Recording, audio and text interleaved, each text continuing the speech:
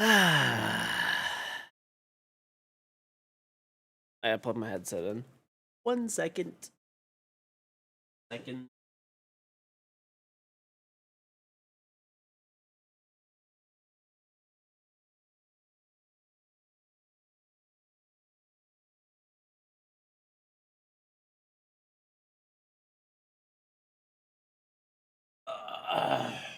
My bad.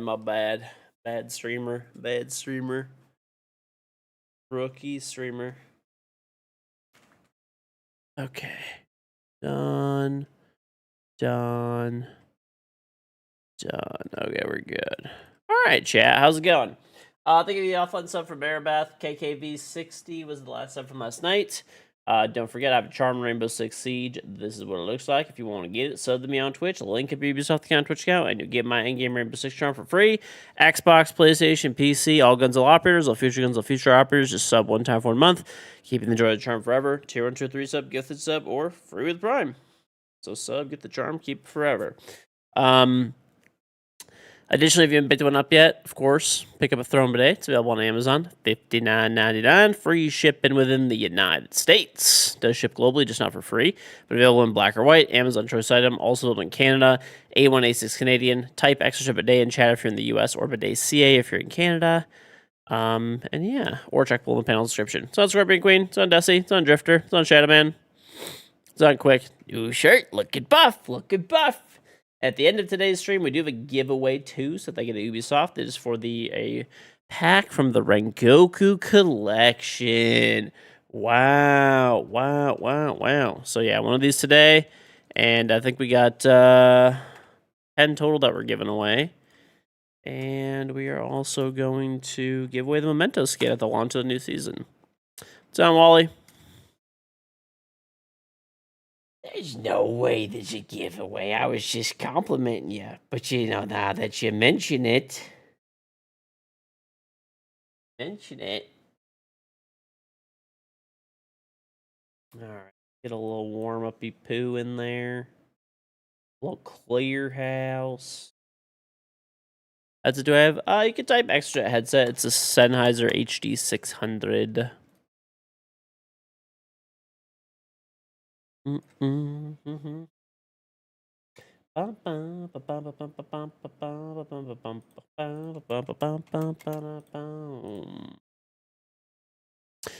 go on Nizals.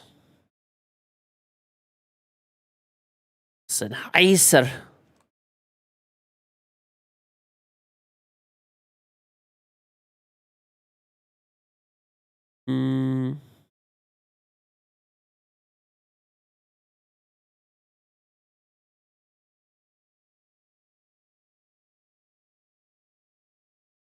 Don't ever do that again. Listen, bro.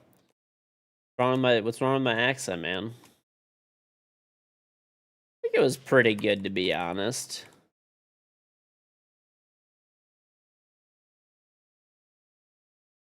You sound like a dumbass. Yeah, but I sound like a dumbass anyway. But now, I sound like a dumbass with a German accent. Yeah, dude.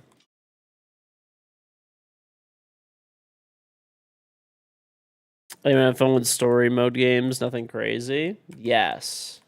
I mean, I have a big list of games that I like, so... I mean, if you're looking for suggestions, but... What am I doing before I started my stream? I went over to my parents' house today with the kids and just hung out with my parents. That's pretty much it. What's on, Dr. Enzi? Oh, shit, I forgot to fucking... I saw your Discord thing. I forgot to send you this. Hold on. I'll pull up the picture. It came out great, by the way, and I printed the internal stone as well, too. It looks good. It looks good.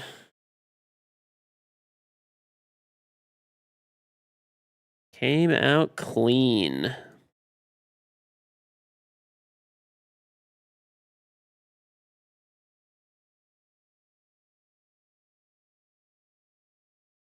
Okay.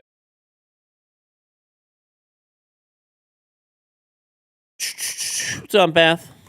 You need suggestions? Okay, if you want older games that are really good that you should definitely play, BioShock series, Dishonored series, Go play the old Medal of Honor games, all the Batman games. So that'll be a good start. That's like a shitload of games. All the Fallout games, all the Borderlands games. Leisure Lair. Okay, bro. Slay the Spire. I haven't played Slay the Spire, so I don't really know. Slay the Toilet. Sounds like a great game. Oh, here it is. Dude, it's so funny. I took a picture of my fucking freezer. Or my fridge, sorry, with all the butter. Butter. What's on, Juju? Oh, yeah, Half-Life. How the fuck did I not think of Half-Life? Okay, check it out. This is how it came out. Pretty clean overall. I cleaned up that little piece at the end there. You can kind of see it. But, yeah, pretty good. Pretty good. This little bit I cleaned up after, but overall the print came out pretty nice. I think that the PLA and PLA Pure mixing was like messing it up a little bit still, but pretty good. I'd say it's it was good enough for. She was really happy with it. That's the main thing. Yep. I got to print a clam today with a pearl in it. So this one's probably going to need a lot of supports, judging from the looks of it. So, yeah, that's it. She is ecstatic. So she watched the movie today while wearing it. So, very happy.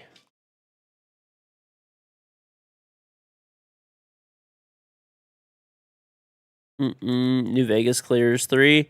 I would agree on a technical level, fine, but I don't know. There's just something about being first, dude.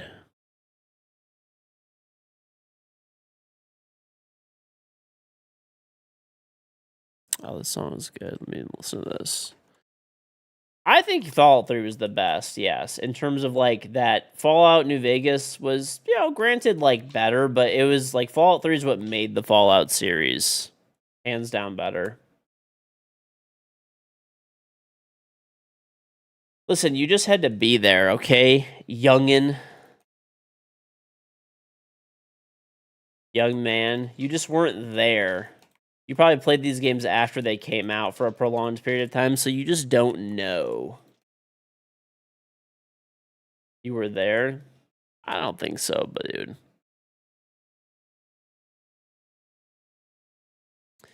What other fault can you nuke a starter city? Exactly.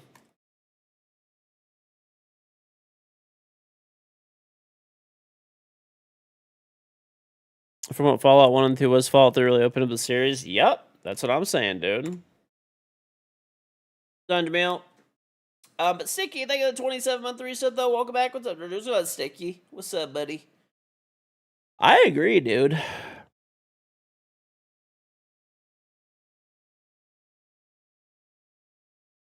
Oh, let's play an unranked. Well, let me see if people are on. If people are on, then I will queue casual. If not, I'll queue unranked.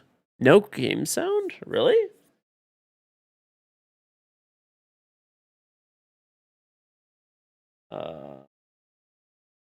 Hmm.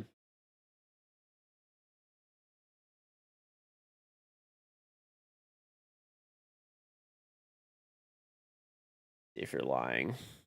You're actually not lying. Wow. Okay. A few days in the hospital? Oh, damn. You good, dude? What the fuck is this, dude? Why is my sound bugging every day lately? Weird.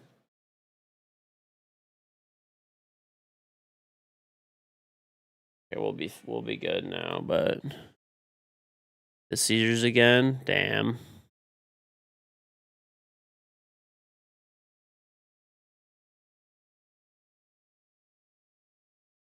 You swap my mic with game sound will be good? Okay. Unfortunately more. Sorry to hear that, man. Well, I'm glad you're like out now and better. That's always good.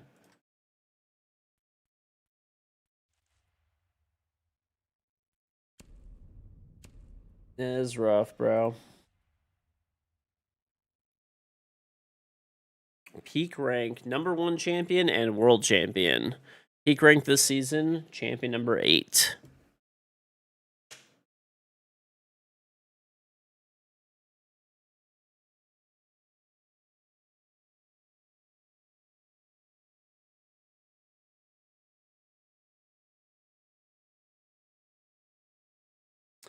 Do.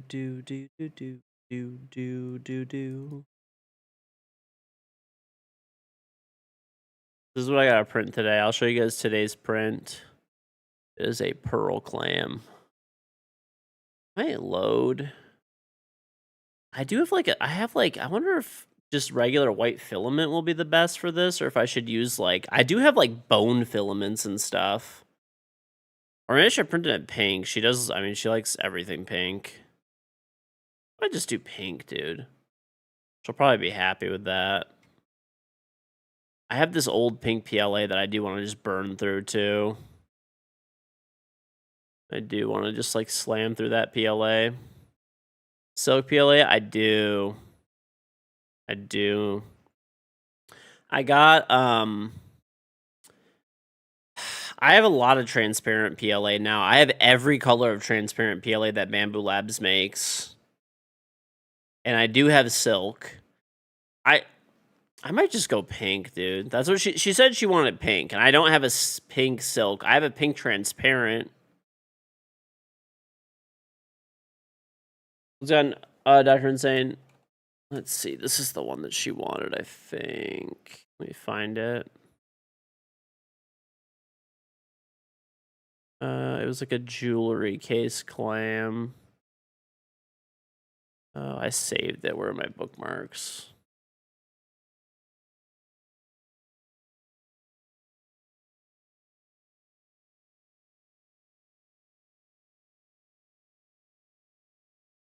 It's a good sized clam, dude. Let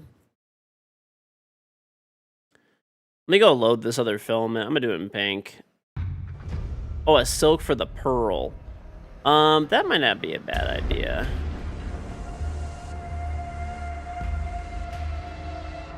Is this a different object? Let me see if this person put the pearl as a different object.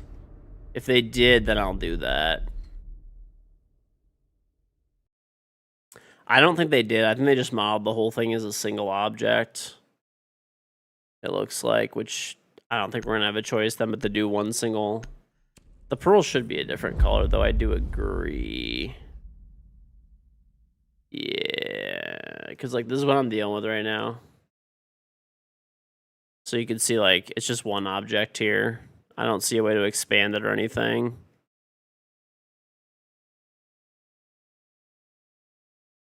Yeah, I could spray paint it or something maybe.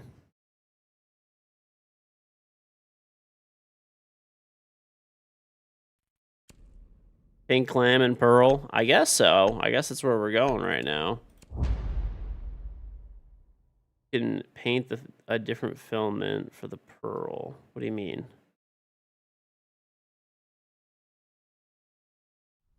I don't see a way to select the pearl though. I'm probably just stupid. Side plate 1. Yeah, I don't see anything. I do want to burn through that old pink filament. That pink filament that I have is 6 years old, and I just want to use it.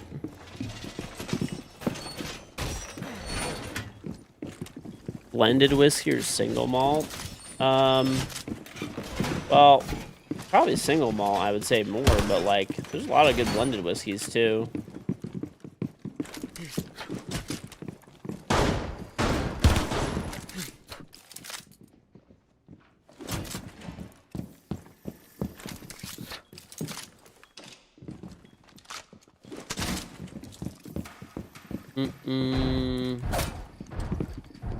What's up, Flyboy?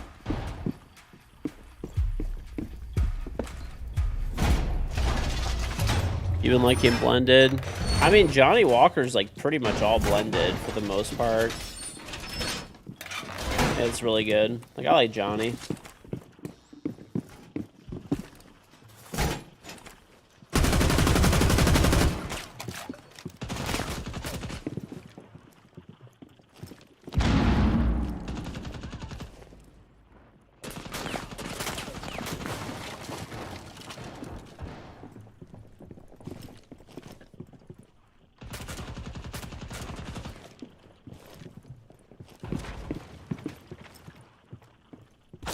This fucking son of a bitch is still over here. Oh my god. What model? Let me find it.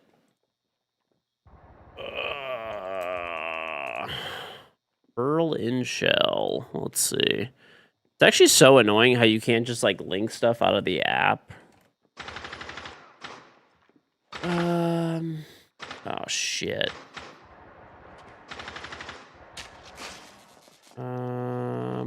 Fuck.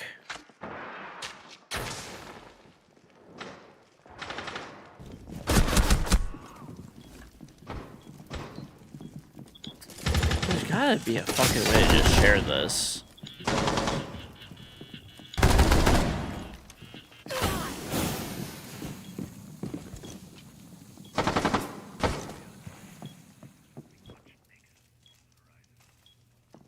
Okay, I think I'm fine if I just search the title exactly, hopefully. Yeah, I found it. That's actually really annoying that they don't have that feature. That is actually crazy annoying.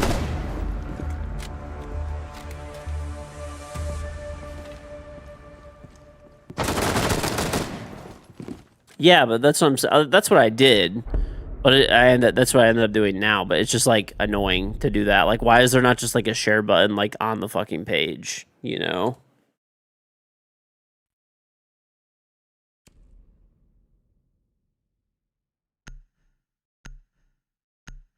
Like, it's such a simple thing. You know what's crazy? Dude, the Bamboo Labs mobile app is like literally one of the best apps I've ever used, period. Like for your like the mobile app. It is so good. It works so well. It's so fluid. Like everything works perfectly, but like the desktop software is like, I mean, it's like functional, but there's just a lot of like weird things that are like not intuitive, really. And you really need like the desktop app to do like a lot of more advanced stuff.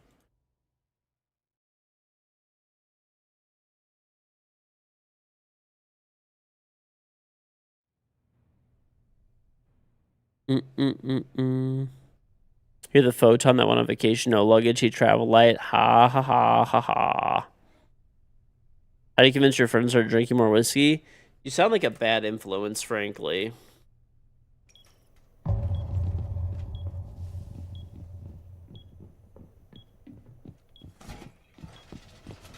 I bought, chat, you know it's getting to be fall soon, man. I bought fall mums from Costco the other day.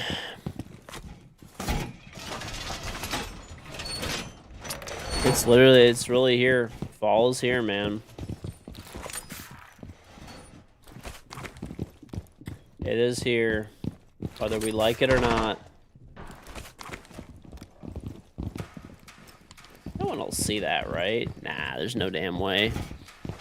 You bought those because you're old as fuck. Well, that too, but like the fact that I can buy them right now means that like it's pretty much that time, dude. It's fucking fall.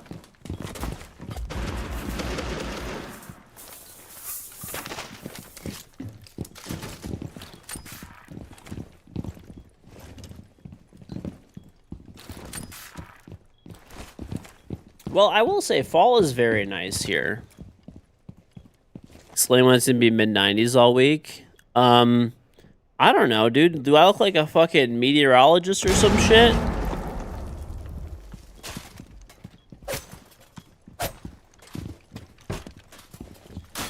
I'm an idiot streamer, okay? It's actually been, dude, today it was like 50 degrees in the morning. 50 degrees this morning here. I will say though, fall is pretty nice. You know, you get your cider mills and your apple cider donuts, and you get apple picking and hay rides and the fall colored leaves and all that kind of stuff. I mean, all that stuff's pretty nice.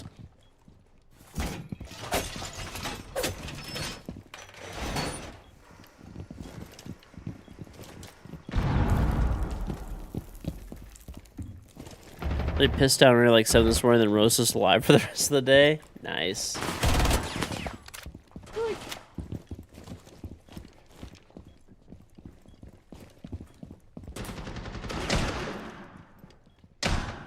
Ooh.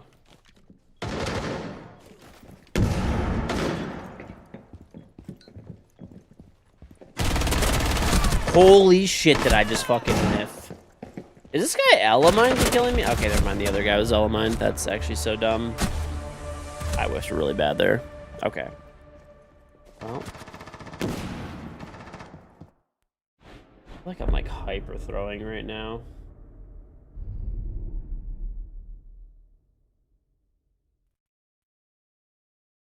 I cleaned out part of my garage today. That was nice. That was nice. I cleaned out part of my garage. Good. 7 years you got to work, and it was like 90 at 10 a.m. What's up, Moosey? So I don't. Okay, so you don't have air conditioning at your work. Like, why? Why do you guys not have air conditioning?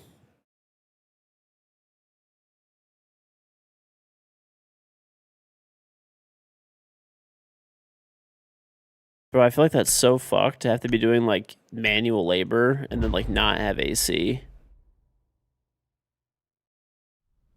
It's like a 40,000 square foot metal shed. I mean, you could still put AC in there, dude. A giant notification. I don't know. Sounds like a you problem.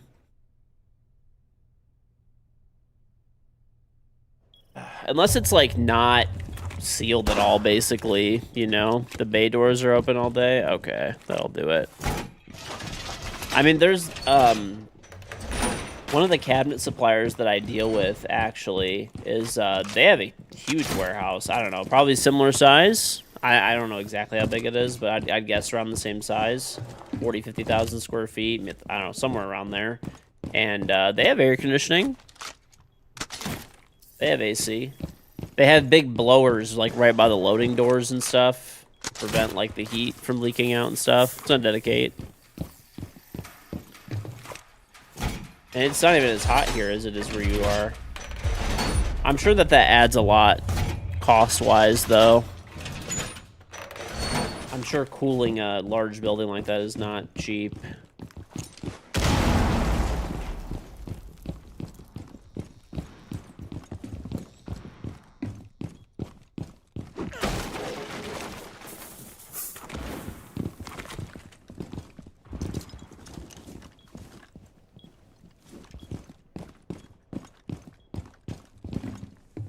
Change the filament of the pearl to something different. Okay, let's see this.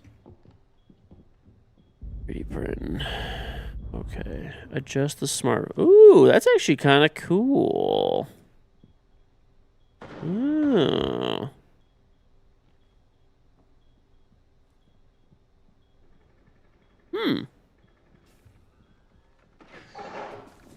It'd probably be more cost efficient to rebuild the entire shop than get the shop to the point where AC is viable.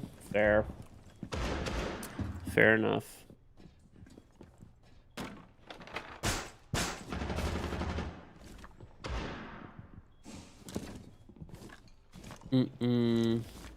What about winter? I'm sure you guys have heat, right? Or does it just not get like hot enough to really matter there?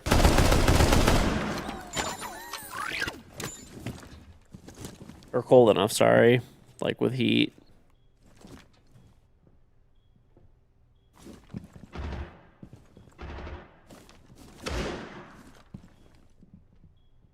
That fucking sucks though, bro. Thank you for the 260 sound. Well, the reason you have heat is that the lacquer actually cures, otherwise I'm sure you probably wouldn't. Makes sense. Your area does not have heat. How hot does it get? OSHA has rules about that. I mean, he works for his dad. I don't think OSHA's a thing.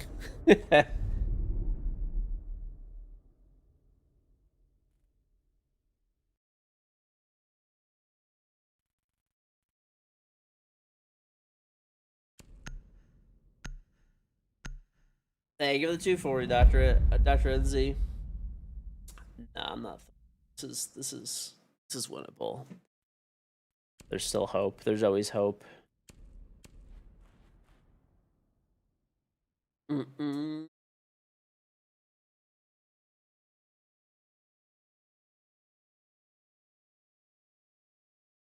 My solo queuing, I am not going well.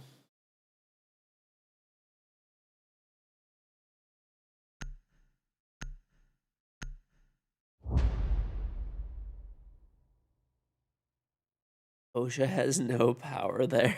You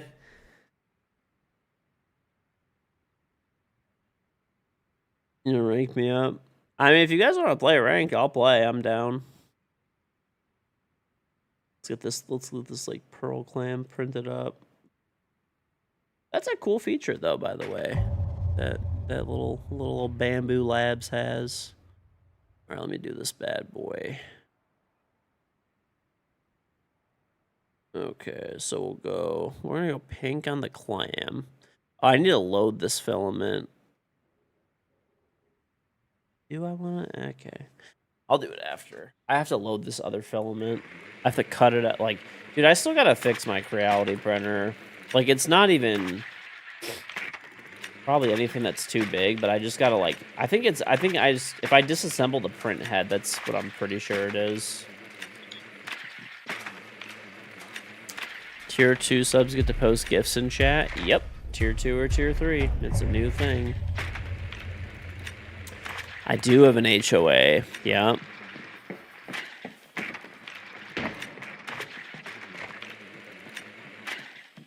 I do. I don't know. Mine's not annoying. I've basically talked about it for, like, before, but mine's, like, fine. They don't bother me ever. And, like, I take care of my shit. I want other people to take care of their shit. I live in a nice house with other nice houses by me. You know, people should be able to take care of their shit.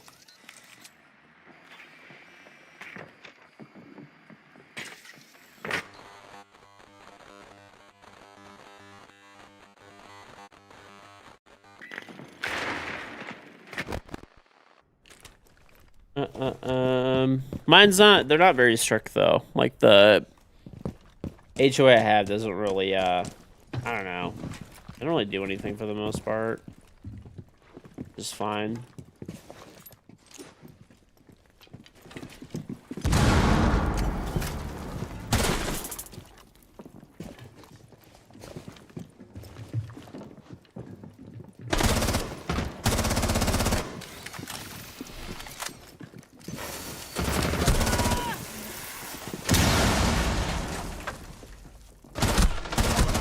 God, you're awful.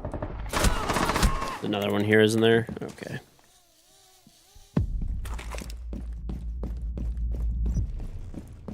The F2. Bro, I swear the F2 is like just the gifter. Like, it'll just give you kills you don't really even fucking deserve.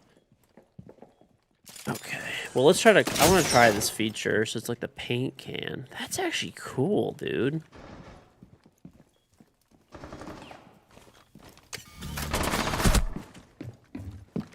That's neat.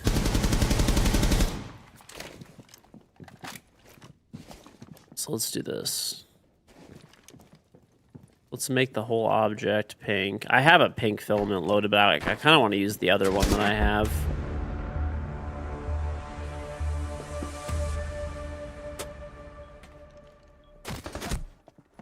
How did we lose that? What?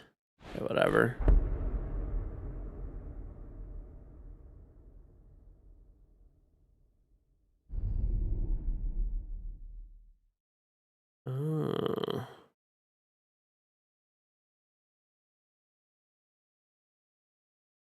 Oh. So basically you just paint what you want. It's interesting.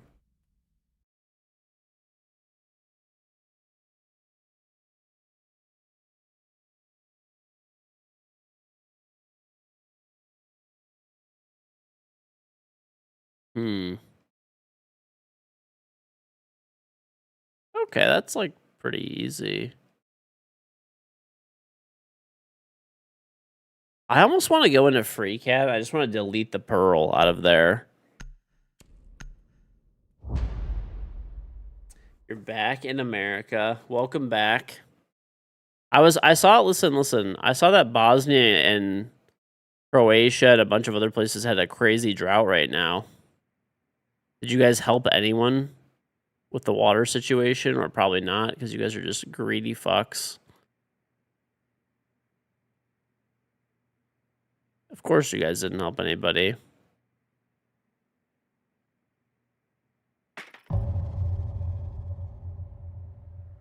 No more late night clubbing with Falco.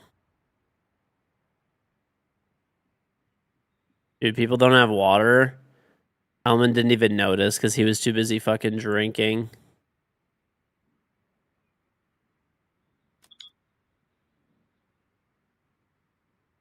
Water? I haven't had that shit the whole time I've been here.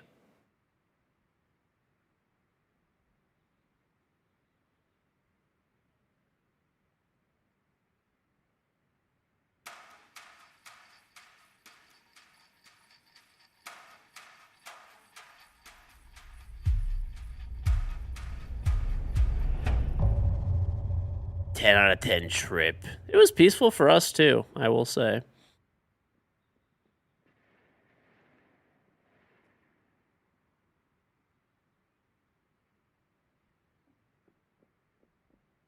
I think it was more peaceful for us than you.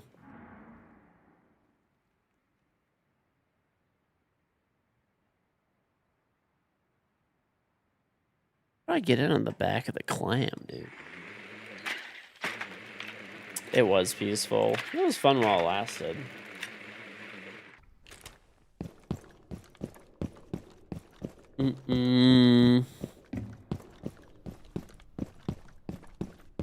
Got in and out near the San Francisco airport.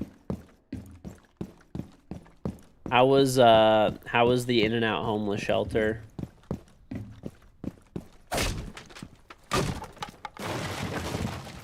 There is literally just no fucking way someone is on a fucking camera here. Are we for real? Nah. Like, what the fuck is that? Why?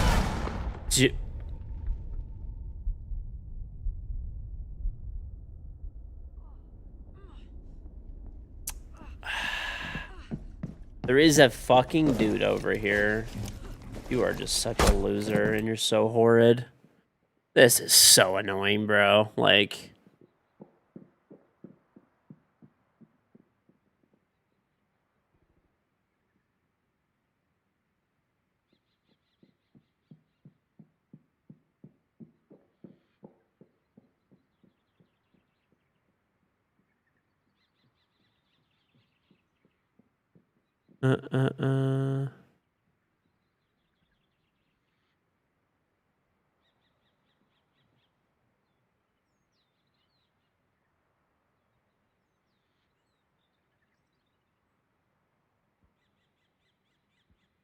Dude, this is... The only thing about this, like, painting thing is, like... It's hard to catch the back side of this. Like, that's what's annoying.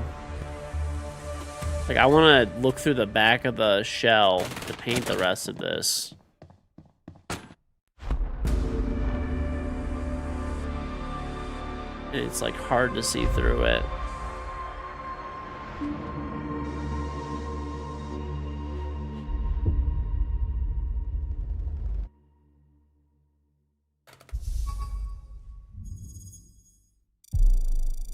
You didn't eat for 40 hours. There's no way your fat ass didn't eat for 40 hours.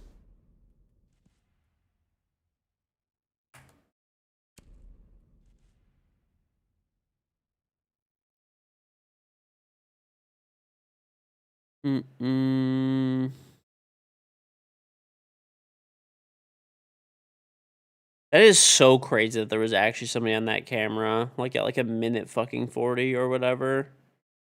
That's like literally insane.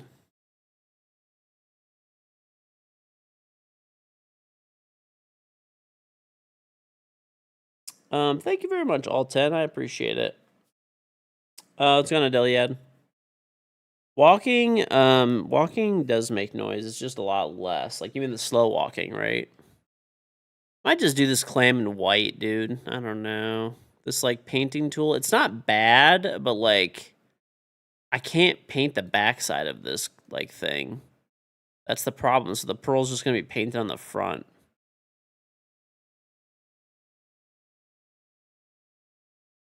Economy was stimulated.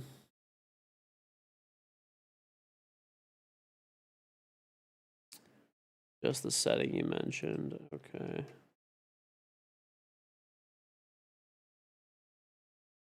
Oh, okay. Edge detection. It doesn't have that. What the fuck? The paint bucket. Edge detection. Okay. Let's try that. Boop. Oh, it did work. Nice. Wow, that's fancy. I've been good. I've been good. Been losing my mind in this video game. After traveling Europe, you could never live anywhere other than America. Yep.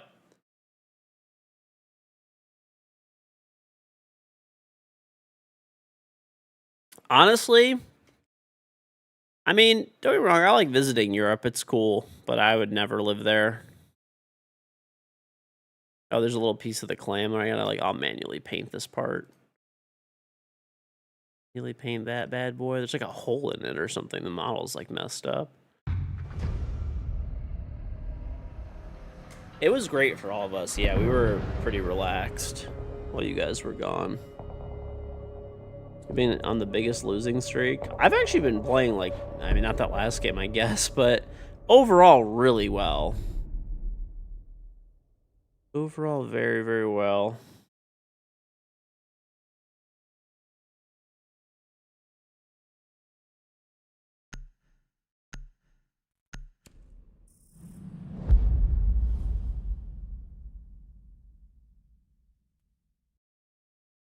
It's clearly an AI model, but it's simple paint on the hole and you're good to go. Yeah.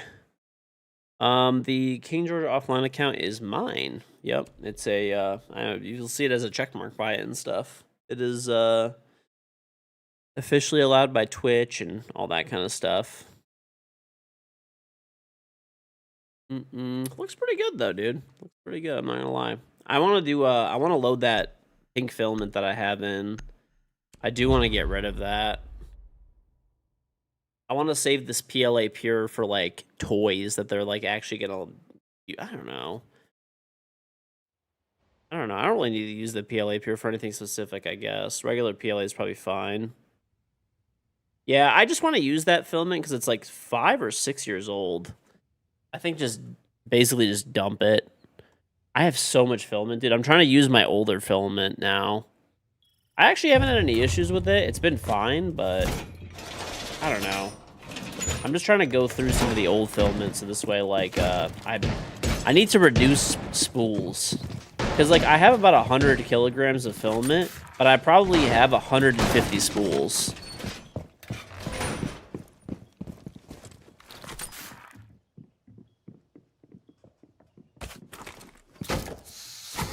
As long as reasonably dry in my basement's probably fine. It's like 45% humidity in the summer. I've had it unwrapped for like a year. I don't know. I mean, I printed with it pretty recently. It's been fine. No issues.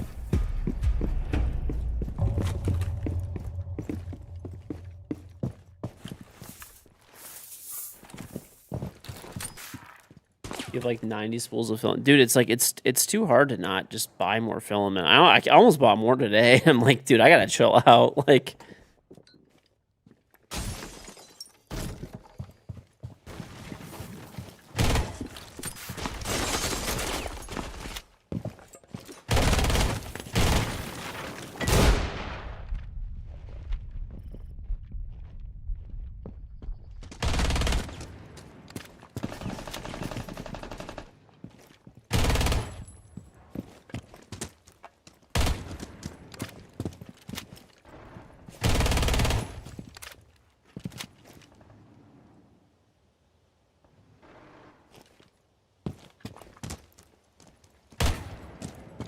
case is still out here.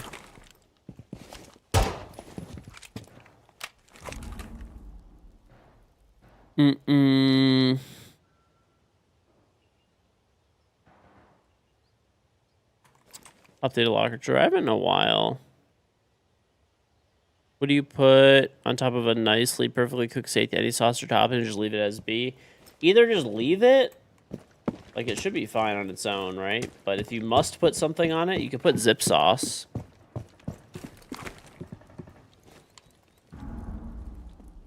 You ever seen zip sauce? It's really good. It's actually a Detroit thing for steak. It's absolutely delicious.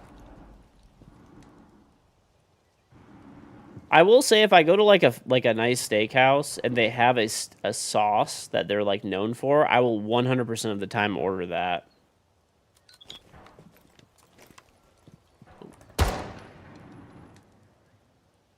Guy now peeks, of course, as soon as I look away. Zip sauce jerk off session. Here we go with this Midwest propaganda. I mean, look, it's this easy. They sell zip sauce on fucking Amazon, bro.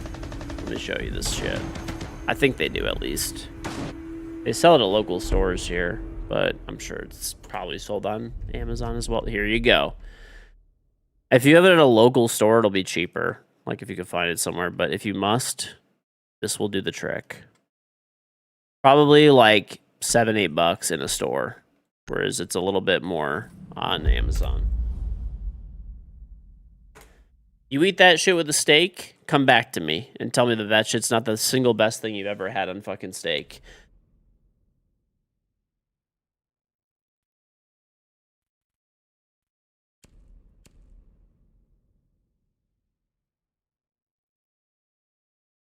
$13. What are you, poor?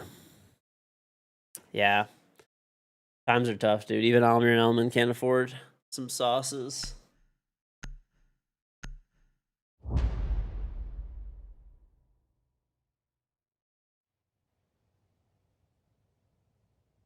Peppercorn sauce. Peppercorn sauce is good. No. I mean, honestly, that is kind of expensive. In the stores here, like to buy it in a store here, it's I think it's $6.99. I actually just bought some, literally like the other day. It's $6.99 at the old Meijer.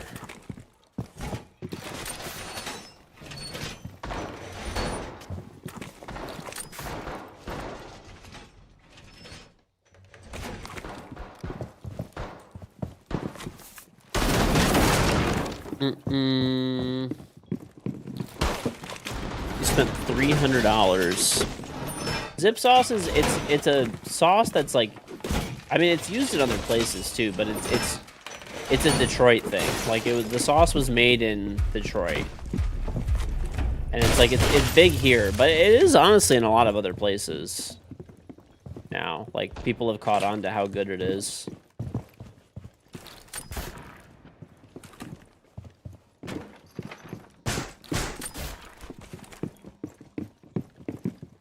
I live in Detroit, yeah.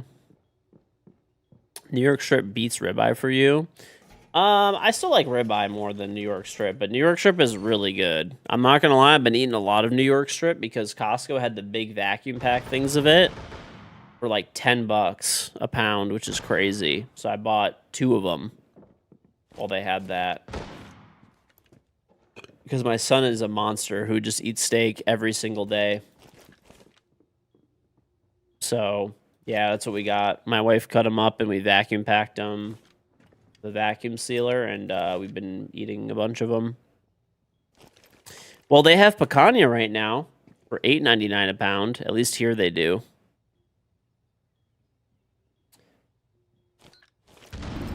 Well, the thing is, he doesn't like ground beef as much. He literally just likes steak. So I've been having to buy steak at Costco and stuff like that to like supplement. You know, I'm cheating on my farmer. I'm cheating on that motherfucker.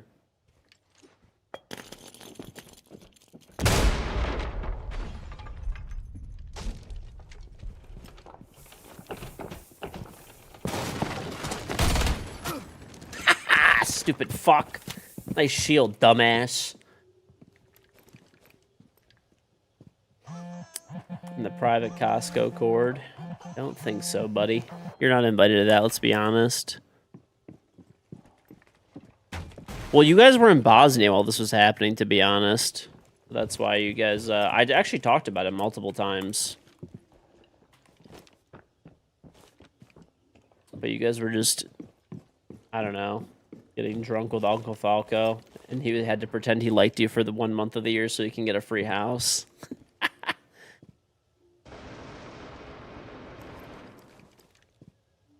I did. I would have told you guys. You weren't here. I'm telling you right now, you can get picanha. Have you ever been to a Brazilian steakhouse? You know how they have picanha? I got a thing of it. A whole thing of picanha. It's $8.99 a pound right now for picanha. Which is pretty cheap.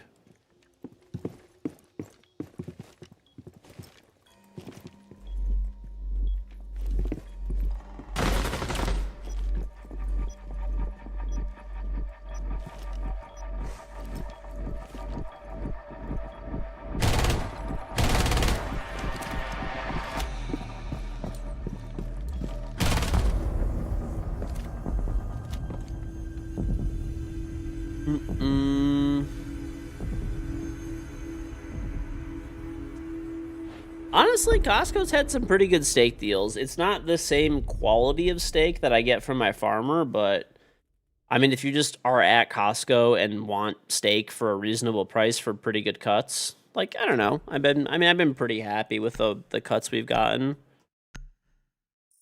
They've been pretty good. The New York strips we got from there were really good. I picked out, like, you know, I know my meat. I know my meats, right? So, you know, I picked out a good one. So if you're good, yeah, pause. If you're good at picking out meat, you could pick out a vacuum packed thing of steak from Costco. That technically their choice, but you could find one that's like pretty much prime. If you know, just learn to look, like, you know, if you know what to look for, you can do that, and then you get a really good steak, you know. Raw liver, I'm never eating that. I don't know, maybe if it's like a legitimate fucking food somewhere in like a good restaurant or something. I don't like liver at all, though. I am not a fan of liver. Why are we in the living room? What the fuck? Yeah, we could probably win anyway.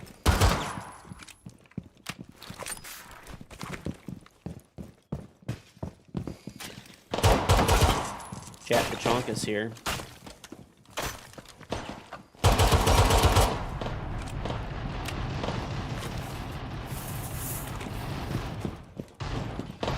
Four fucking drones already? 4 drones. We banned Doke? We did. Good. At least I can't get spam called anymore. There's the 5th drone. It's literally in here, just spamming me. That's insanity.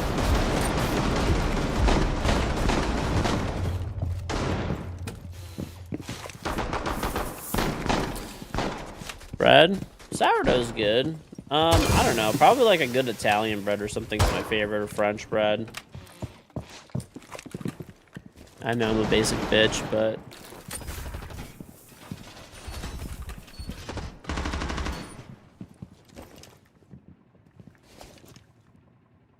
Alright, we gotta get this Pearl Clam printing. I'm gonna put a Purge Tower on it, too, for the shits. One thing that I will say about my Creality printer versus the Bamboo printer, I feel like I have to do a Purge Tower with Bamboo, where a Creality I really don't need to. I, like, almost never put Purge Towers in for Creality.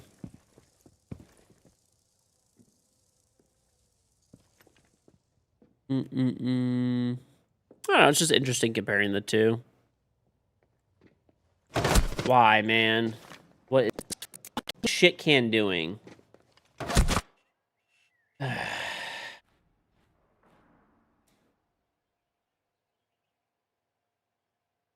Italian bread goes good with, like, most different shit. Yeah. Actually, ooh, whoops. I, like, Control-Z this. There we go. Honestly, I feel like this kind of looks good in this PLA Pure. What do you guys think? It's like the other pink that I have. It's more of like a hot pink, sort of. I feel like that looks pretty good. I might just print it in this PLA Pure. I don't give a fuck. The other one's more of like a Barbie pink, almost. It's very pink. I'm just going to print it like this. And I already have these filaments loaded. So I'm just going to do that.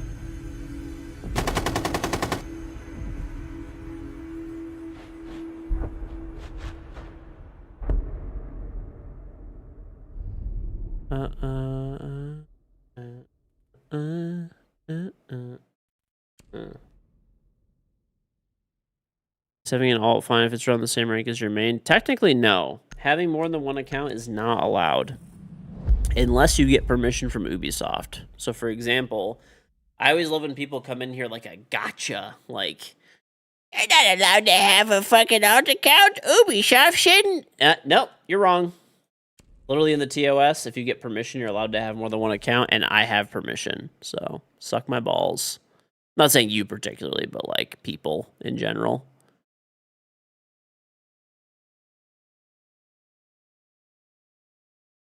Should I enable support for this, or do you think I need supports for this? The Bamboo software is saying I don't need supports, which, like, I guess I could see not needing supports. I'll try it without it. Let's see how it goes. We'll keep that little purge tower there. Fuck it. Let's print it. Let's see how this shit goes. I'll just use all the default settings. Yeah, they're not too crazy. I don't know, dude. I'm just more worried. I like this printer a lot, but, oh yeah, change the quality. I should, it's already getting sent. I'll cancel. I'll cancel before it sends through.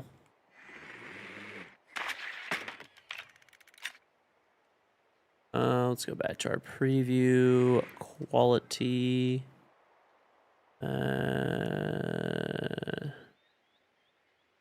Oh, actually, the default, it put it on 0.12 already. So, I mean, that's already good. I don't think there's any need to go crazier than that. That seems fine.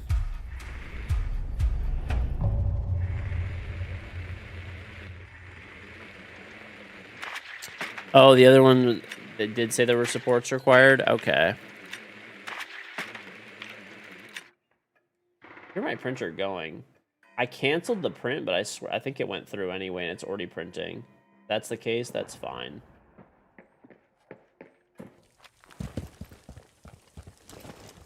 Can't do much smaller on a 0.4 nozzle. Yeah, I do have a 0.2 nozzle and a 0.6 as well, like in the hot ends, so I could have them swap off. Which is probably what the printer's gonna do, I would think.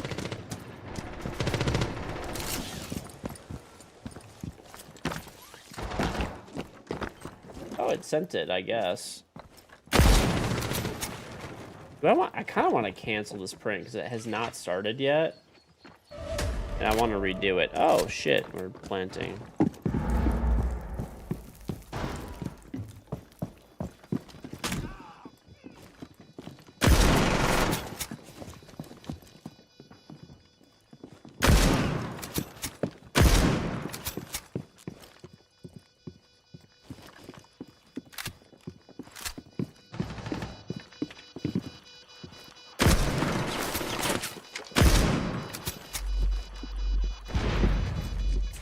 They fucking diffused?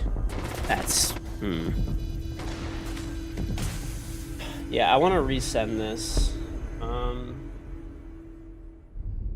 Because, like, I don't know. If I'm about to do an 8-hour print, no point of having it mess up when I canceled it mid-print, just in case. Fuck it. Run it. Let's run it. 0.2 nozzle takes forever for anything. Yeah. I might start using, like, I've never tried it before, but the 0.6 nozzle for, like, some... I have, so basically the hot ends kit that I have, they sent me a whole extra hot end kit. They sent me a whole extra hot end kit. So I have like literally 4 nozzles of like every size, like the 0.2, 0.4, 0.6 or whatever.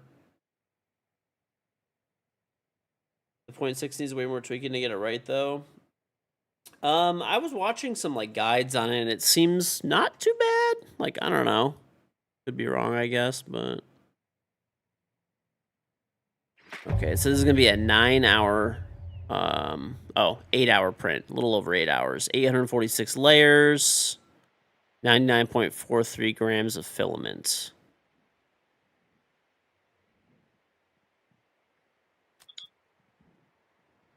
And no, it's not there yet.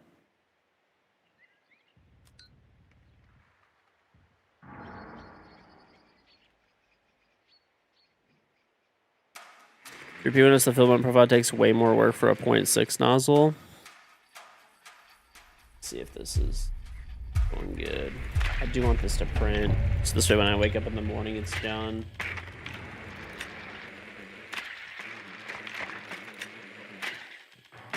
Are you gonna upgrade printers, Dr. NZ, do you think? Or are you good with your printer for now and then over time you're upgrading, maybe? Okay, let's see. Device, live stream. Yeah, there we go. Should work.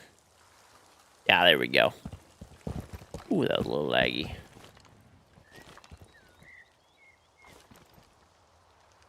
That's really laggy. I think it's I'm watching it on my phone as well. Let me turn off my phone feed, and then there's just one video feed.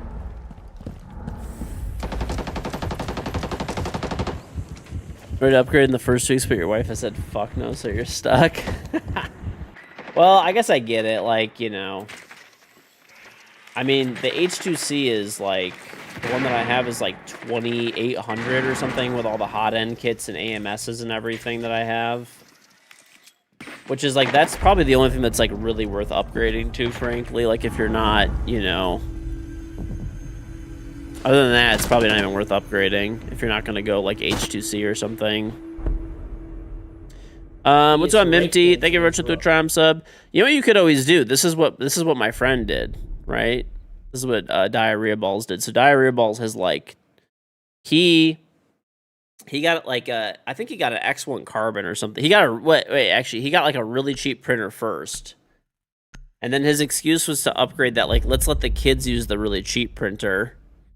And then I'll upgrade. So then he got like an X1 Carbon. And then he's like, well, the kids want to print more stuff. So he let the kids use the X1 Carbon, and then he got himself an H2D, I think at the time was like... Chocolate, the bear, thank you for the Tram sub, very much appreciate it. Thank you. That's what you have to do. Basically, you just have to blame it on your kids. Like, that's the trick. If you go the upgrade, you'll go H2C with a Vortec or something like the Prusa Core 1 XL. Those are pretty cool, too. That's the one with, like, 8 print heads or something, right?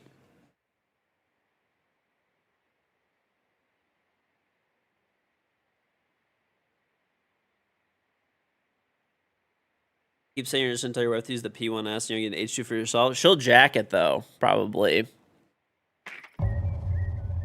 I do have kids. I have 3 kids.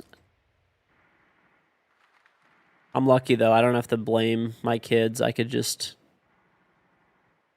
be a regular old degenerate and just Actually, no. I'm lucky in that like my wife's actually really chill, dude, for the most part. Like when I just buy stupid shit.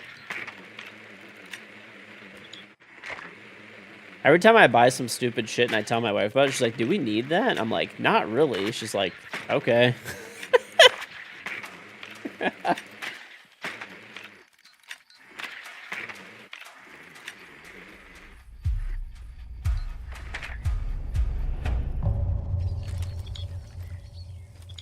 Nothing she prints needs the enclosure. The enclosure is nice, though. You get a little bit better quality print out of it. Especially, like, you print in the garage and stuff.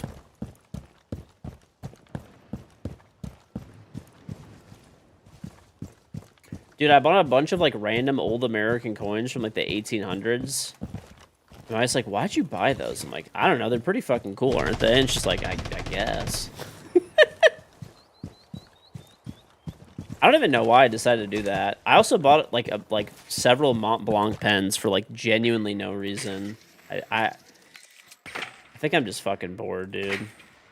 I don't know what to do.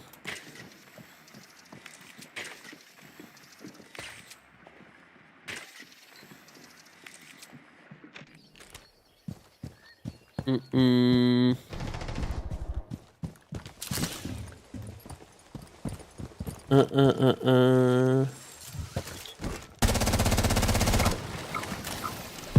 Drop all the coins. I don't have them like on me right now. They're like upstairs. They're not like super expensive to be honest. Like none of them are like super pricey. They're like, dude, this guy just keeps like sledging people, like shotgunning and sledging people.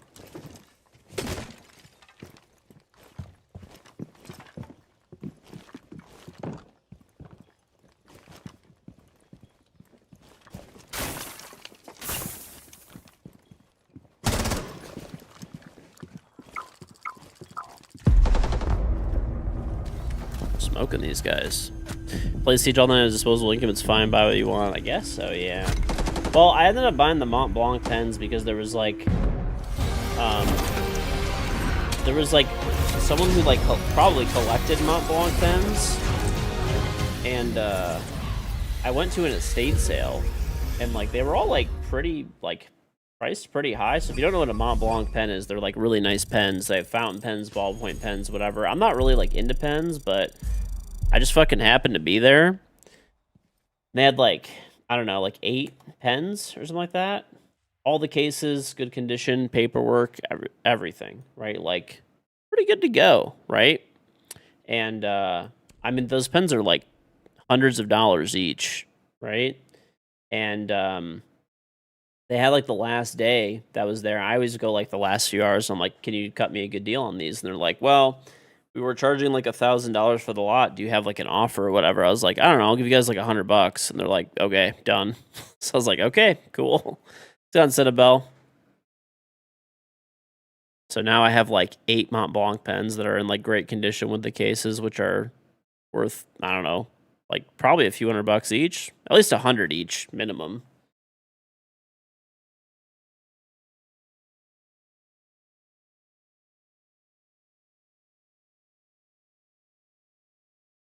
I don't really know what I'm gonna do with them. I mean, I guess they're nice pens. I think I'm just addicted to getting deals, dude. I think that's what it is. Display them, that's about it. I mean, I'm gonna use them to write. Fuck it. Resell them on eBay? Nah. I'm definitely a whore for sales. I don't know, dude. It's just the thrill of getting the deal. The thrill of the deal, I guess.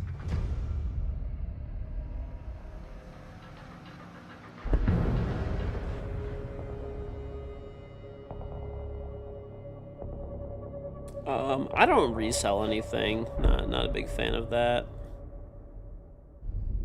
You plan on keeping your bidet company forever or eventually selling it? I mean, I'll probably keep it forever, honestly. I mean, I guess if I get some, like, psychotic offer, right? Then, like, maybe.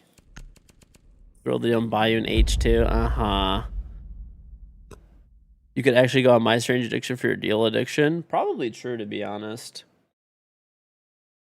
Yeah, I mean, like I said, like, you know, I wouldn't want to sell my bidet company. I mean, I like owning it, and you know, it was something I worked hard on. And but I mean, if someone gives you just a psychotic offer, then you know, what are you gonna do? Say no? But yeah, like the fireworks business, same thing. What's up, old man? Judge said, "What's up? You should play War Dogs when it comes out September 10th." Tell them once. That's my birthday. I told them once again, ain't gonna have it to keep shooting a shot. Yeah, probably not. Probably not. But.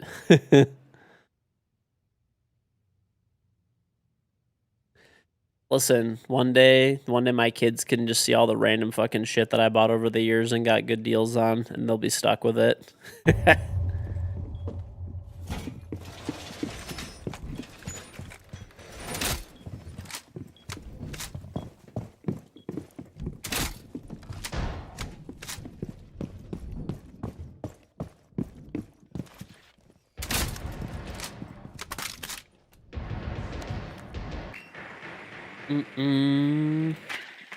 Have you guys ever seen those like videos where there's like people are like complaining about like all the shit that their like boomer parents like left them with? That's gonna be my kids, dude. That's why you buy it, for the satisfaction of your kids will have to deal with your shit even after you're dead. Yep, pretty much, dude. Pretty much.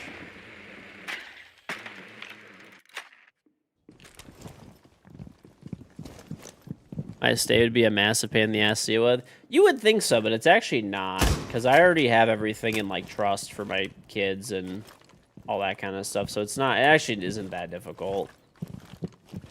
This way they don't have to decide what's happening with stuff. And, I mean, as for all the random stupid shit that I buy, that wouldn't be that bad. They could just hire an estate sale company.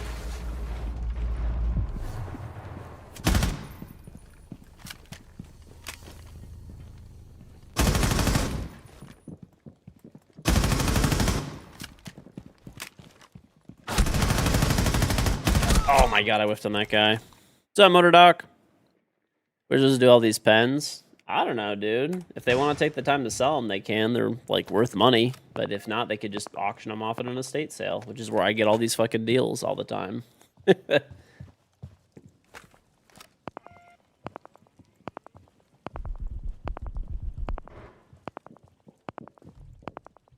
Cycle continues, yeah.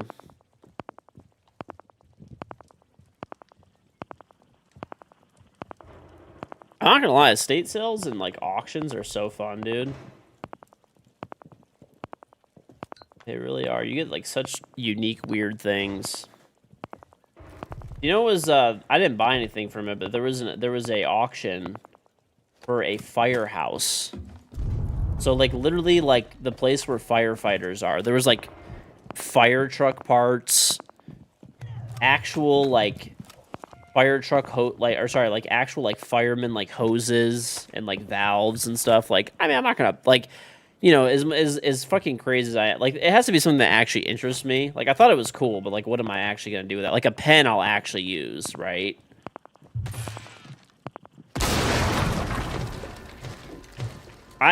So the reason I ended up buying those pens is because, well, number one, it was a good deal, right? Of course. But, this guy went deeper, dude.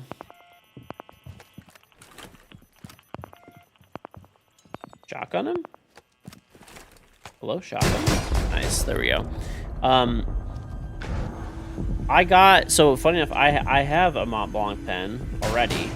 I got it as a gift one time, when I was, what's it called? Like, for like a closing on like a building one time. I got it as a gift, and I was like, oh, that's like pretty cool gift to give somebody, you know, like a nice pen for like the signing. And I was like, okay.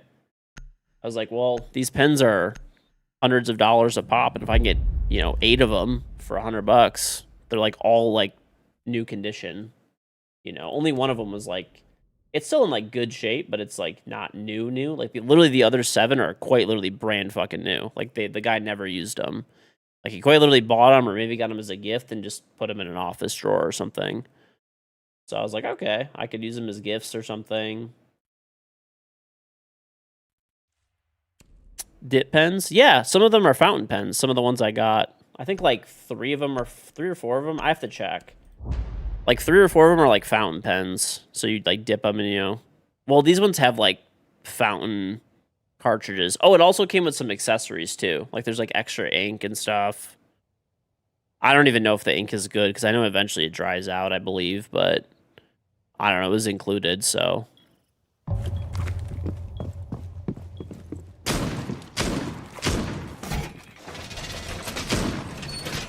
If Ubisoft asks you to come in to rework an operative, I choose any and all shields. It makes shields fucking completely worthless. I hate shields. Delete them from the game. They're fucking terrible.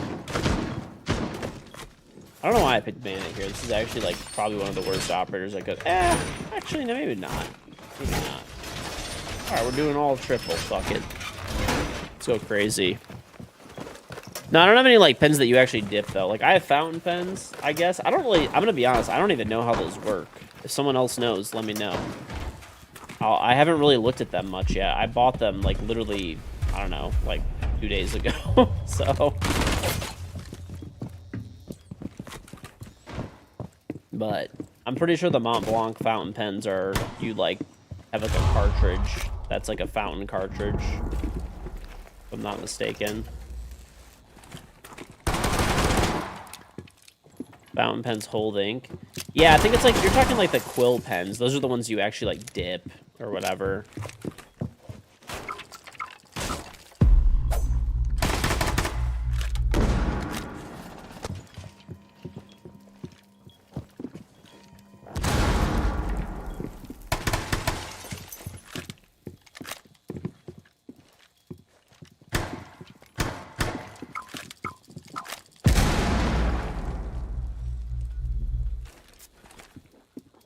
Guy's got to be over here, right? Or is he bathroom? Or was that? There's no way he's bathroom, right? I have a teammate in there.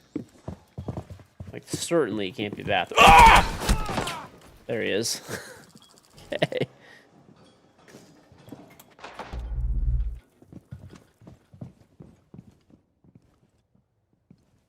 I found him. Found him. But you could buy, dude, you could buy lots of practical stuff from auctions and stuff too. I think I told you guys I was looking for a ladder, like a 16-foot extension ladder, like an aluminum one. And I was like, okay, I'm just gonna buy it from like Home Depot. It was like $200 and something. Dude, I was like, let me check the auctions and see if there's like, you know, online. I was like, let me see if there's any like auctions available for a 16-foot extension ladder. And sure enough, there was like several listings for them. I go through and I look at, there's like one particular one that's like brand fucking new, basically. Like all the stickers and stuff are still on it. So, you know, I'm like, all right, cool. So I bid on it and I win it for like $30. I mean, I don't know. It doesn't have to be like stupid shit. It could be stuff that you're actually looking for too. What is this guy doing, dude? He's just playing at like 37,000 DPI, just doing random shit.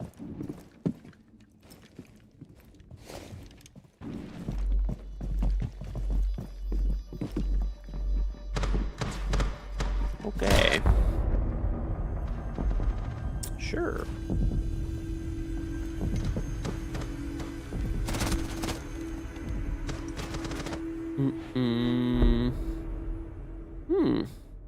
Okay.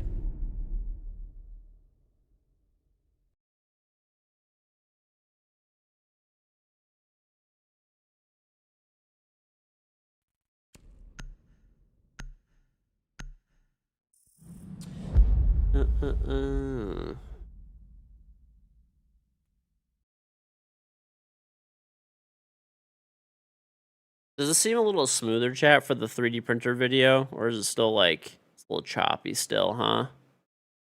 I might just run an Ethernet cable through there into the back of it. Because I did disconnect it and I hooked it up, I reconnected it to Wi-Fi again, but it still seems like a little choppy, honestly. Still seems a little choppy. It's very clear, but it looks a little laggy. Like, I don't know, it's smaller. I'm looking at a smaller preview window than you guys are. I guess it looks okay. Yeah, it's like lower FPS or something.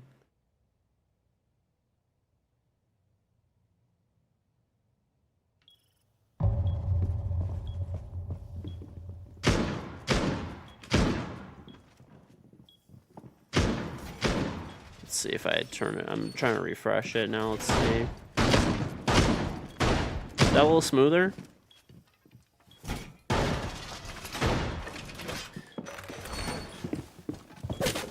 Done, straw.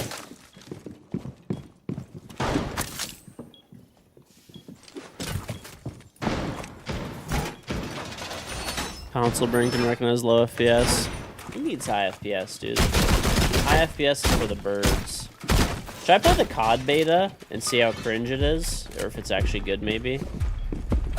I do have it. I don't have it downloaded, but we can do that pretty quick. Kind of want to try it out.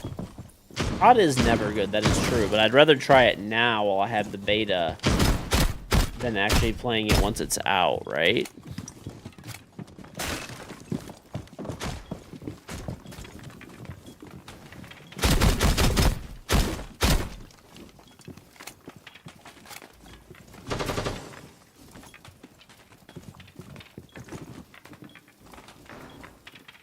didn't play the last two, but you might have this one just because it's in Korea. Oh my god. Yeah, that's true. There's probably cheaters in the early access. I will say, by the way, side note, props to Ubisoft. I feel like the cheating situation's been a lot better lately. Don't you guys think? Oh no, I won't kill North Koreans. Me and Kim are fucking boys, bro. I will never play that game, never mind. I'll never fight against your leader.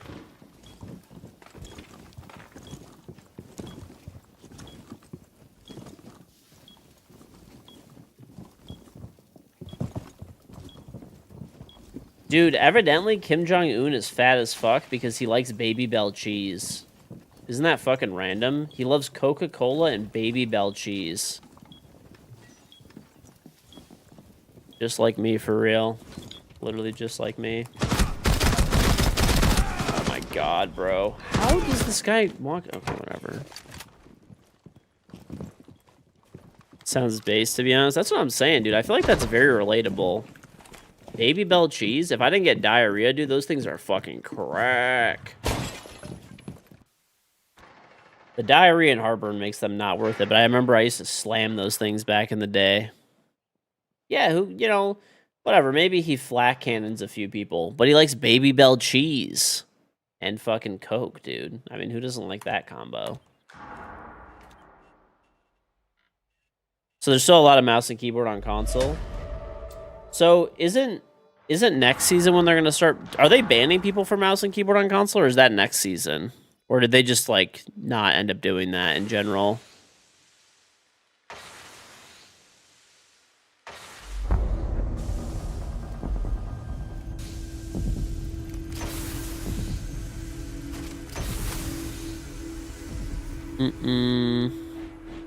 Well, I don't know if you know. So like, okay, so people that are talking about like console still has lots of mouse and keyboard. Like, I need people that like actually still play today to be telling me. Because if you don't know, mouse and keyboard is natively supported on console now for Rainbow Six.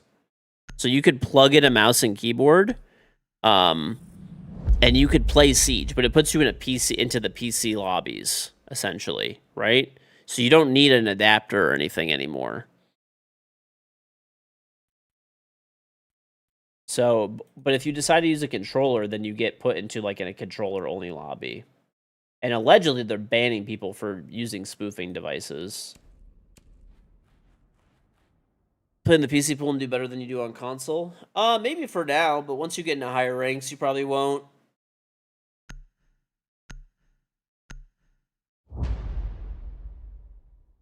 Right, but I'm saying, like, for people who, like, actively play Rainbow Six Siege on console right now, like you played yesterday, today, like, all the shit, like, how is the mouse and keyboard situation? There are controller players in PC lobbies, though. If they choose to be, they can be. If they choose to be, they can be. You're higher ranked than the PC pool. What is your platform that you play on, and what is your username on Siege? So your Ubisoft name. Thank you for the 265, Straw. And he puts... Pushy? I ain't no pushy!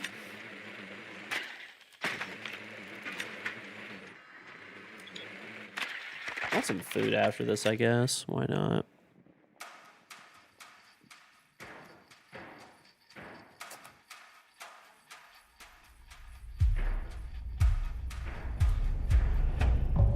Am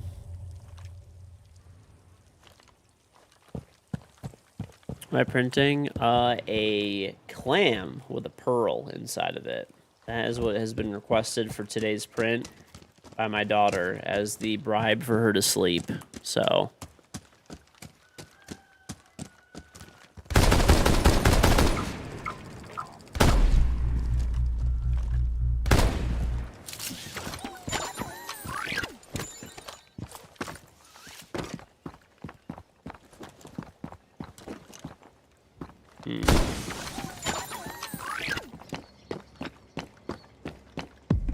Was the person quick?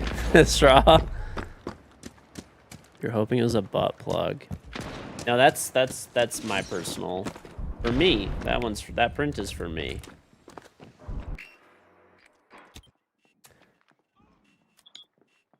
All right, let's see which.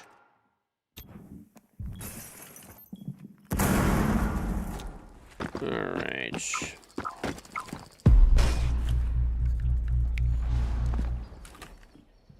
What? What is that? Okay. This guy he's gonna let it blow. Okay.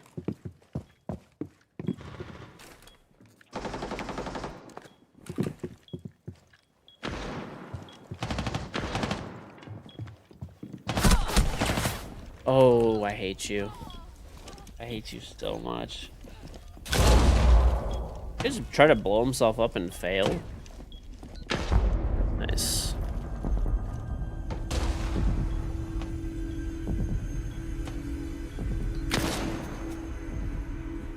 He came for the cappy. Now someone's hiding under his bed waiting. The aimbot shit on consoles getting fucking bad for a minute until they fixed it. Did it actually work? Did they like do something that fixed it?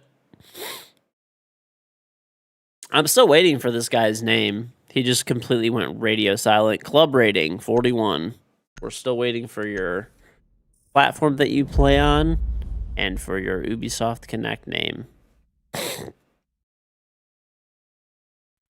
Still waiting. Yo, I lied. Okay. Okay. That's actually crazy, bro.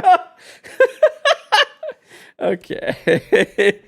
I respect it. At least he owned up to it, dude.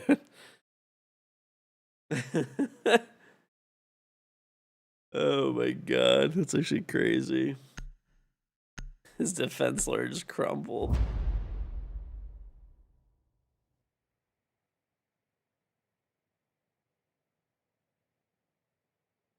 You thought you were hiring if you just win more games in the PC pool? Okay. Cheating situation on PlayStation was horrible 3 years or so. You completely stopped, love watching the game, but you hate how it's treated. Allegedly, I don't know, a while ago people were saying it's better on console, but I don't know if it's true or not. That's why I'm asking for like a... Basically, what are you guys feeling? Is the cheating situation actually better for you or no on console? Because on PC, it's way better right now. Like, it's literally like 90% better.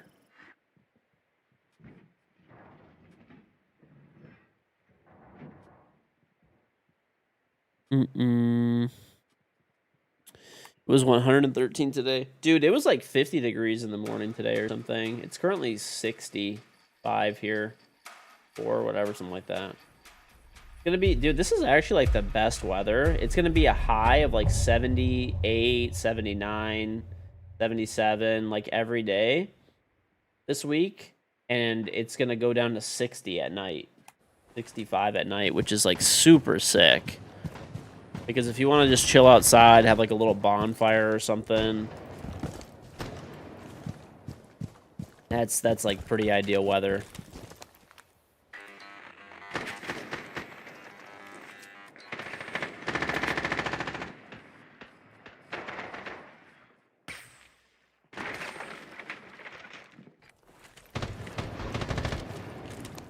Oh my god, bro, my drone.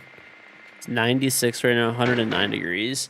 I feel so insulated right now. Like, everyone just tells me how fucking hot it is by them all the time. And, like, the weather by us has just been very nice. Like, I cannot complain, dude.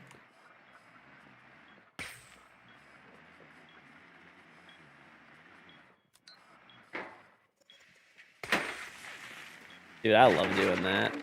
It's so fun. Honestly, I'm just going to run up there and run inside. I think I could do that. True. Yeah. In a few months, that will flip-flop. It'll be like negative 300 degrees where I live and, you know, probably like 65 by you guys, which is pretty cool.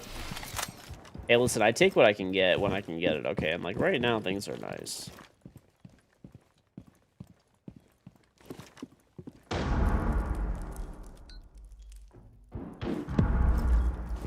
Fuck it, bro. Let's just get in there.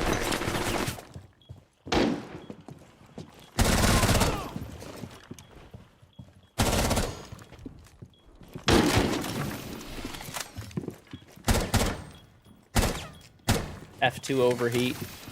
Whoops.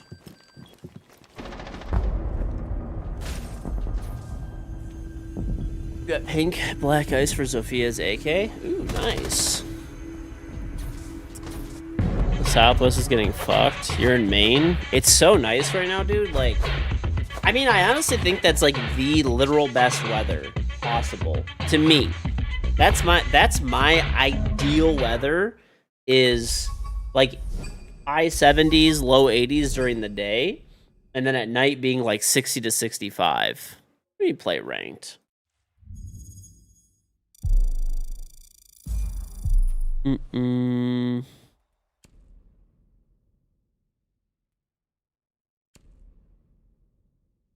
I know everybody has their own like idealish weather, but that's like for me. Oh, hold on, let me go get food really quick. I'm kind of hungry actually.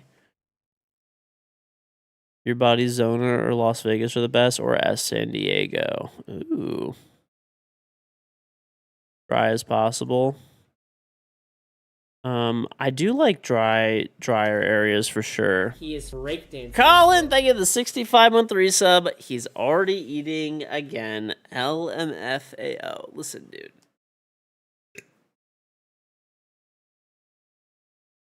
I'm eating up these unranked players. That's what I'm eating. I lived in Arizona for 11 years. You have no tolerance for humidity. Dude, I'm cultivating mass, okay? I'll be right back.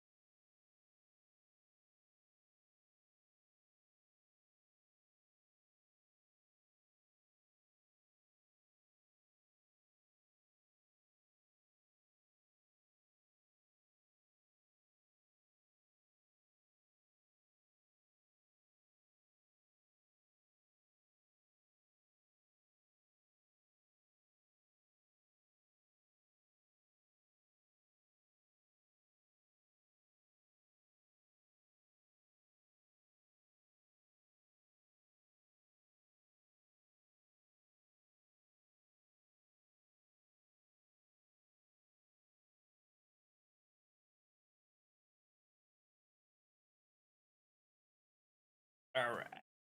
At Tapuli. Tabuli. Tapuli Puli.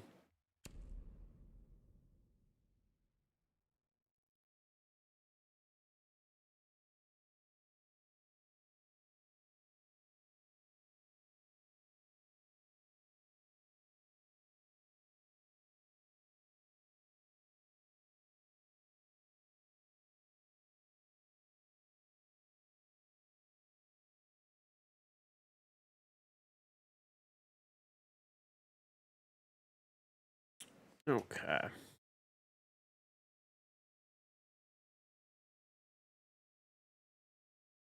I just don't honestly. Every season is good here for the most part. I mean, the summers can get a little bit humid and stuff, but um, I don't know. I mean, I just hate the winters here. The winters are the only like really bad part.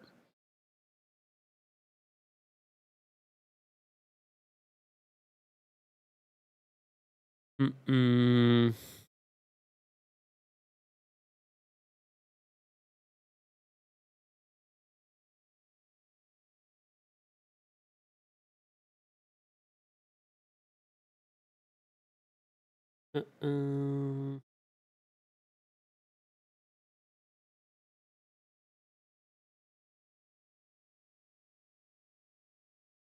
Uh-uh.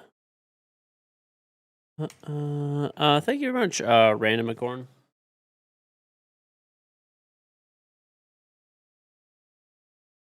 Houston's cooler. I don't know, dude. Texas just seems like hell for like because it's just so hot and humid.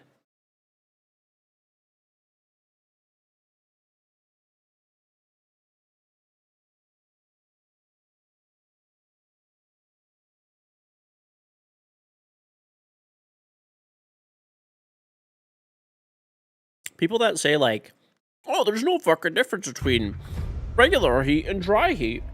Uh, who cares about the humidity? It's still 100 degrees. Yeah, you're a fucking moron. Anybody that says that is a fucking moron.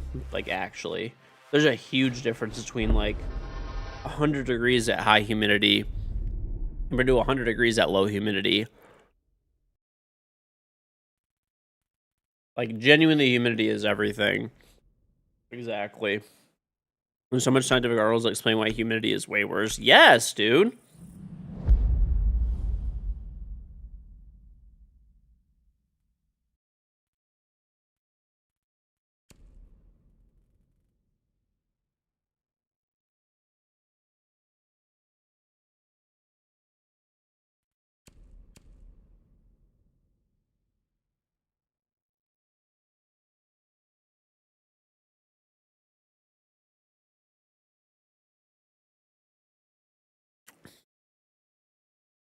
Mm-hmm.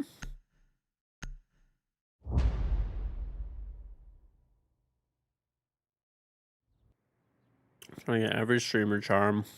Well, if you have Prime, you could just sub every month to somebody. Free. Make it pretty easy. They only like add a new one every 3 months. Eventually, you'll get them all.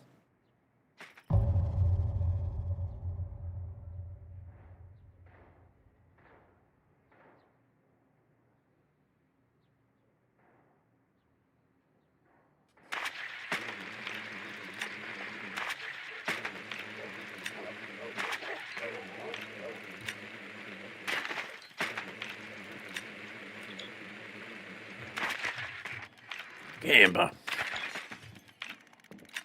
Apkin. Fuck it, bro. I'll be the guy. I'll be the guy.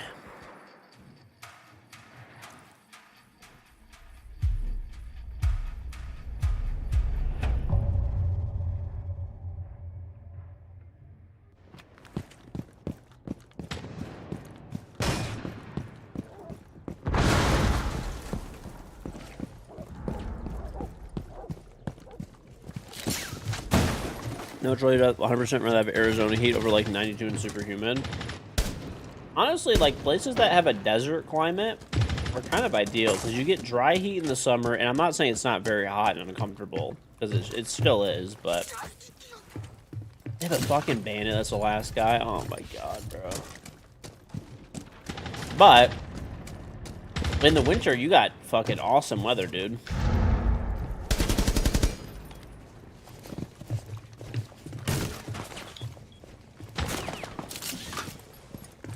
People just like to ignore, you know, people just like to ignore the fact that, like, you know, okay, it might be hot in the summer, but then in the winter, dude, they have the most chilling fucking, like, weather. Literally gonna be, like, 70 degrees every day and, like, sunny.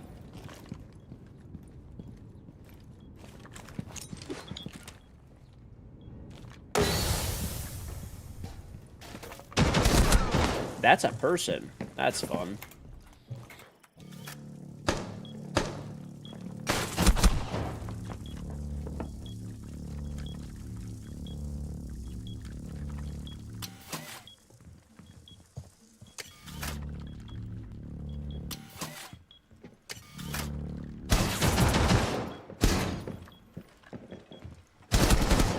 God.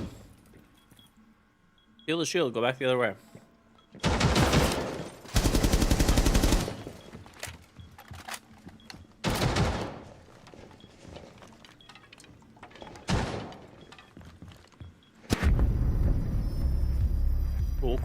Cool. Under 60 is cold. I mean, it's already hitting under 60 now for us. It was 50-something degrees this morning, like low 50s, I'm pretty sure.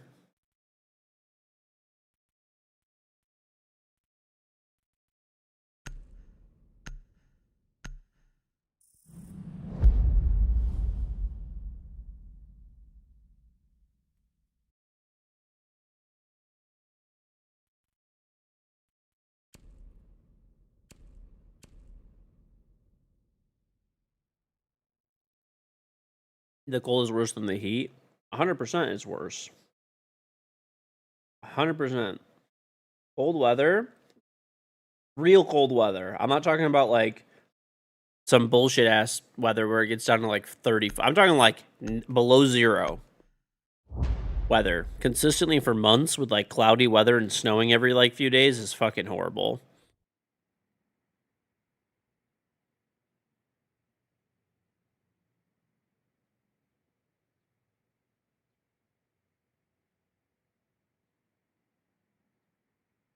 Mm-mm.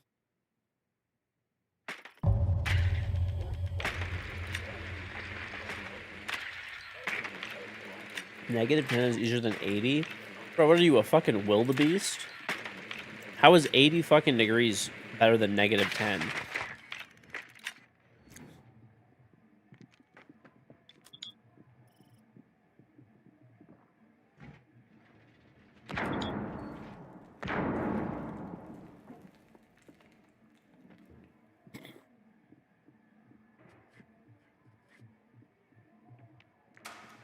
You got a lot of fur.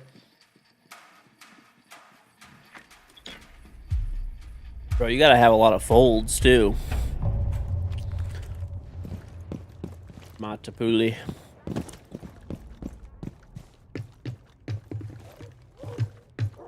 Is that a foot?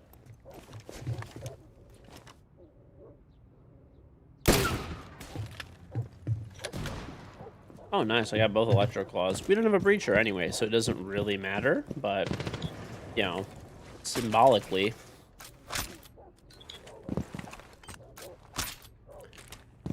This machine, it's a 3D printer.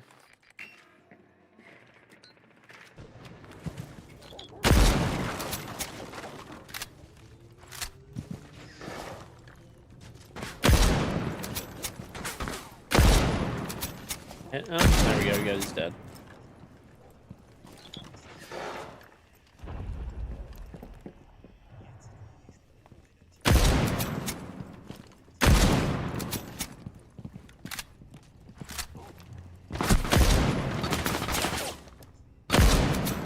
he is breakdancing his rook.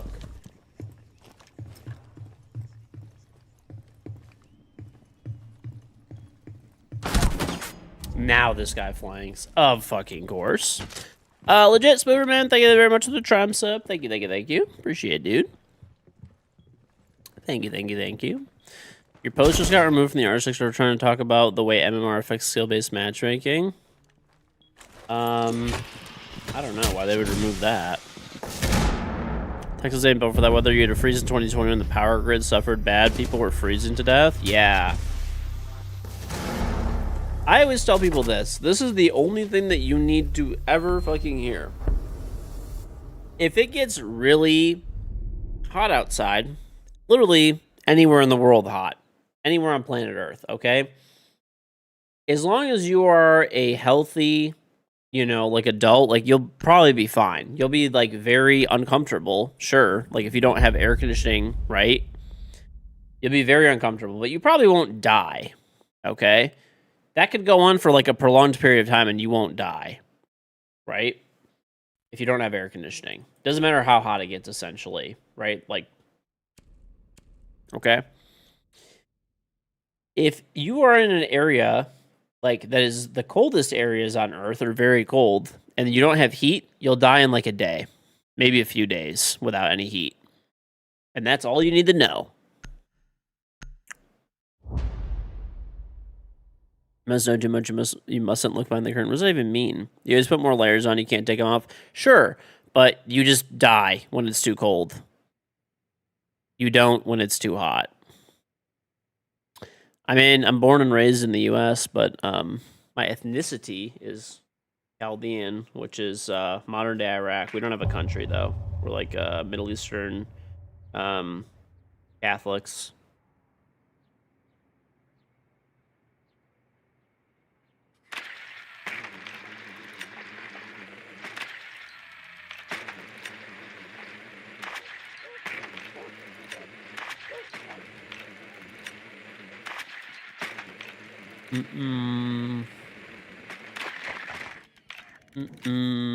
You're Syrian, though? Oh, nice, dude. Related. We're related.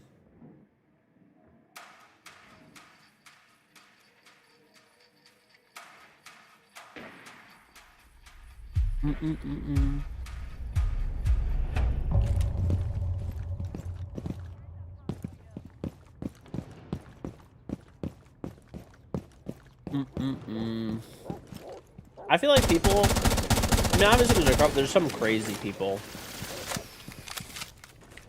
But the majority of people like warmer weather over hotter weather. I mean, over colder weather. There will always be some psychopaths, for sure. But, like, majority of people...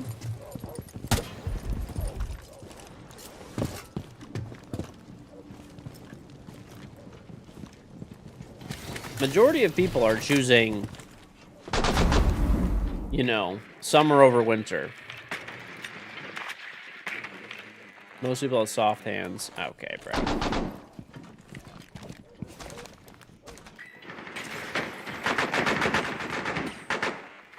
Played with me on Villa. GG, dude. Shit, my phone got stopped.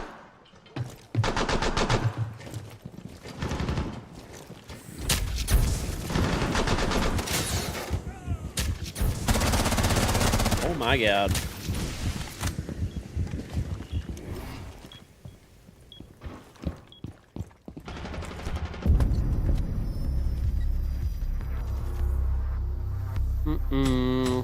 Feel the Cool Runnings movie scene when 4 Jamaicans arrived at the Calgary airport during winter. I've never seen that movie before. I don't know what that is, but I'm assuming they're like dying.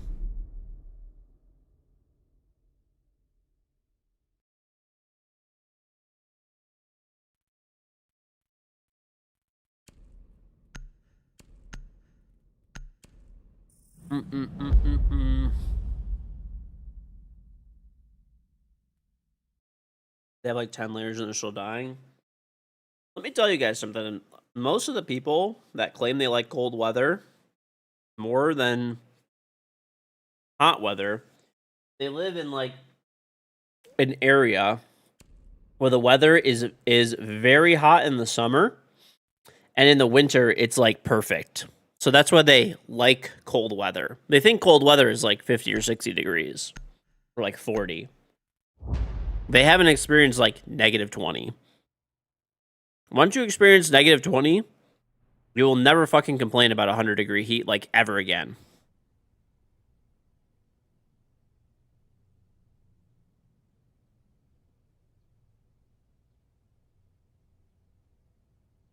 That's you? It is, dude.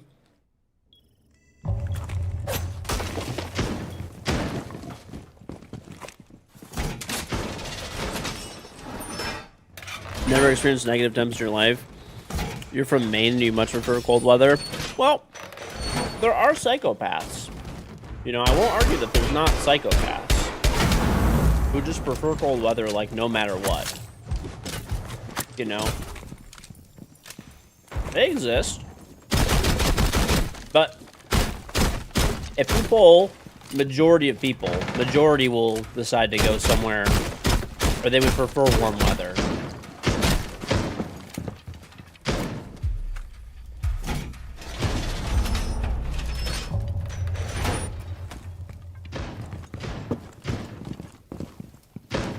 Mm-hmm.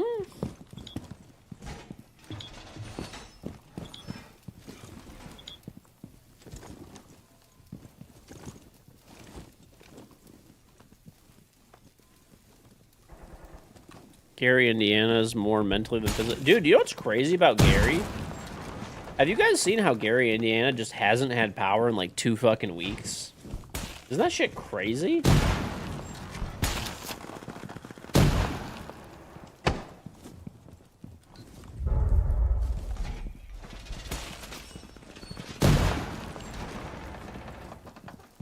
Dude, it's been like all over the news and shit. 2 fucking weeks, no power in Gary. In certain areas, obviously. Or like honestly a big chunk of like northwest Indiana.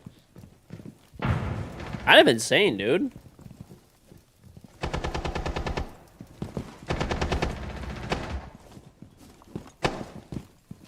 So evidently from what I was seeing,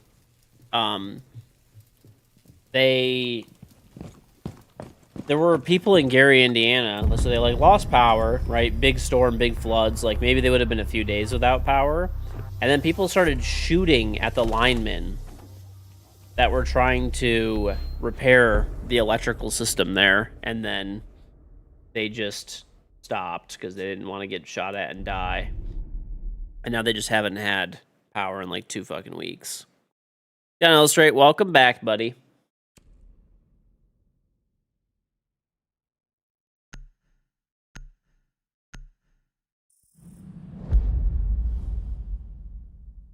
Gary, Indiana moment.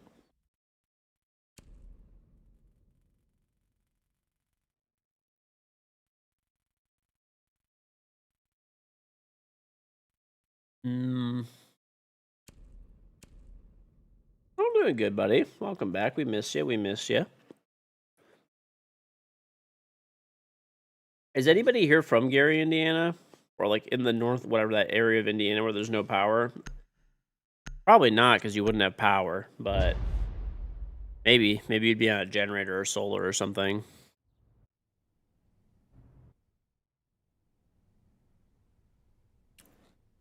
Why would people shoot people that are trying to help them? They probably have brain damage or something.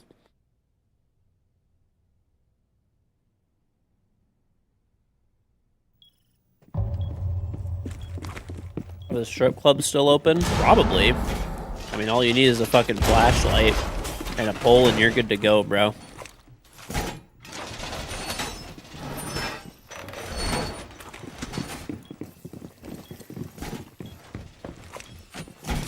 Dude, there's nothing worse than... I know exactly what you're saying. If it's like raining and you have to put a bunch of shit in the car, it's the worst, bro. Like, let's say you take a Costco trip, or like you have a huge grocery store order or whatever. There is fucking nothing worse than having like a huge grocery order and having to pack it in the car while it's pouring fucking rain. Yeah, bro. There's been a few times where it's like raining really hard, and I'll be at Costco, right? I'll have my kids with me and a cart full of shit. Like it wasn't supposed to rain and just starts downpouring out of nowhere.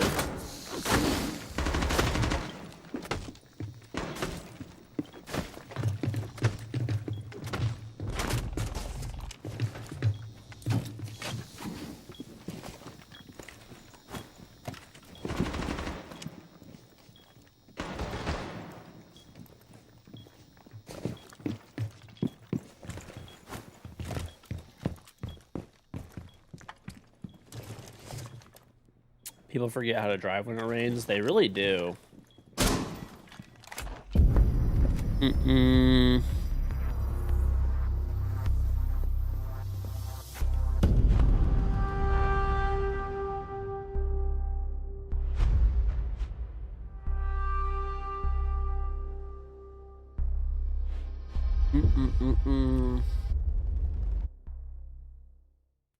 In Indiana, the closer you get to Chicago, the worse it gets. You still have like friends and family there and stuff. Like, how is it over there? Bro, people are explaining it as like a lawless fucking environment right now with no electricity and like literally just like chaos. That's crazy, dude. I mean, I don't know if that's just some like media bullshit or whatever, but well, I'm sure the nicer areas probably have power.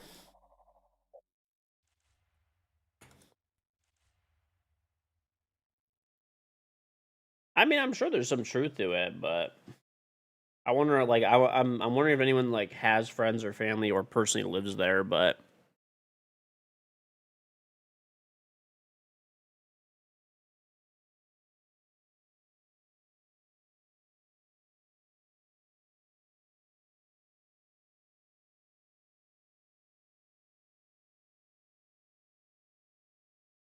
what about you generally running for a pack and doing a YouTube video? I mean, I thought about it before, but I don't know. I'm just gonna stack it for now, and that's it. Gary is very depressing. Yeah, I've been there a bunch. Not a bunch, but multiple times.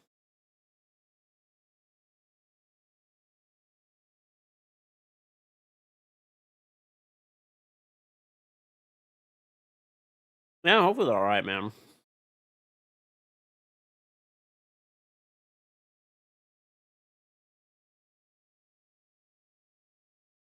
I'm gonna be honest. I don't know exactly, right? Like maybe it's different now, but the city government there and stuff like that are the stupidest motherfuckers like on planet Earth. Like holy shit, are those people dumb?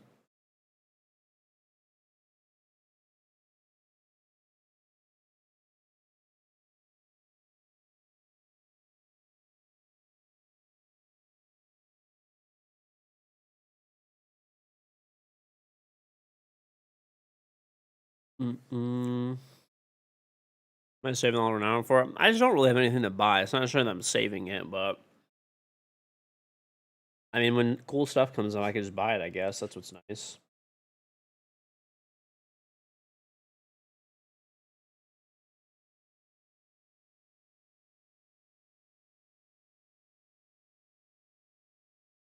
Mm-hmm.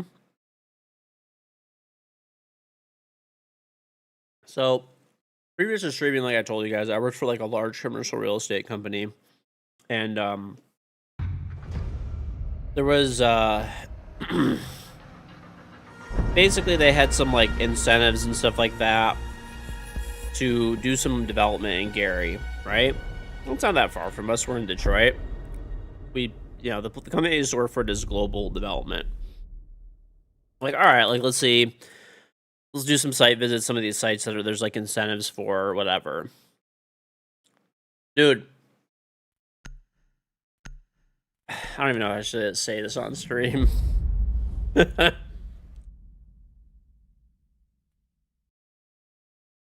I'm not going to. I'm not going to. Well, let's put it this way. There were people that wanted to get their palms greased. I'll say that much. okay, for any of these projects to move forward, which there were like already, because like you have to get approval from the city. So like we basically did like a site visit, proposed a good plan, and like some of the people that were like in charge of making certain decisions said like essentially, unless my palms are greased, like you're never gonna get anything done here. And then it's like, all right, we're just not gonna fucking work here. Like this is pointless. Like what is this shit? Like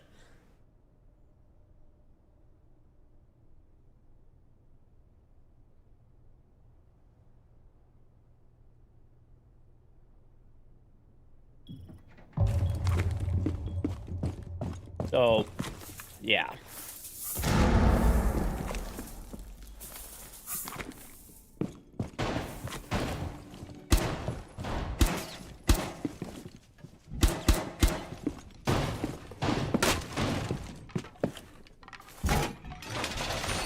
But fucking stupid.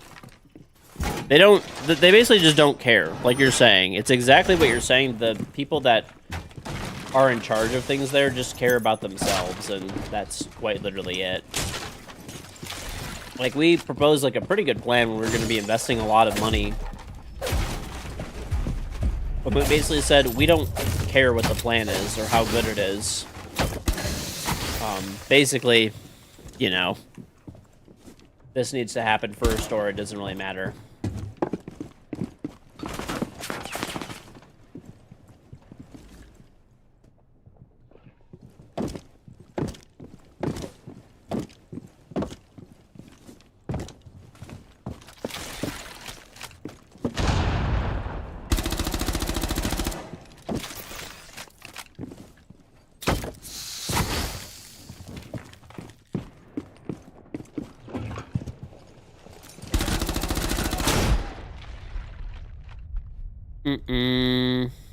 Oh, new predictions. New seasons in 1 week. Yep, there's no reason they haven't bounced back yet. If they clean shit up there, so much useful real estate right next outside of Chicago, completely empty. Yep.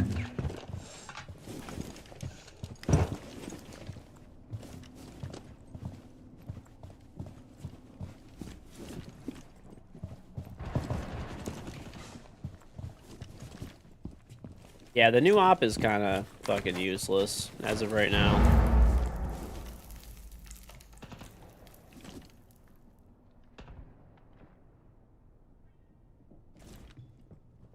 Literally DOA, dead on arrival. Anyway, though, I mean that's so for the record, that's pretty much why, you know how Detroit has had like a pretty major comeback recently. That's literally like part of the reason that Detroit has been kind of like on a pretty nice comeback. There used to be like a lot of corruption in Detroit, and now there's, you know, I don't really think there's like, yeah, I'm sure there's always some level, right? But like, and the crazy thing is it was like Detroit was never as bad as Gary ever.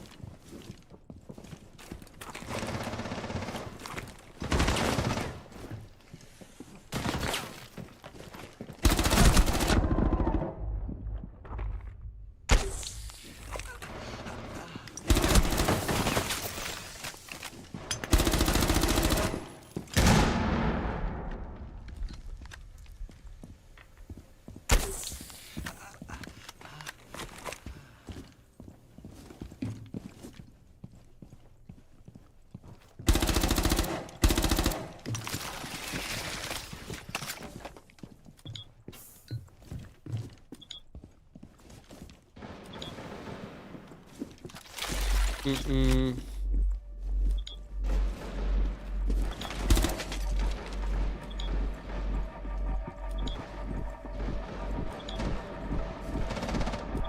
I'm hiding.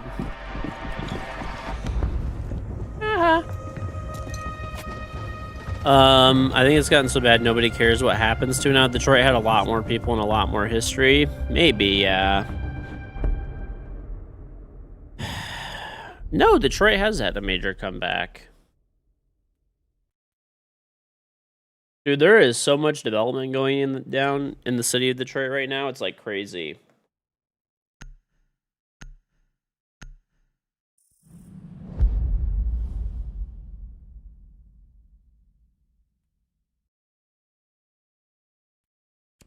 The downtown's always been pretty nice, but there's a lot of development that's been happening over the last decade, really, even.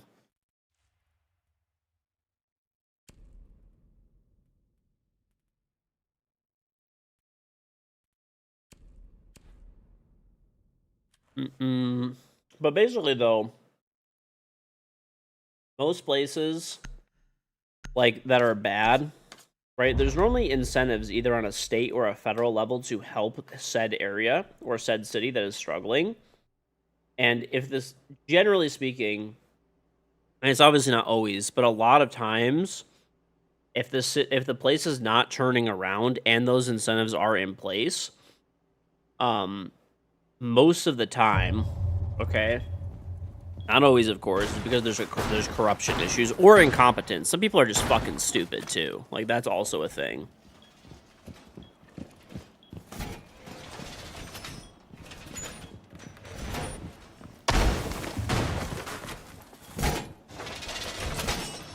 How's it going, Mr. Bisty?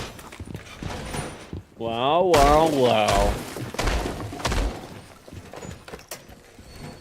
Are you back in Oman?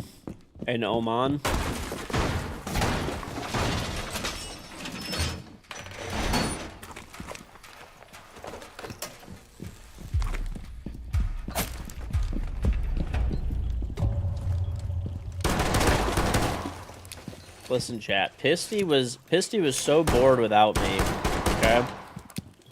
He was like, "Let me send you something to print, please. I'm having withdrawals." He is rake dancing his rook. Garbage Greg, thank you for the 101 month resub. Welcome back. Thank you very much, everybody. Look at this fucking guy. How we doing? We're doing good, buddy. Thank you for the 101 months. How's it going, dude? I am printing another bribe, indeed.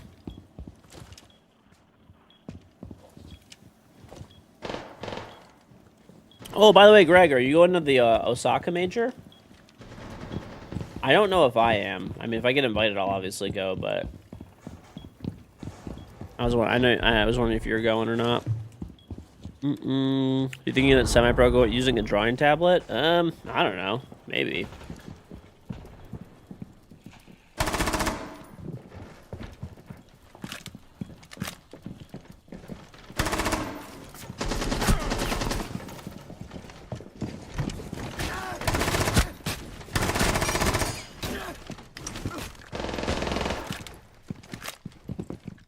Gotta love BB players, man. Oh, now there's another guy over there. Wait! What was that sound? That was weird. You weren't planning on it? Well, when is it? I think it's in November?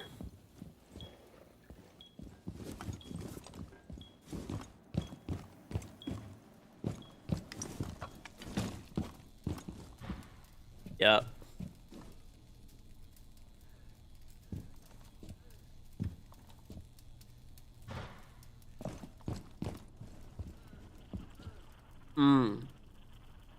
My teammate killed that guy. Okay.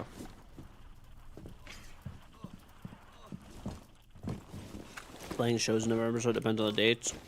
All right, fair enough. Fair enough.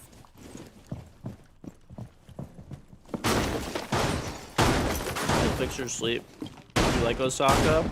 Osaka's fucking cool, dude. I hope I get invited. I would like to go back to Japan.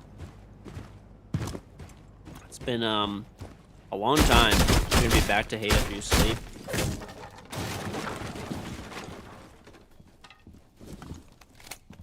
By the way, Pisty, I realize now why all of your prints that you used to send me when you were back on Bamboo Labs have prime towers. Dude, you have to use a prime tower. Like,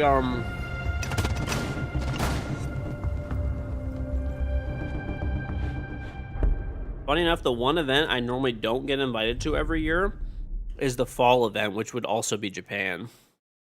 I normally get invited to the spring event 100% of the time, regardless of where it is. We'll see, though. I have never once asked Ubisoft to go to an event. Ever. Like, if they invite me, they invite me. If they don't, they don't. I actually did ask to go this time, so This was the first time where I was like, hey, like, I've never asked you guys before. If you can, please invite me. You know, if you can't, I get it, but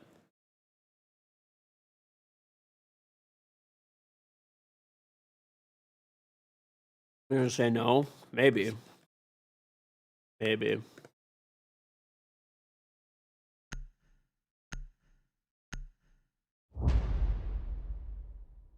Mm-mm-mm.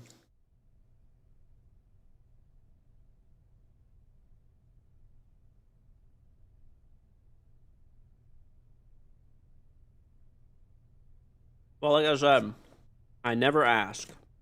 Like, whatever they offer, you know, I will go generally.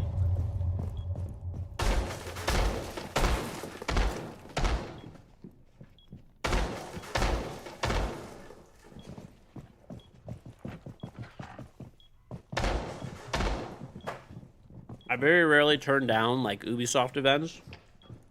I have before, but not often. Not often. Tapulu's good, the one I posted. Yeah, my mom made tapuli, like fresh tapuli. It's so good. I just ate all of it.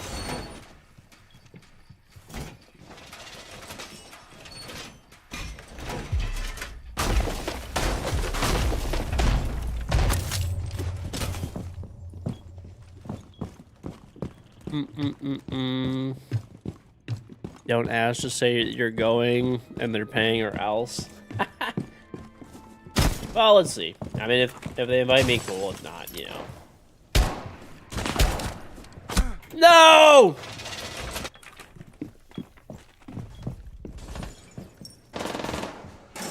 Yeah, didn't Nekla go to, like, Taiwan or something?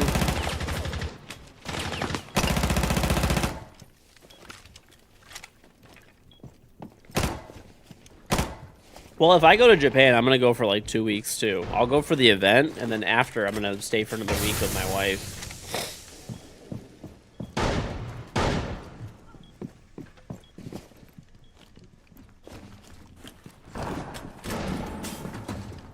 I've already decided, though, like, if they don't,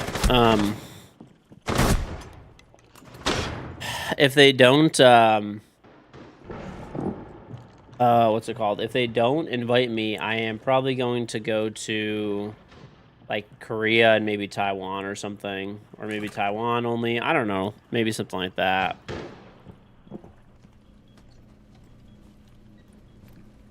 Okay. Go before... Yes. Well, I was joking about that, but, like, joking, not joking.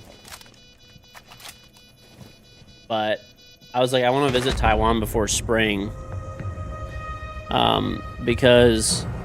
I mean, I hope it doesn't happen, but, like, all of the different, like, military analysts and stuff like that are saying, like, if China invades Taiwan, it would be spring of 2027 is the ideal year. But they said, like, any time frame between, like, 25 to 30 is the ideal time frame if they militarily decide to intervene in Taiwan. Okay, Straw is getting fucking auto-modded. Okay. I mean, obviously, I hope that doesn't happen, but, you know. That would be bad.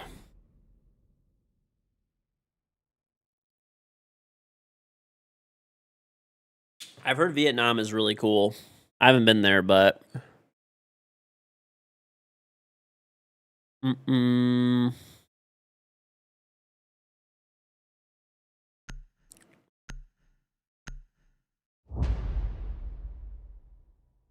Mm-hmm.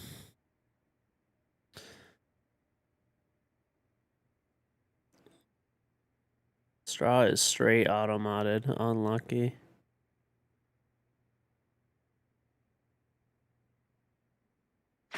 Thought you went to Vietnam during the war. Okay, dude. Your money will go a long way too, but you'd be going for the food, amongst other things. Honestly, right now, pretty much anywhere you go, your money goes a really long way. Dude, things have exploded cost of living-wise in the U.S. It's like everywhere else you go, it's like, shit, this is cheap as fuck, dude.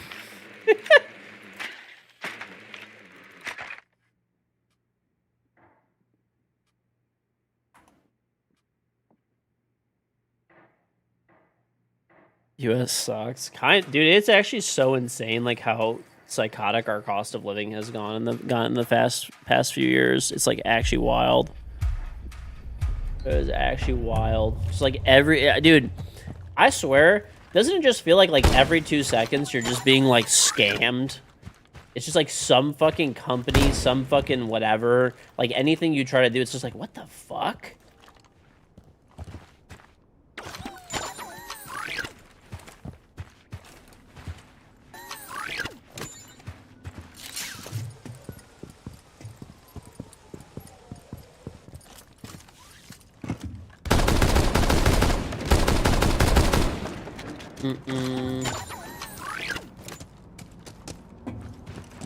It's wild we can't even feel anymore. Pretty much, bro. It's actually just crazy.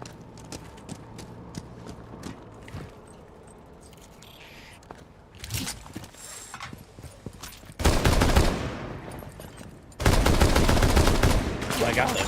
That worked out.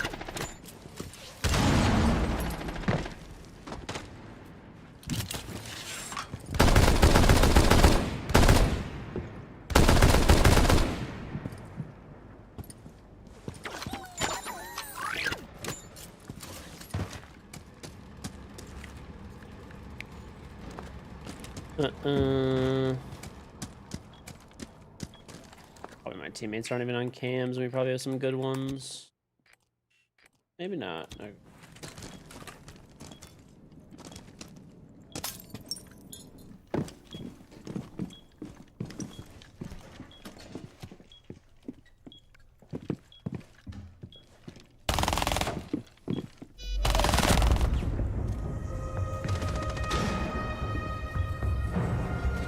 Tom Clancy's rolling his fucking grave. No, dude, it's literally like, no joke. From when I'll give you like little, dude. I mean, like probably like dude. They say like inflation is like 3 or 4% a year or whatever now, roughly, or something like that. There is fucking no way, bro. Like, I don't know. Cost of groceries, cost of like electricity, gas, water. You know, I mean, gas goes up and down over the years, but like, oh, I mean, it's up a lot now, obviously. Insurance, bro. Insurance is fucking crazy. Dude, I pay the same amount to insure my pickup truck now, right? Actually, I think it's like more, right? I think I paid the same amount or more to insure my pickup truck now than I did when I bought it brand new. Which, my truck is now 6 years old, right? So normally when you buy it, like every year the insurance rate goes down normally, not up or staying the same. Like it should be like half price for my insurance right now.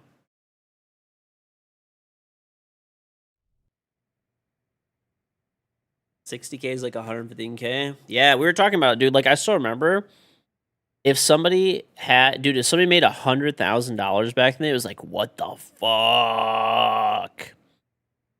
Dude, it was like crazy. Now, it's like if someone makes 100 grand, you're like, oh yeah, that's like, I guess above average, but like nothing too crazy,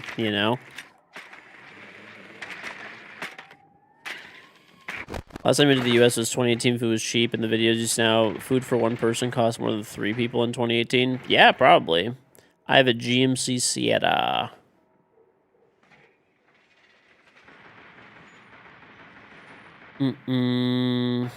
Finance or pay cash? I wired the money. I do not do car loans.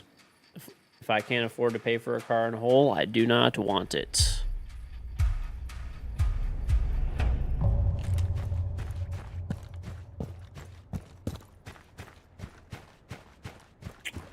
That's another good example, speaking of which. So when I got my truck, right, paid $55,000, wired the money to the dealership, right? 55 grand. And, that's it, right? Now, the same truck would be around $100,000, give or take. Like, it was 72,000 back then, but the thing is, they don't discount like they used to. Like, now the same truck's like 100 grand. Remember, that was 55,000, like, with everything included. Like, tax and everything. Tax, title, like, that's like what I paid and drove off the lot. Oh my god, bro. Well, I didn't even drive it off the lot. They delivered it to me. So delivered to my house, $55,000 flat. The same, you know, the truck's stickered at 72 plus tax, but there was a lot of discounts, right? Now the same truck will sticker at 100,000, and you might get like 5 or 10,000 off. So now you're getting like, before you'd get a good, like, dude, if you got like the right deal, like 25% off or whatever. Like, it's just, I don't know, it's just nuts now. Like, there's just not the discounts there used to be, and the prices are up a lot.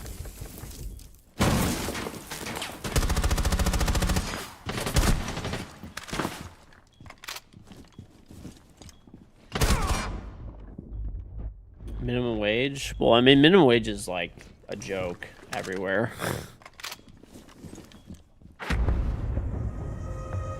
I mean, I don't...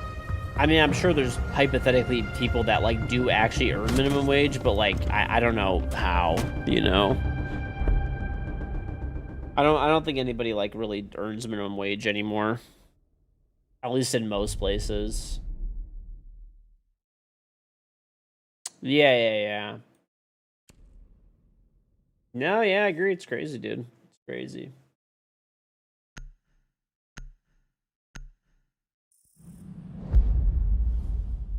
So you just steal cars.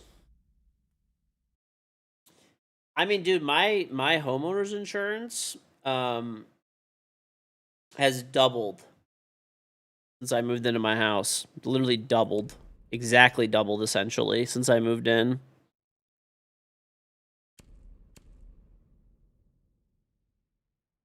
They have raised my property taxes every year since I moved into my house, the maximum amount they're legally allowed to every year. I don't know. Probably my electric and gas bills and stuff like that are easily double, minimum double, maybe even more than double than when I first moved into my house. I mean, luckily I make good money, so it's like fine, but it's just crazy when you like look back. I'm like, wait a minute, the fuck? Like,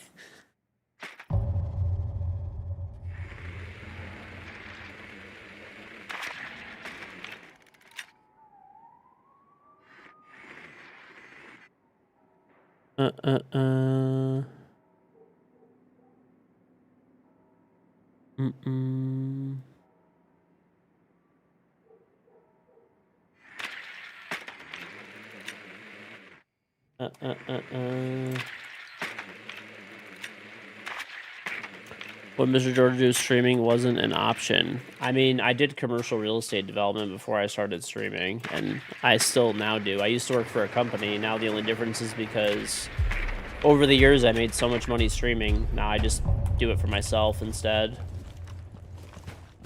No rain today? Probably not. No.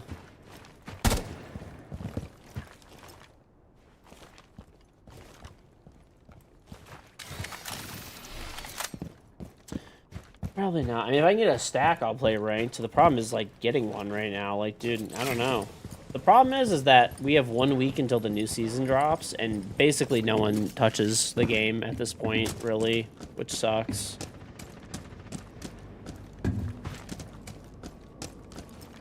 Pretty much no one touches the game right now. So I'm pretty much stuck playing unranked, or I can go on my alt, right? Just like solo, I guess.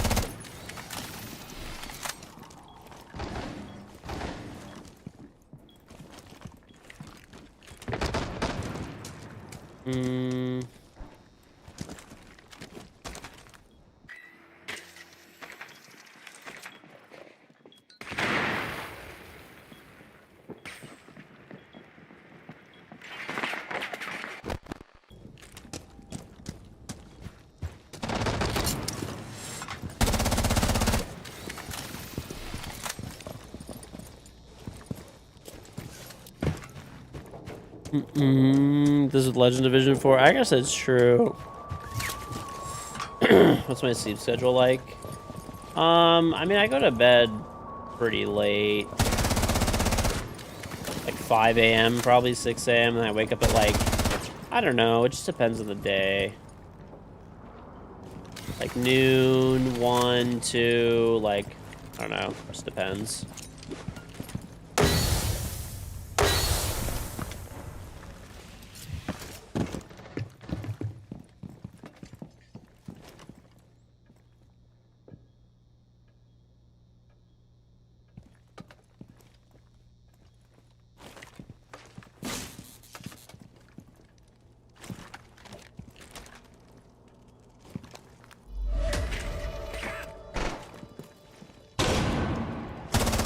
Oh my god, that was way too wide of an angle.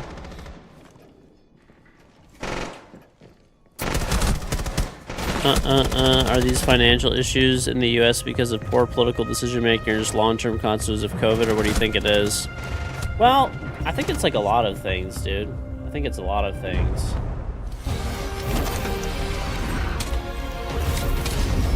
I think it is a lot of things.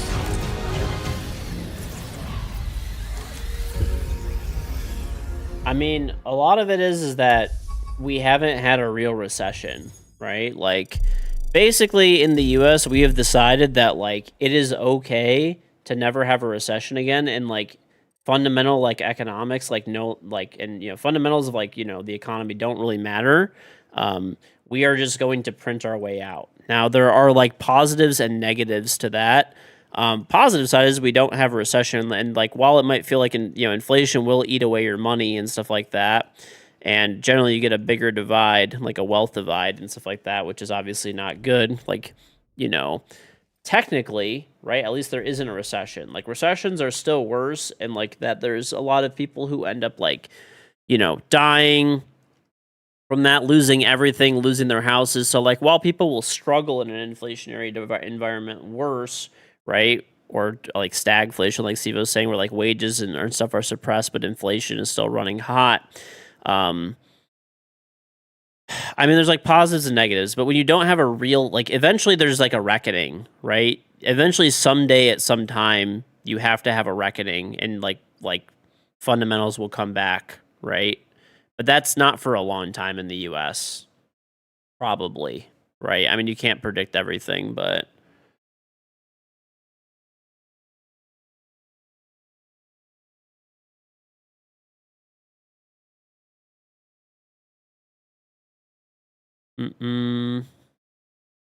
Well, I mean, it's fine to have regular inflation. You don't want there to be, you don't want prices to stay the same or to even to be negative. That's not a good thing. Um, you want there to be some inflation, like 2% is the number that they like try to hit, right? Take it easy, Greg. It's just, I don't know, it's just a difference of opinion, like what you think. Like, should we have a recession? Should we just print money so that there isn't a recession? Like, that is the biggest thing that's like kind of made everything like pretty wonky, right? Um, so pretty much either you have to have, like I said, a reckoning at some point with that, or you just have inflation, like bad inflation for years and years and suppressed wage growth.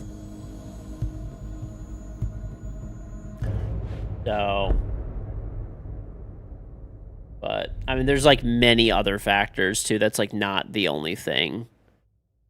Like there's not a.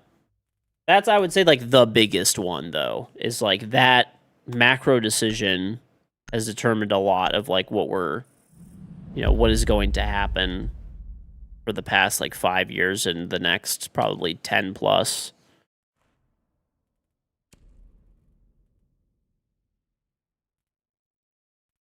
Mm-mm.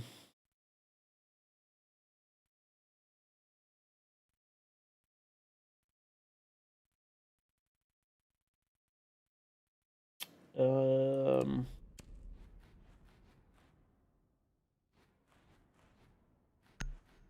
Oh, also stock buybacks. There's nothing more than I hate than stock buybacks. I've talked about them way too much, but I fucking hate stock buybacks. There's genuinely nothing worse than them.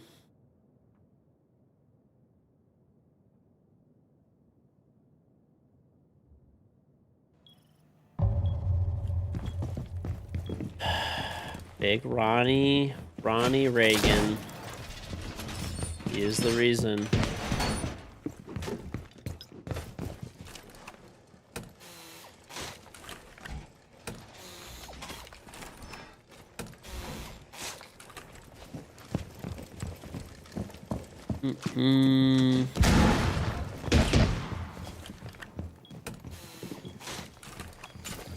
Didn't turn off your stream yet and you hear Reagan? I was literally just saying how the worst decision, like I've ranted about it before, but essentially the worst decision ever made in U.S. history was Ronald Reagan allowing stock buybacks. That is the single worst decision in U.S. history. You can go throughout any period in U.S. history, and that is the single largest reason for, you know, essentially America's like fixation on short-term profit. I mean, there was like other stuff too, but like that's like the single, like economically, there's just never been anything worse because what companies do.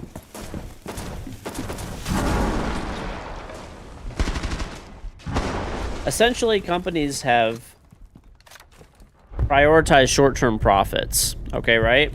So this is like stopped investing in the middle class. Well, that's a lot of what stock buybacks are bad for too, because like if you take the short-term approach of like, let me just sell my factory for a bunch of fucking money, right? And then move production overseas, right? In the short term, you'll make more money, but in the long term, as the wages increase in that other country and stuff like that, you'll be worse off. But if a CEO and the board of the company and the C-suite executives have the incentive of raise the stock price as the only thing, the cheapest and easiest way to raise your stock price is to buy your own stock back. It's literally just supply and demand. If there's less shares on the open market, then the price, generally speaking, right, assuming the company has decent fundamentals at least, will go up. So it's caused like a lack of investment and a push to move things to like the lowest cost possible instead of actually investing in your company in the long term, in the name of your company and the reputation for like the long term.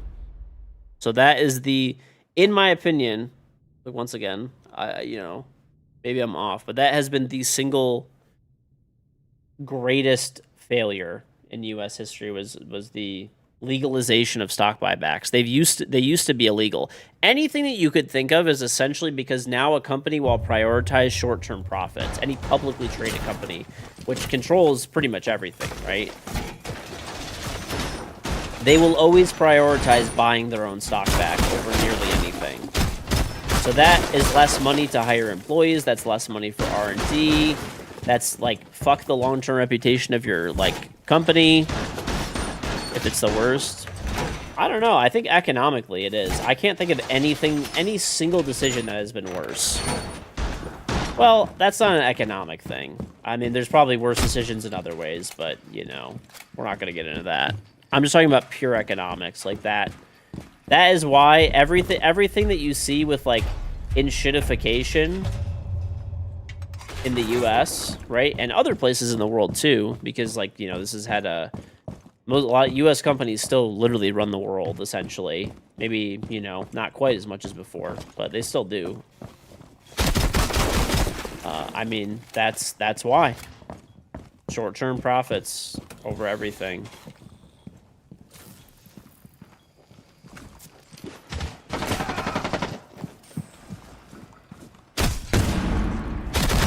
What the fuck? Okay.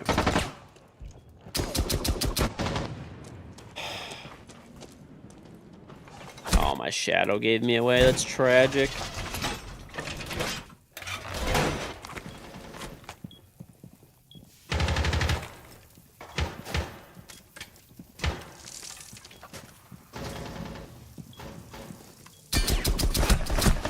Well, there's other debates for other places. We don't do, like, political debates here, really. Like, if we're talking about, like, economic fundamentals, I mean, that's, like, something that's, like, not too controversial, if that makes sense, I guess.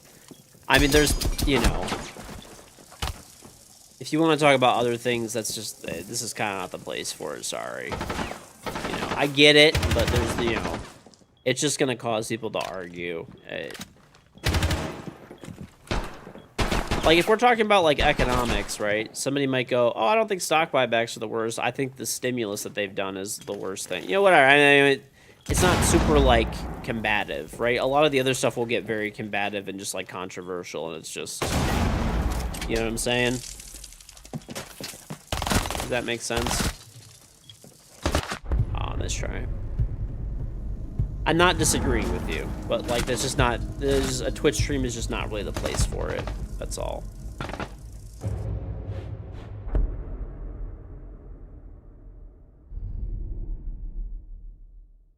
American Psycho. It's a good movie, dude. It's a good movie.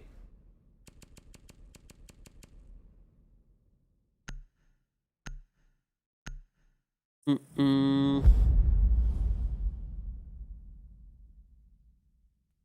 is a good movie. It's on Scarlet.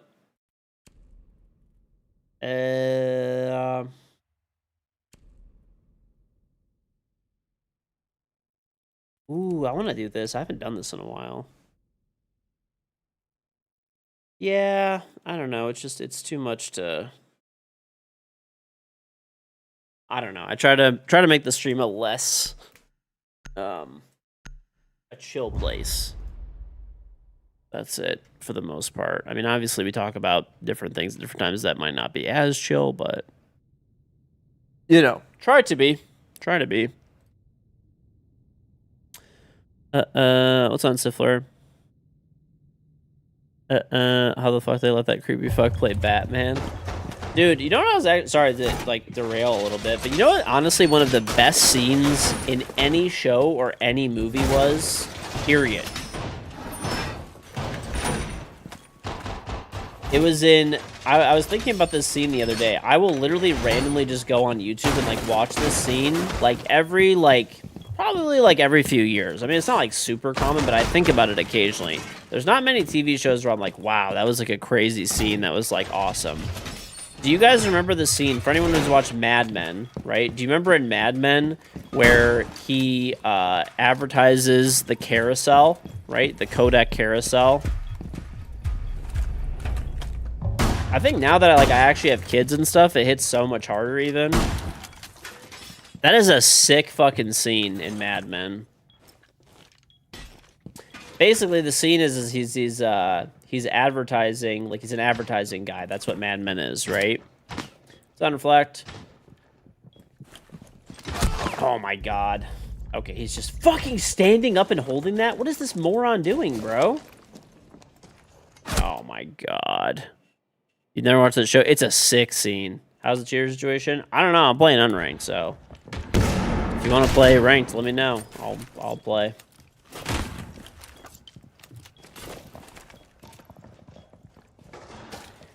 Well, I just don't have anybody to play with. I don't really want to solo queue, so...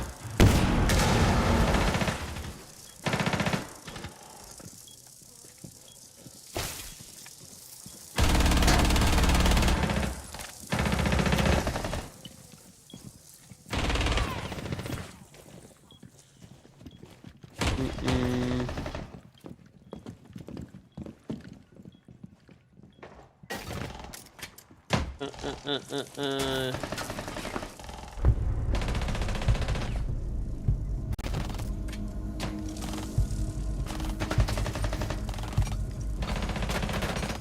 wonder if I put, like, hardware encoding on this, if it's better.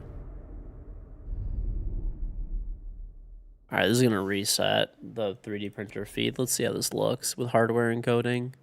That's smoother. I don't know, it's still kind of low FPS-ish, but... The bomb scene from Sloppenheimer? Oh my god. Like John Hamm, though, he's pretty funny. Dude, that scene in that show is one of my favorite scenes in any fucking show. It's so good. It is actually so fucking good.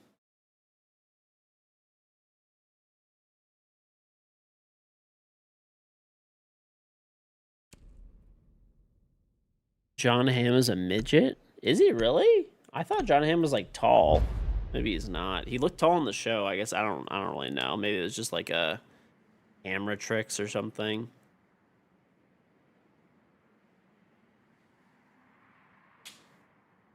How tall is he, dude? John Hamm. Let's see his height. He's 6'1", bro. What the fuck do you mean he's a midget?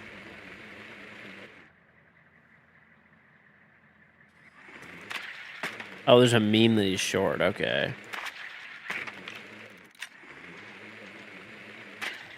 I normally never play like stuff on stream, but I'm actually gonna do it today. I'm gonna show you guys this scene. Like, it's actually so sick. That's how you know I fucking think it's a. I never do this shit. But after this game, remind me. I'll show it on stream. Fuck it.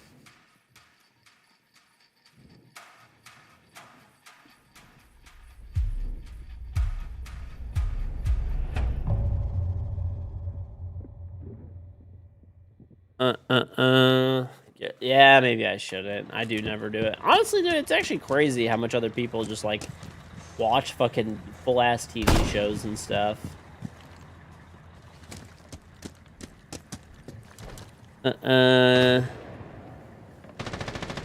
Random dumb question: if you leverage a broker turtle, the team house always necessary to renovate before selling? I don't know. I don't do anything with houses, so I'm not really sure. I do not do anything with houses. I do nothing residential. That would be something that's more of a question probably for like a CPA or whatever.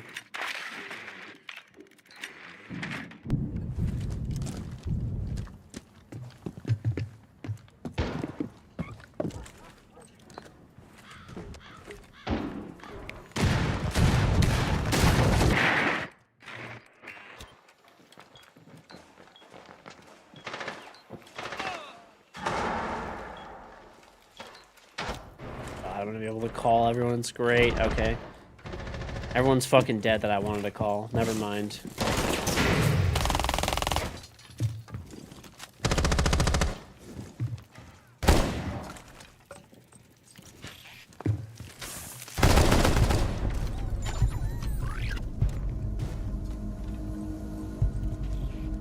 It's a cool scene. Maybe I'll just link it so you guys can see what I'm talking about. And tell me it's not a badass scene. Oh, this is it. Shit is sick.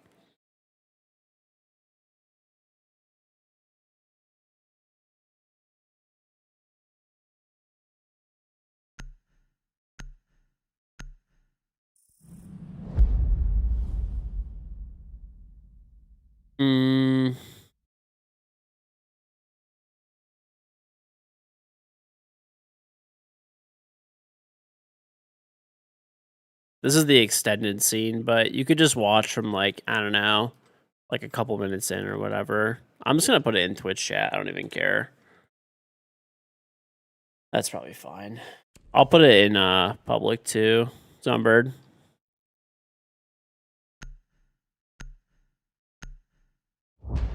Shit is fucking sick. Honestly, that's got to be like one of the top TV like movies or sorry, TV scenes for me. To be a prime residence for a 401k or not, right? Oh, okay. More you know.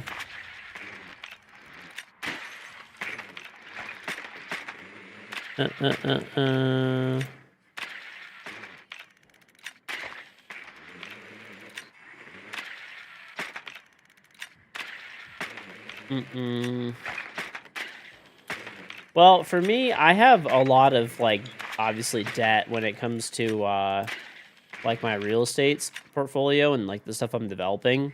But most of those projects, I just loan against the actual property itself, like without having to like put up anything, any other collateral. Or sometimes I have to cross collateralize it with another property. But I have no personal debt at all whatsoever.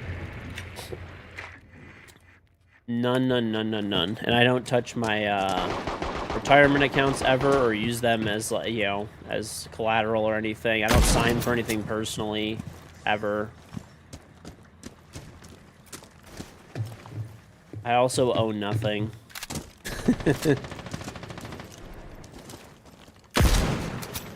Technically.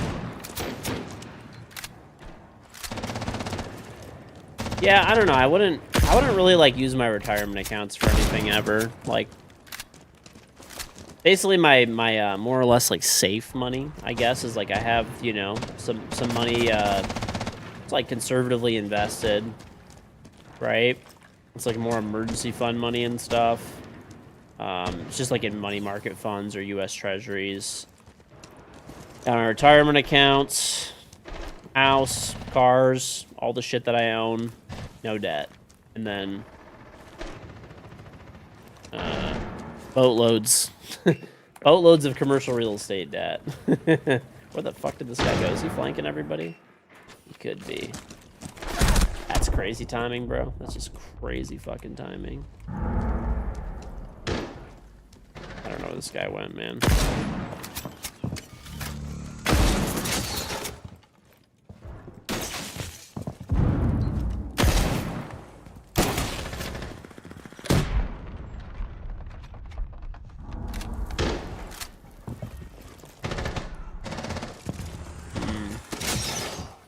Yeah, I mean, I don't really know what the rules are for that kind of stuff.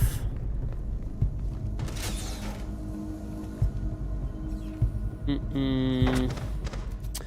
20% down rinse repeat, or do you have a private money lender that does nothing? And I do enough business where I could deal with a major bank and they'll just make me put nothing down. Most of the time. Because they hold all of my different properties. Well, a lot of them. There's like a few different banks that I deal with and stuff. Or they'll do, some of them will require, it depends on the project, really. I mean, some projects, they'll just be fine with, like, you know, pretty much nothing. Other ones, they'll want more. I think they also know that, like, they could, you know, go after my other properties and stuff like that. Is a lot of what it is. Oh, I actually love this charm. I already have it, but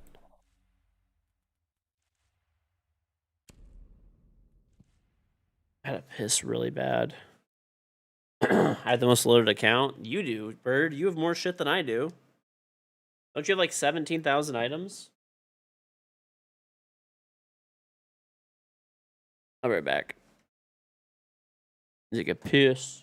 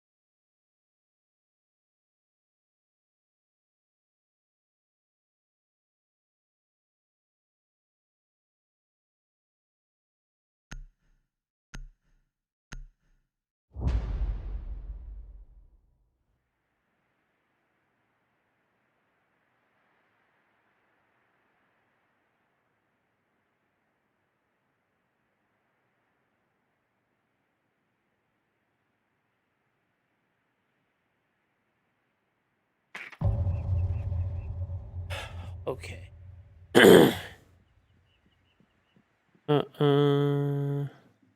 Take it you're getting off, bird. Not anymore. You had 12K, then can't play Siege for a bit since Wi-Fi issues from your lifestyle changes, so you can't touch it right now. You'll be AFK. Rip. Well, all right, bird. Hopefully everything's all right, dude. Just watch the scene. You and I have a very different definition of badass. I'm not saying it's badass for that scene. I'm just saying it's like a, I don't know. It's a very like emotional scene. I don't know. It's just like, damn, that's fucking crazy. Like, I don't know. Hits you in the feels a little bit, dude. That doesn't get you thinking about your own life, at least like a little bit.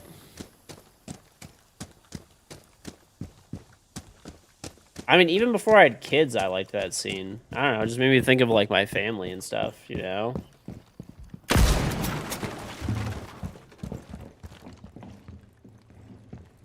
Oh my god, what is this guy doing, dude? Whatever, sentimentals. It's this scene. It's from Mad Men where he is like advertising like the Kodak carousel. Have you ever seen that before?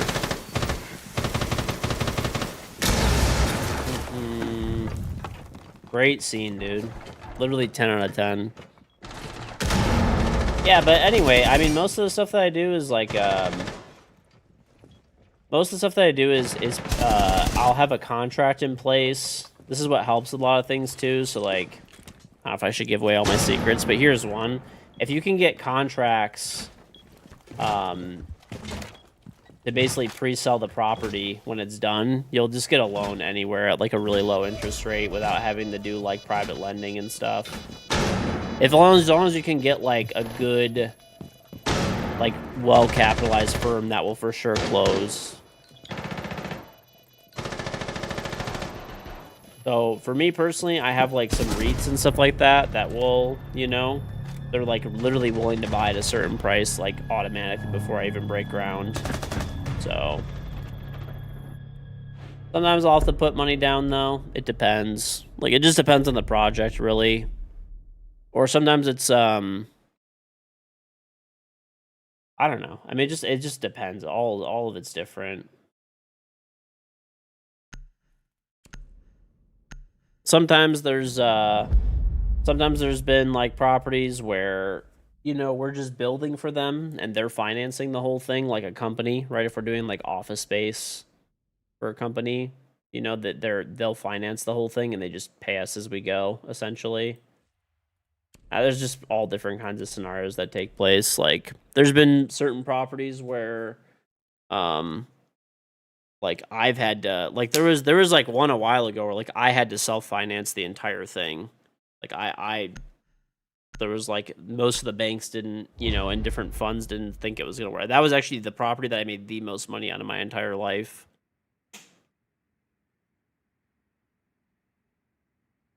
I don't have any partners, no. And I mean like in the construction company that I have partners. But not in like the actual development side of it, like the overarching company, I guess. It's just me. But I did have that project. I was actually so scared, dude, because like that was like the one time where I like literally was like risking like all the money I like ever made, essentially. I have a lot of people that work for me, like either in a permanent role or you know 1099 role, depending on like what it is, but or whatever. Like you know, not even a 1099. They're just contractors, right? Like you know, they'll be. You know, I don't know. It just depends what it is. I mean, I don't own the architectural firm that you know I deal with. I just pay the architect. You know, I don't own the survey company. Even the construction company, we just hire out a lot. I mean, there's like some full-time employees, but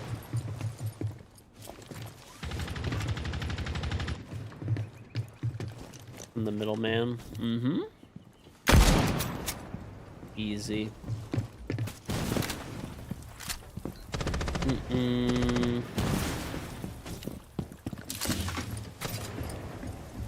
No middleman in here.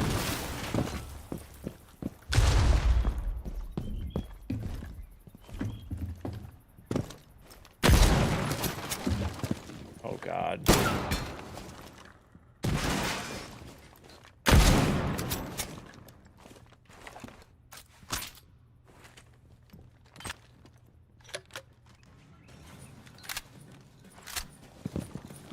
Does anyone play R6? Not really. Most of them have no idea that I stream. Unless they're just, you know, oh, let's go. I got something to the drone hole.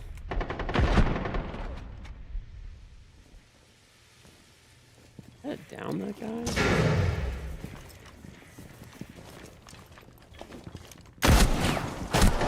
Wow. How is this guy shotgunning me from 2 feet away when I have a teammate right there? Anyway. I don't know. I mean, maybe some of them do, but they just don't tell me. But sure, bonds will probably never. No. I view everything in person. I view everything in person, and I bring the There's a construction company that I used to use for like everything, pretty much. At least like a general contractor, and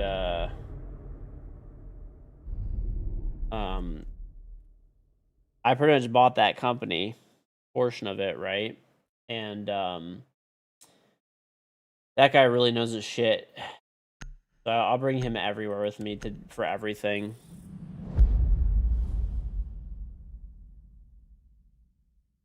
I don't want to talk about specific. You can talk about cheats generally or cheaters, but like specific people, is not allowed. It just gives them free promotion. If you see people that are like cheating on social media or whatever, or specific cheats, you never want to mention them by name. Just report them and move on. Report them, like put not interested in this post and just move on. Don't comment, don't do whatever. I mean, that just gives them attention, what they want, you know?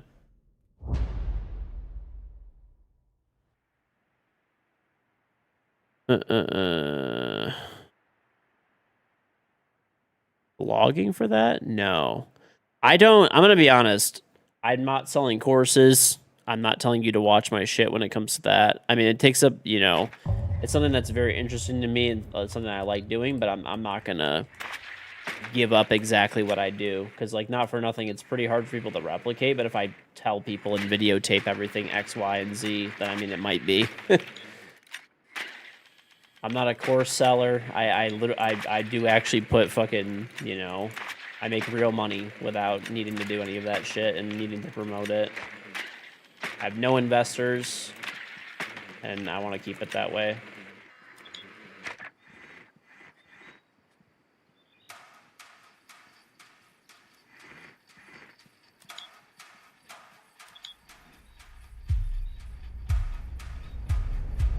I mean, there's the stuff that I do is commercial development. To be honest, you need a lot of money to do commercial development. It wouldn't be relevant for 99% of people, but hypothetically, there would be people that would actually have enough money to do it that might watch it, that are like my competition essentially, and they would find it useful. And I'm just not gonna ever do that.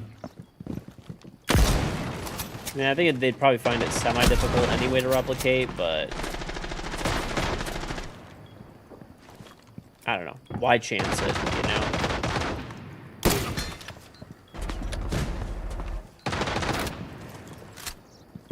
Yep. Well, it just, like, once again, it's just not gonna... It's not gonna help, you know...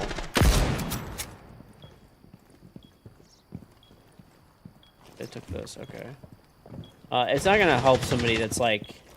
Unless, I don't know, unless you have a shitload of money, maybe then it might help you. And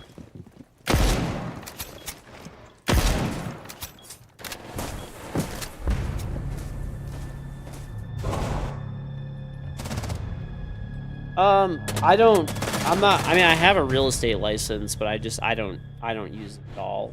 Like, zero. I do maintain it, but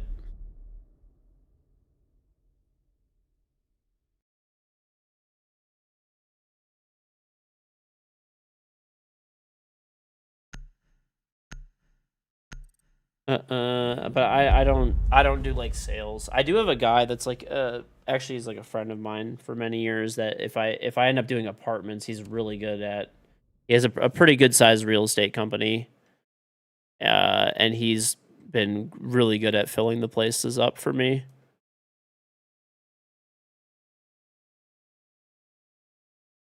Mm-mm.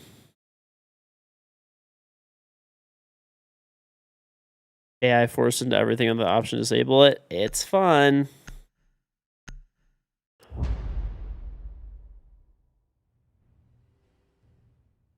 Mm-mm. I would say if you actually want to do stuff in real estate, it's just there's a bunch of like or sellers never pay for any of the information. Never pay for any of that information. It's all like anything that's like the core sellers are gonna give you. It's not necessarily bad information, but it should just be free. That's all. You should never pay for it.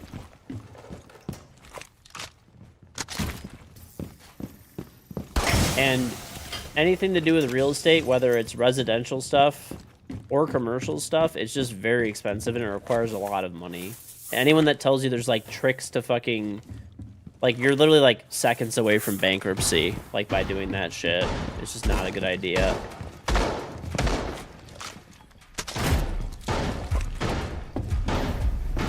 Option disable it.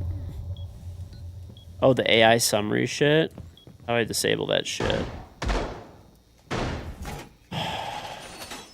That shit is pretty fucking annoying. I know there's a way to disable it. I just keep forgetting to do it, honestly. I might just do it now. Bet you it's under channel. No. Stream. In-stream summary. Here it is. Done. Turned it off.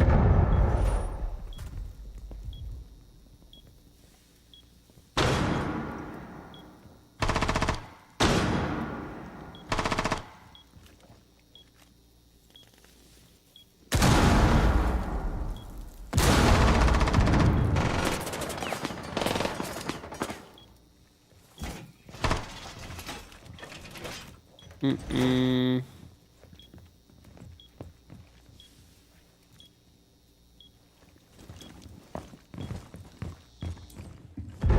Well, I don't know. I think that,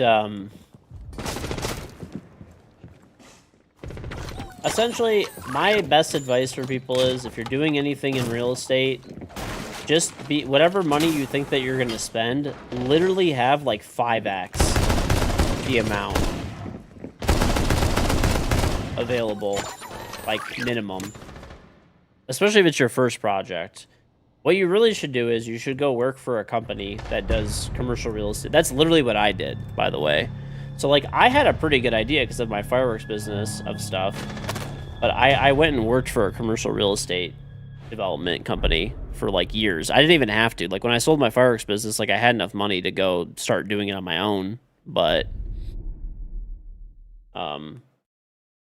I still didn't want to like mess up with my own money. So if you don't have the money or don't want to mess up with your own money, then you should just go try to like work for a company that does commercial, whatever you want to do, right? Whether that's residential or go work for someone that's like flipping houses, I guess. I don't really like house flipping, to be honest. It's not.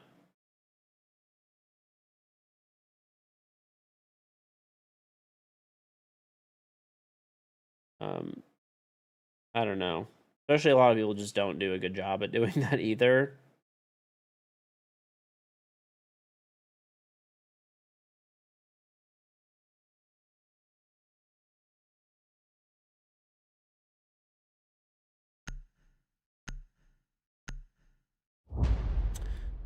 Uh,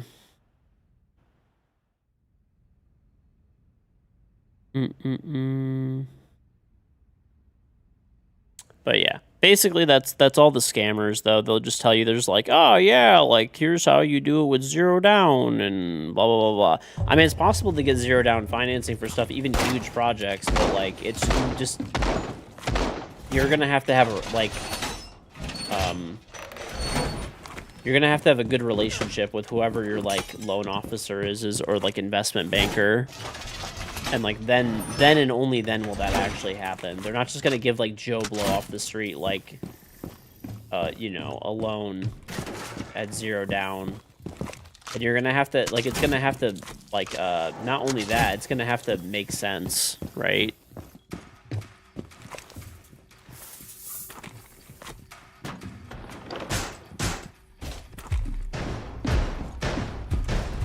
So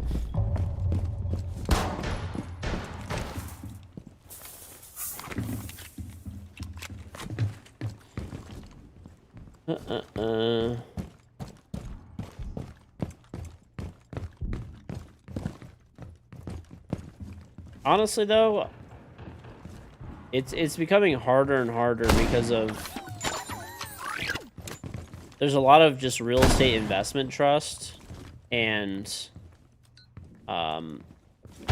just like big firms that are just buying up like so much real estate, and they like do not care about like making any money really. Like they're fine with just making like no fucking money essentially for like so long. Like, dude, I've had some buildings that I've sold, and they're literally happy getting a 3% return per year, like just on rent, right after all cost. Like 3% with the headache of like managing a property when you could just put your money in like a fucking bank account, a savings account, and probably get 4%. You know what I'm saying? Or like a money market fund, whatever, is insane. But they're happy doing that right now, and that's why. It's really because the thing is there's a lot of money that people invest because they don't want to do it themselves, right? So just made a bunch of companies that are willing to basically just make no fucking money on like any deals. They're just literally betting on like inflation and future gains in that regard, which I guess isn't that bad of a bet, but.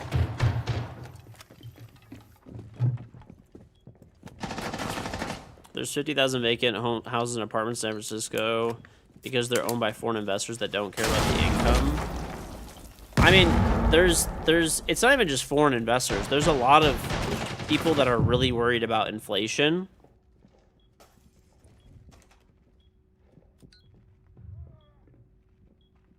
And if they could buy an apartment building that's 100% leased out with good tenants, with good credit, in like a good growing area, like they're happy to basically make no money. Like they're totally fine with that.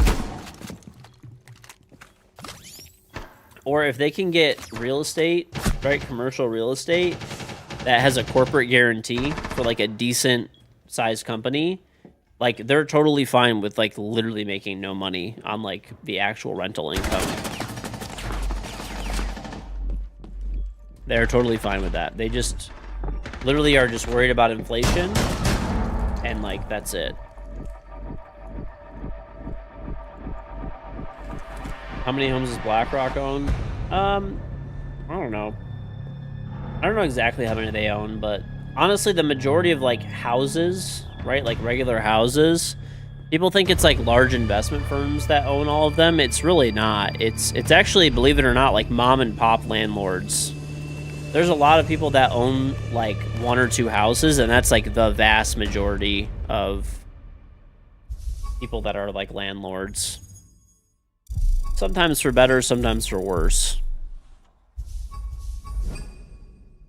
A lot of people have their starter home, right? And they just never sell it if they end up making good money, right? And then they end up moving somewhere else and they just keep their starter home.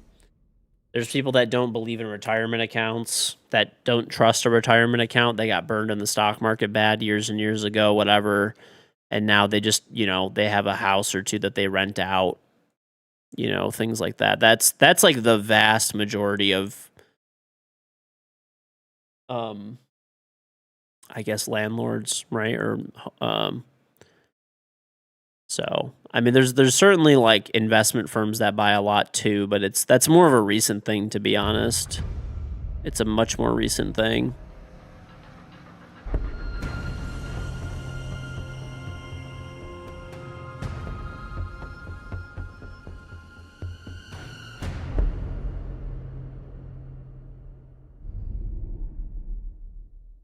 Uh, uh,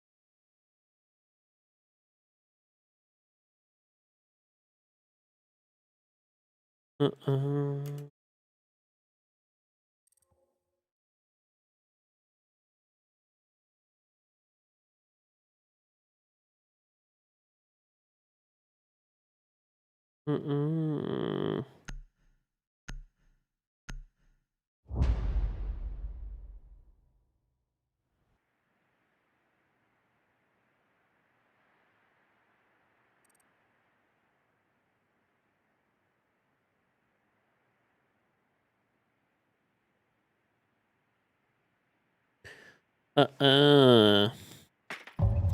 Largest single company is Blackstone with 62,000 single-family homes and 210,000 apartment units. I don't. Yeah. Well, I mean, I think that like there are people who need to rent for whatever reason. They either don't like owning a house, or they need to move around, or they're temporarily in an area for a few years, or whatever. So that's fine. Most of the time, they're not going to need a house, though. Like, it really should be more like apartment rentals. But my idea, I don't know if it'll ever work, but basically, I mean, it should either go one of two ways. Either you live in the house and you're the person that lives in the house, right? So you get to pay regular property taxes. But if you own the house and you rent it out, whether you're BlackRock or a mom and pop landlord, it doesn't really matter. You should pay double the property taxes.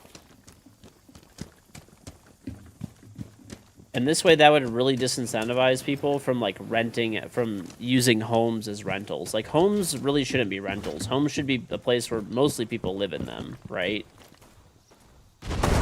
A rental is more for like an apartment, you know? And this way, you're not outright banning it, because like I don't think that's a good idea either. But you're just whatever. The local area receives more property taxes.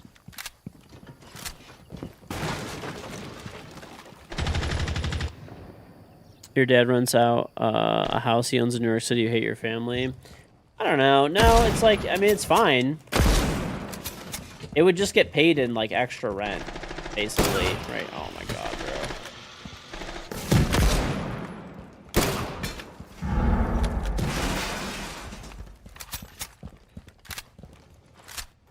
Rented a Blackstone housing, got kicked out after 9 months and your lease was up because they wanted to sell. Found another rented house on the street that was a model match. Most annoying shit ever. Yes.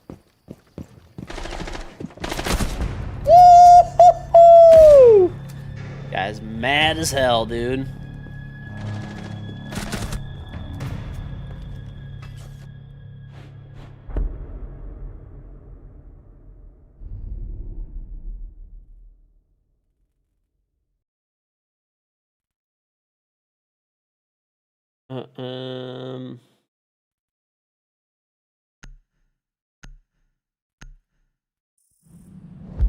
Quick scoping is so back. At current interest rates, you probably still lose money renting. Probably. I don't know though. Like I just don't think that people should well, I don't think that they shouldn't, but it should just have like there's a societal cost when housing is like really expensive, and it's so that people are basically just like rent seeking essentially. Right? Like it's fine to rent stuff out or own stuff. There's nothing wrong with that, but I just think if it's residential housing, right? That's meant for people to live in, right? It's not meant to be something that's like speculated on or like rented out for like a profit. Really, it's supposed to be like shelter for people, right? And you know, that's fine. If you want to rent, I feel like rentals should just be more like high density. That's all. That's the biggest thing. So like, it's fine to rent. There's plenty of people who have many reasons to rent. Maybe they can't afford a house yet or whatever. But there should just be, you know, help the local area, right? Just charge higher property taxes. That's it. I mean, like the area that I live in, there's like lots of like there's not that many, I guess. So funny enough, we kind of have that rule here. So I live in Detroit, right, or in Michigan. In Michigan, if you are not the principal um, owner of your house, you pay 40%, I think, or 50% extra property taxes. So believe it or not, rentals are like not as big of a thing here. Like most people, when you go around, own their own house here. And that's only a 40% difference. Fuck property taxes. That's fine. We could say fuck property taxes for like regular people who own their own house and you get one exemption or something. That's fine. And then like businesses or rentals still pay property taxes or something.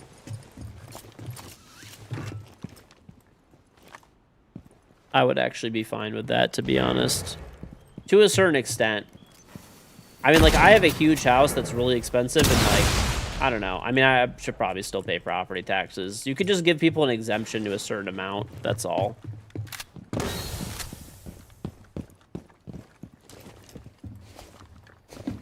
Honestly, I hate the elderly, so that's fine. I mean, if it pushes the elderly out of their own homes, like, I'm cool with that. Property taxes are fucking sick. Hate boomers.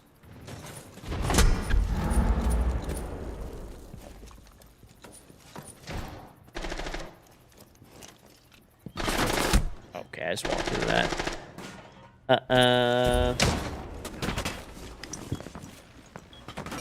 That's how I die. That's crazy. That's so enjoyable. No, I'm joking, obviously. But, I don't know. Yeah, I mean, that's my take, but... I actually don't think that, like, individual homeowners should pay property taxes. Like, your house, for your own principal residence, I don't think you should pay any property taxes on. And that includes, like, husband and wife, you know. Kids would need to be, you know... There's obviously be like loopholes you'd have to cover. Primarily like husband and wife things where the husband lives in one house, wife lives in another. Like if you're married, it should still discount. You can only pick one principal residence. And there should like probably be an exemption to a certain amount. But a lot of the property taxes are already paid by, you know, apartment buildings, office buildings, businesses that are in the area, factories. It should really, like, regular people shouldn't really have to pay property taxes. It's a regressive tax, honestly. You know, like, most people, their biggest asset in their entire lives and the biggest purchase they'll make is their own home, right? So, like, regular people, I don't think, you know, there should just be, like, obviously a limitation, right? You don't want somebody having, you know, a fucking $1 billion mansion not paying anything. I mean, they should be able to pay something. It's fine. But, like, have a certain exemption amount that tracks with inflation, and that's it. You know, if you're below this amount, you get an exemption for the first...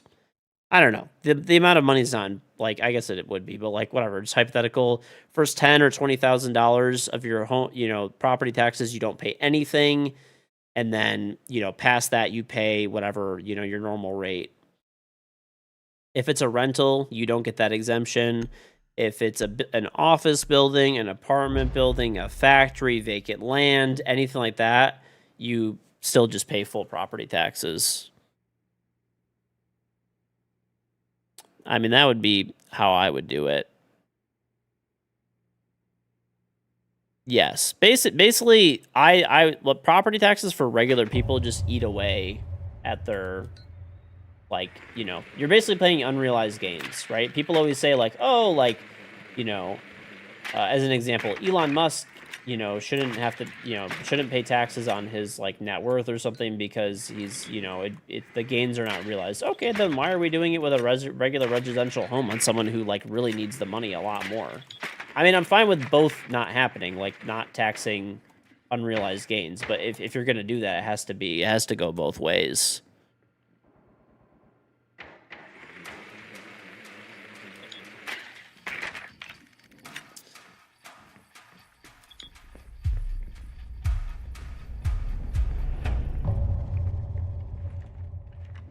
fucking bastard. I wanted to just, like, shoot down the hatch and just go. But I don't think it's gonna happen.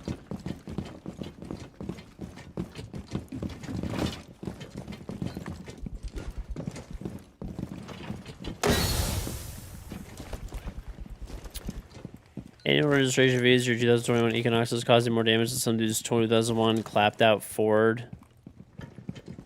I don't know. I mean, things have to be paid for somehow, some way. So, like, I don't know. I mean, you have to have ways to recapture revenue.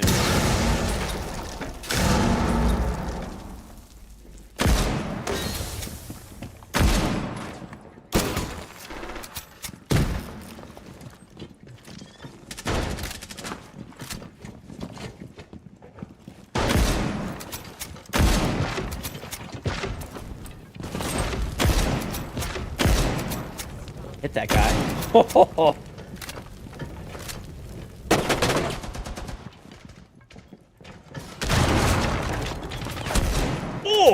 Am I cheating? Maybe. Maybe.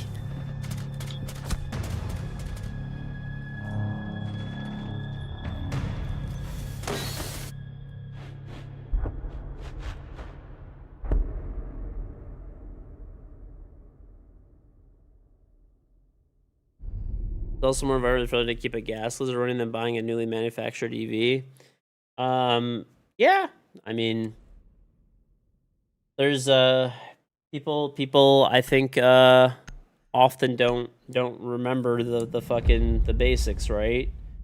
Reducing your usage, reusing things, and then recycling and getting new things, right? People forget the first two. I don't think most people who buy an EV do it for, like, I mean, maybe some people do buy it for environmental reasons, but I think most people buy EVs because, like, they're actually pretty good cars nowadays. They're actually pretty good cars.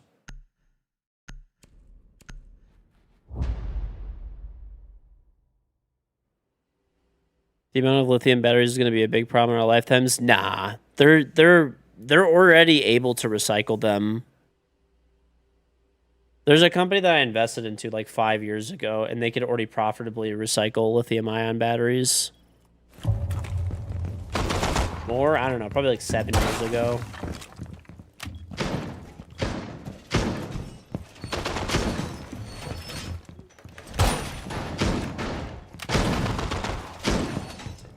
Lithium-ion batteries will not be an issue.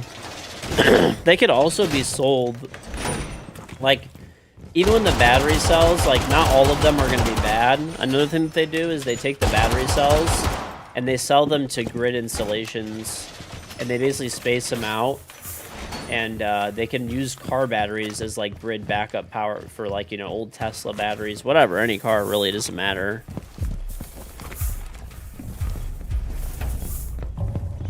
I don't know. Electric cars are sweet.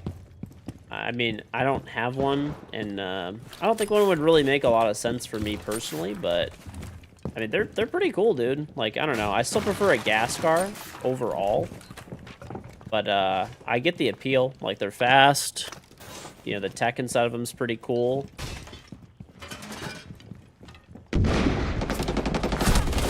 Oh my god, bro. Right, Richter, thank you very much for the sub. Very much appreciated. Thank you, thank you, thank you. Tesla used to be like a luxury brand. Now they're basically modern day Corollas. Sure, I'm not even talking about... I actually don't like Tesla. I don't think I'd ever buy one. But, like, I like the GM EVs a lot. They're fucking cool, dude. Like, the Hummer EV is sick. That's probably the most wasteful fucking vehicle. But it's cool, dude. The electric Escalade's pretty nice. Electric Sierra. There's also, like, really cool things that you could do. I'm not gonna lie, there's also, like, people don't really realize, too, that now it's, like, a pretty rapidly emerging technology. There's, like, vehicle-to-home technology where you could use your electric car as a battery backup for your house, which is fucking sick. So I'll give you an example. Where I live, they charge more for electricity from the hours of, like... I don't know, I think it's like 2 p.m. to like 7 p.m. or something like that, right? Like, they charge double the rate. If you have an electric car, basically you could plug it into your house with this like little battery system that they sell you. Okay. A lot of times you can negotiate it into the price of the vehicle when you're buying it. Or even if you have to buy it, they're like a few $1,000s. Okay, I'm not saying it's nothing, but you know, if you're like, for example, you could work off of the car battery, which is 50% of the electrical rate, right? It's actually less because you have there's basically 3 electrical rates that our electric company charges. Okay, so let's say you don't even have solar, right? If you have solar, this is even more so. But let's just say you're on regular electric, okay? Let's say you buy the Hummer EV or a GMC Sierra EV or something like that. Both of them have vehicle to home, right? Okay. So what you do is they let you charge overnight at a really cheap rate. Okay. So your car charges overnight at the cheaper rate. And then, you know, obviously when you drive away, this can't work. But during the day, right? Or like whenever you're home, at least, which is when you're actually using electricity and stuff, it'll use the power from your car before the electrical company's power. So during the day, during those peak hours, that might be 4 times the fucking rate, right? And the non-peak hours, it's still probably like 50% more. You see what I'm saying? So like, I don't know, dude, that can make like a lot of sense. Like if you have an electric car, it could save you like a shitload of money on your electric bill, hypothetically. Especially if you end up buying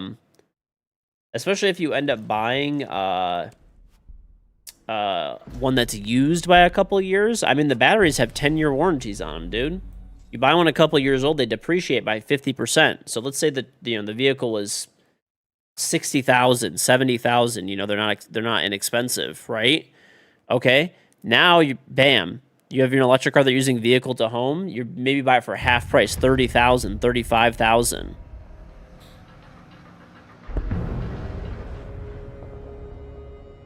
Well, so why not just charge the backup battery during the day and set it during peak? That's what I'm saying. You could use your car to do that now. So it's not even that. There's basically 3 electrical tiers. There's electrical car charging overnight, there's regular electrical rates, and there's peak electrical rates. And then there's also critical electrical rates. Dude, there was a single day where I paid like $60-something $5 for electricity because it was a really hot day and they charged critical rates during that time frame.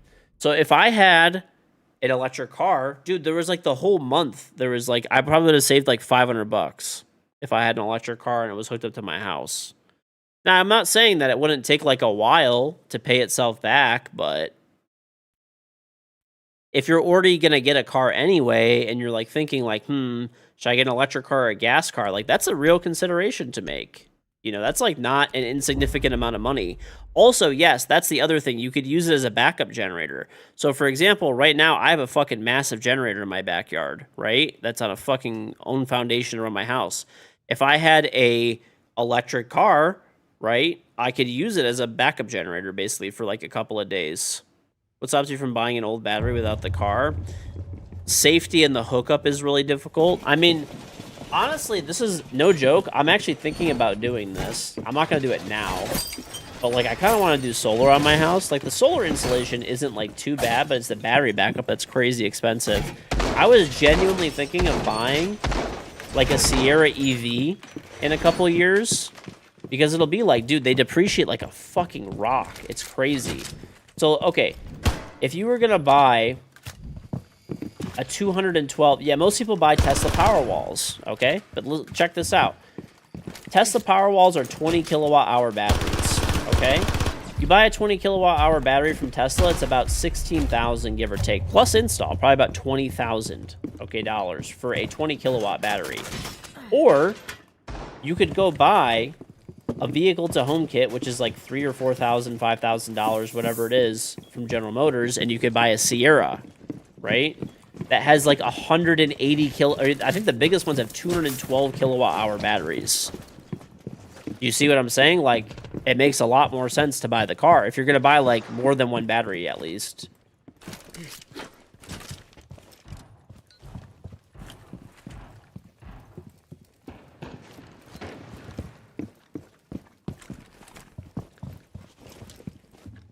Well, yeah, if you need some form of battery backup to like store the solar power. Like if you have a solar if you have solar and you don't have an EV with like battery backup to your house, honestly, like, you're throwing money away.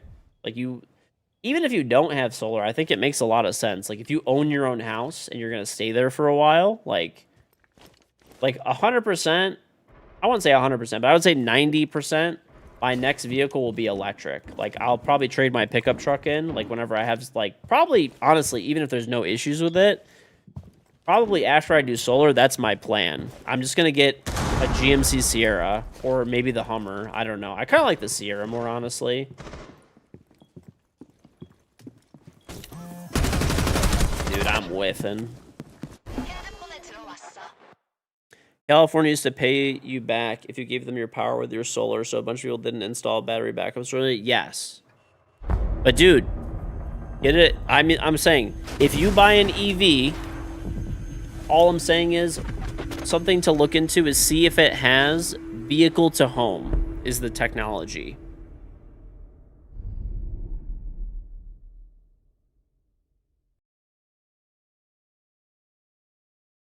Kind of want Tesla. Your dad was telling you that they have an air filtration system inside. Tesla's cleaner air than a surgery room. I mean, that's like a lot of cars have a HEPA air filter.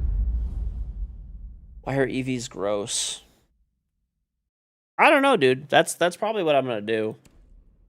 I mean, the main car that I still drive will probably be gas, but I mean, the ability to like run your house off of the vehicle and, you know, instead of buying battery packs. I mean, hell, I pretty much no matter what, when I get solar, I'm going to get a vehicle with vehicle to home. Like, pretty much no matter what. It doesn't make any sense, dude. I priced out, like, Tesla's Powerwalls, which, by the way, are the cheapest and the best home battery backup systems. That is the cheapest and the best system that you could buy currently, at least from what I've looked into. Okay? So, if you get an electric, once again, it's about 20 installed, because once again, you have to install them. It's about $20,000 to install one battery pack that does 20 kilowatts of power, okay? You could get, I want to look what the extended range, like, let's see. I don't want to give bad info. And once again, mind you, if you wait a couple of years, these bitches are going to depreciate by 50%, because EVs depreciate like rocks, and the batteries still have 10-year warranties. Okay, so let's build in price. I want to see what size the battery packs are in here.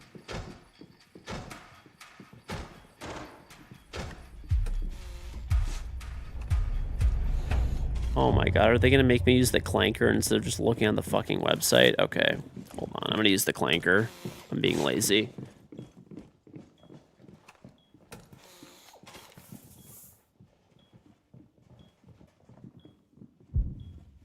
Okay. Okay. So, okay, here we go.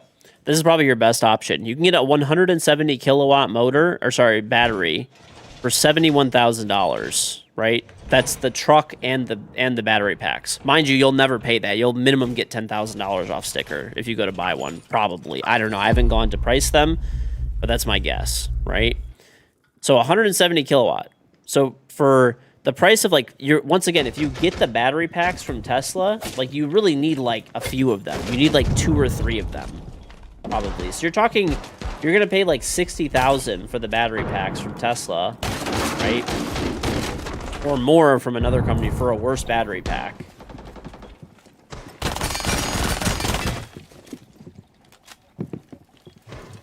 Oh my god, this guy's here. Okay. Or you can get a GMC Sierra. Or whatever. Doesn't need to be a Sierra, but you get the idea. For the same price. And you'll get way more capacity. You're going to get like 3 times the capacity roughly. I mean, even if you buy an extra car and just throw it in your fucking garage, the batteries, they're warranted for 10 years. Warranted. So they last longer for sure. But like they're guaranteed for 10 years. Like you could just literally, if you have any issues, walk it into a fucking dealership, they have to replace that shit under warranty. That's the other plus side. If you have a problem with the Tesla Powerwalls, right? You know, if you have a problem with the Tesla Powerwalls, you have to fucking have somebody come and you have to haul them away and stuff. It's really expensive. You have a problem in 10 years where you need to get rid of your truck, dude, just go trade it in. The truck is also going to have more value than battery packs that are dead. Once the battery packs are dead, they're worth 0. If the vehicle is having battery problems, it's still going to be worth something, right?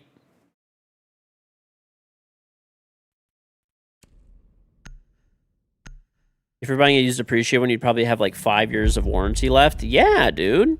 You could buy one that's 2 years old. They're like half price, bro. I don't know how these ones will, depreciate. Cars aren't an investment. I mean, they're still not. It's still a depreciating asset, but you're just like fighting electrical rates and stuff like that at that point, so it's a little bit different. Plus, also peace of mind. If you have like a power outage or something, you could use it. Like, dude, your house will run for like 2 days, 3 days by itself with like no power, which is going to cover 99.9% of power. Dude, if you have a power outage for more than a few days, you have bigger problems, So, like, it's kind of like you're getting cheaper electrical rates, and you could store, if you have solar, you could store solar power in there. And on top of it, it's kind of like having a generator. Wonder if you could test it right before the warranty's up and complain if it's under 50% to get a full replacement. Maybe. Maybe you could. I mean, especially, dude, if you're using it, if you're actually driving this car and using it as battery backup for your house, you probably will kill the battery before 10 years. And you could probably just get a free one after that. And then you have like 20 years of battery life out of it. Because you're going to get 10 and then another 10, George just talked himself into this boomer purchase. Oh, I'm not talking myself into it. I'm 100% going to do this. It's not a maybe.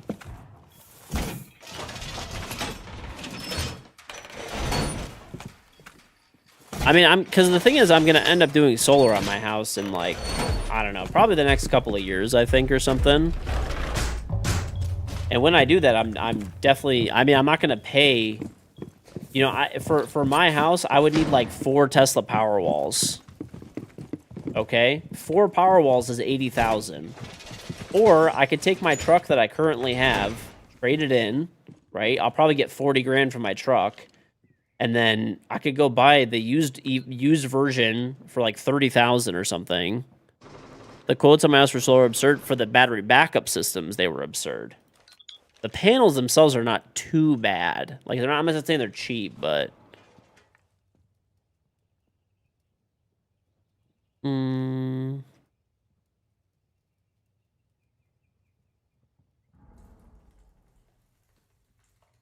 Are you okay, Bacon? Did somebody hurt you? Makes more sense to have one EV when you own multiple cars. Well, that's the other thing. Like, the car that we drive every day would not be an EV, I have a gas-powered, like, full-size SUV that we have all the car seats in and we drive most of the time. I only drive my pickup truck, like, a few hundred miles a year. Your boss took your phone. All right.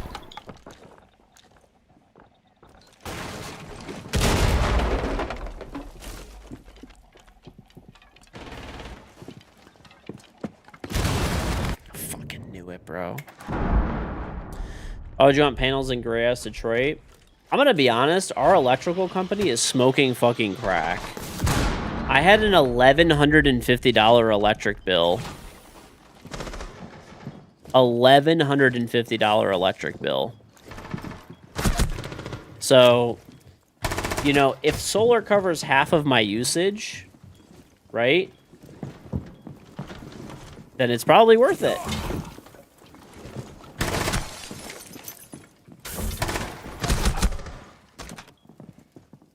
So the panels for the solar panels themselves, I think it was like 30,000 for my house, and it covers between 50 to 70% of my usage. It will never cover 100. But the expensive part was the battery backup system. The battery backup system for not even a big system was like, dude, it was like 80K for like the battery back. It was like four Powerwalls. F-150 Lightnings are like 25K. So the problem with the F-150 Lightnings is they're limited to like 9 kW or something, whereas the GM stuff is 20 kW for like output or close to it. What's on Kamatana? I looked into this like a lot because like looking at doing the panels and stuff now, and I was like, dude, why the fuck would I spend all of this money on power walls when I could just buy a truck and just leave it in my fucking garage as a battery pack? Like, it just makes, in every sense of the world, it makes more sense. Like, if you have problems with power walls, you have to have somebody come out and fix it, right? And, like, it may or may not be covered, whatever. If you have a truck, bro, just fucking let them flatbed that shit and take it to the dealership, and it's covered under warranty. Taking EV on a road trip? I mean, I have a gas-powered car. I just wouldn't take the EV. Also, I mean, it's not the end of the world if you even did. I think people, like, way overstate that. Also, what are you taking, 30 fucking road trips a year? Dude, I haven't taken a road trip in, like, 10 fucking years.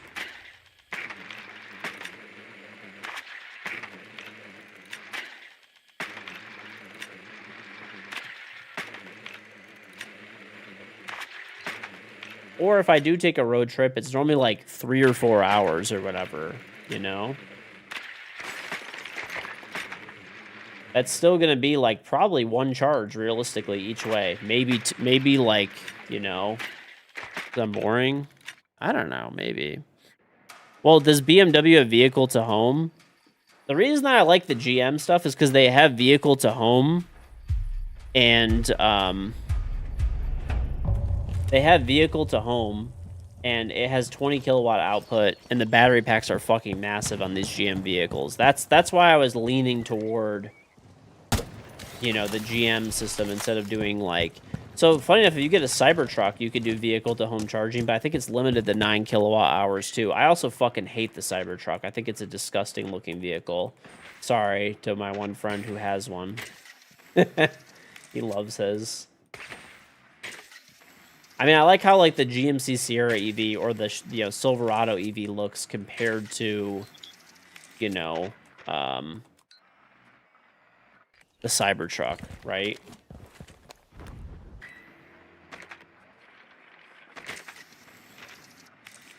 I guarantee you, mark my words, vehicle to home technology is gonna fucking explode in the next like 10 years. It's gonna be a huge thing. Fuck! Ford, brother. Ford has actually been like crazy unreliable, sadly. I hate to say that as a, you know, as a Detroit native, but yeah, Ford has kind of sucked ass. Fucking son of a bitch.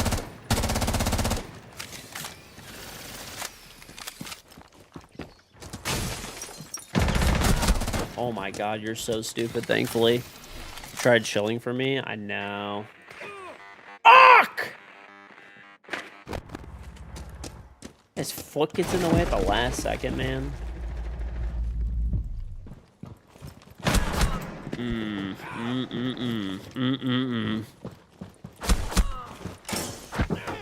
Ford, brother. Silverado on the F-150 is the same transmission. That likes to die before 50K. Look at this, dude. This guy stacked these. This is glitched. I honestly, I mean, I wouldn't, as long as, I mean, I'm buying the car for the battery pack. That's it. I'm buying the car for the battery pack. So this way, when I do solar, it makes more sense than doing a battery backup. Just shoot it with your gun, bro. There's literally no need to fucking do this. Just shoot it with your gun. This guy does not know how to play Cali.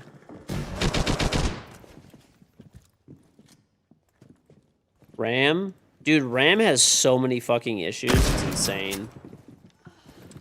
Ram now has a 10-year warranty because they've had so many issues with quality and reliability that people have just stopped buying their vehicles, and as like a way to try to get people back, they've tossed out a 10-year warranty.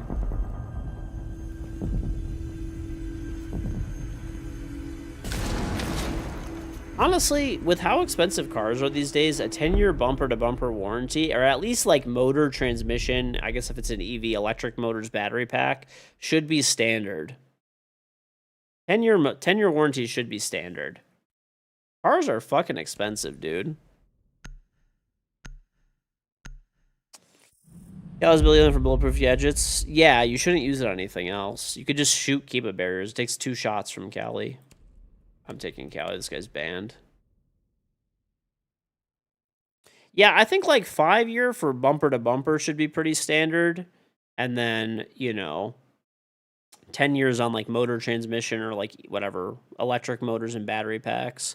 We're kind of getting that way anyway with a lot of companies, but I mean, I'm not going to lie, every fucking car is built like shit these days anyway. It doesn't even matter how expensive the vehicle is or what brand it is for that matter. Every brand has been having so many issues lately. I don't know if you guys saw, but Toyota's had a crazy amount of recalls and issues lately too.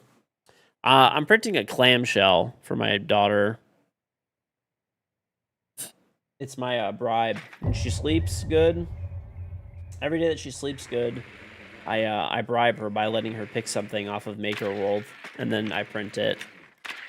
Lexus is still elite, dude. Even Lexus has been having a lot of issues late. Like not as many as other automakers. To be fair, they're still like the best probably, but even them, they've had problems.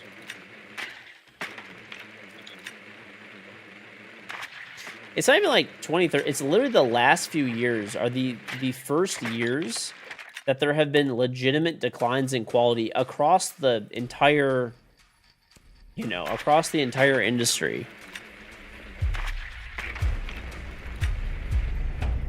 It's crazy, dude.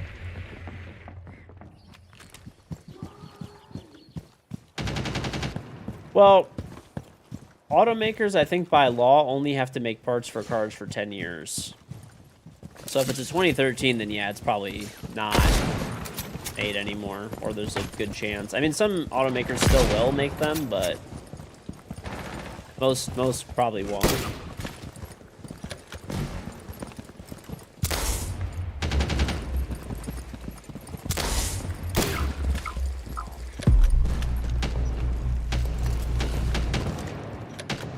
Oh, for new cars.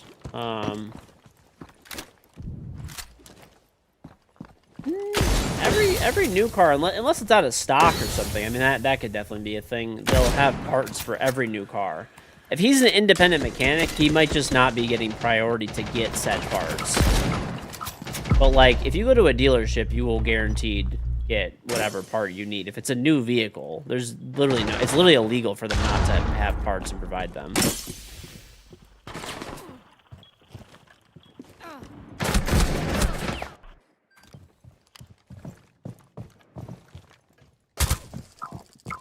Dealerships are definitely scams. I agree.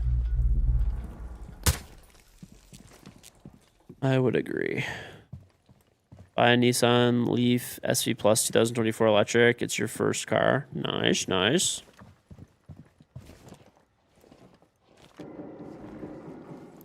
User driver was supposed to call you today, but then didn't. You were looking at trucks for 3 hours. Oh. You only buy cars at people's yards. I don't know. Probably not a bad idea. I haven't decided yet if I want to just buy the, like, I don't feel like it's worth the money to buy the car and just not at least use it, but, because I don't drive my truck much, but that's, I'm telling you, that's, things might change, a couple of years is a decent amount of time, who knows what happens in a couple of years. Nice clutch. But my plan is literally to get solar and to throw a probably 2-year-old off lease like GMC Sierra or Chevy Silverado EV long range in my garage and just let it be my battery pack for my house. That's it. I don't have to do any maintenance on it because it's an electric car that's mostly sitting, right? I'll drive it when I need to drive it. Of course, not that I'm never going to drive it, but just not that often. And I'm literally going to use it as a battery pack for my house. That is it. I'm hoping that in 2 years, maybe there might be like a better option or cheaper options. Like, who knows? Technology moves a lot in a couple of years, but I don't get emotionally attached to vehicles. No. I mean, if I was going to get emotionally attached to a vehicle, it'd probably be my pickup truck that I currently have. Because, like, when I got like married, actually, funny enough, I drove home in it. You know, brought home like my kids in it, most of them at least. Uh, so yeah, probably that. Like moved everything from my parents' house to my house with it. Cleanest truck in the country, probably. I don't really drive it much, dude. I have 20,000 miles in 6 years, almost yeah, six and a half years now. And I drove like 10,000 of the miles like the first year I had it, pretty much. Keep it and give it to my son for his first car. Probably not. I mean, when my kids, that's still a long time away, right? Like that's still another 14 more years, right? I mean, by that time, the truck is going to be 20 years old. Not that it won't be functional or whatever, but I would just want to have a newer car for him at that time. Just because safety standards go up a lot every few years, and cars, even though they're like less reliable nowadays, they do get safer. And especially for a new driver, I want him to have like a safe vehicle.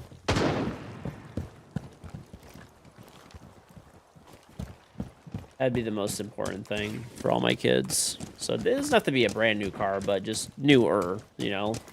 If you look at a 20-year-old car today compared to a new car today and the safety standards and improvements, it's pretty drastic. And, you know, especially when you have someone who's a new driver, more likely to make mistakes, you know.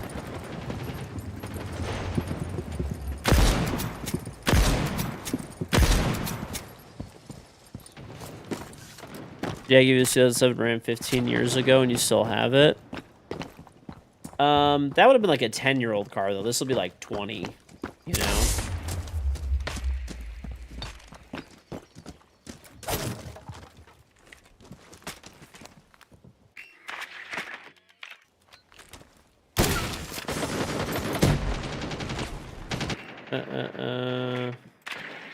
You know, only bad math.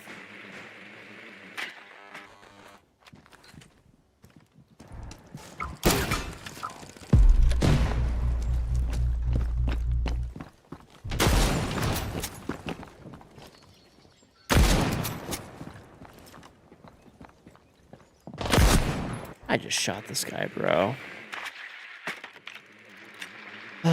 2000 Ram, 7 Ram, 15 years ago. Okay. So 15 years ago. It's late. Would have been 2010. It would have been like 3 years old. Oh my god, I'm fucking crazy. Okay. Listen, it's fucking late, bro. Okay. He is breakdancing. Jam Jar, say the Prime sub, very much appreciated.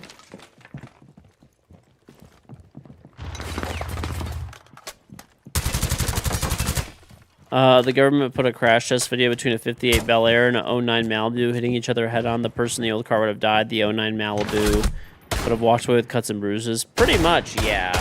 Pretty much. Well, yeah, even, whatever, further proving my point. You know, if I save it for my son, the car is quite literally going to be, like, over 20 years old. Or, well, around 20 years old. You can get it, give or take.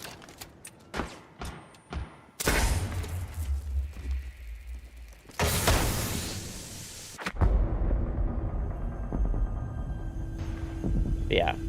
Anybody that's like, yeah, they don't make them like they used to when it comes to cars are like the fucking most hilarious people ever, dude. If you get into an accident in an old car, your body will just be you'll like actually die. Like they might have been built with more steel, but they don't have crumple zones. Modern cars break apart to save you. You don't die. Your body doesn't crumple apart. Right? The car does. Old cars, it was the opposite. They were just built, like, literally just out of heavy fucking steel. And you just, like, you know, the car wouldn't get damaged, but you would get damaged. They used to be a lot more easy to fix. Sure. Sure. But they were also a lot less reliable, too. They were cheaper, though, as well. So, like, you know, pluses. You know, believe it or not, actually, cars have kind of tracked with inflation.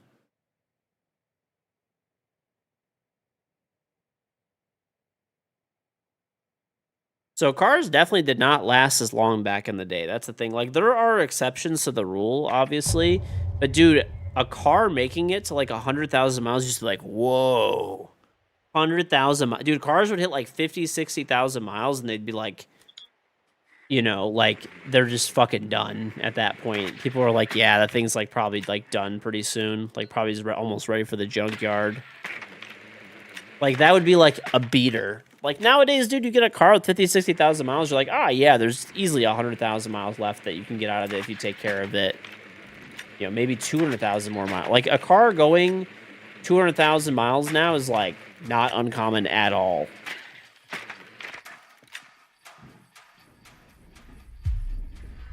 Back then, it was, like, genuinely unheard of.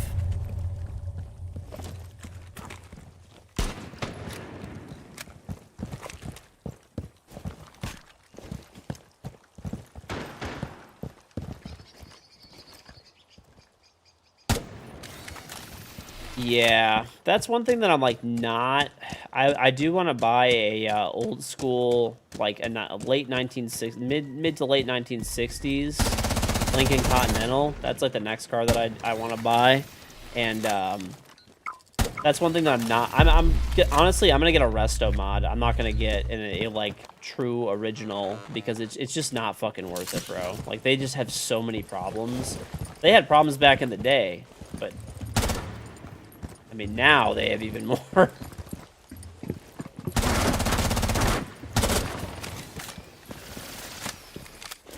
I can get 250K out of anything with wheels, brother. You give me fucking anything and I'm gonna take that son of a bitch, moon and back. These jammers are fucking annoying, dude. This guy's got a shitload of jammers, huh? Oh, my bad, chief.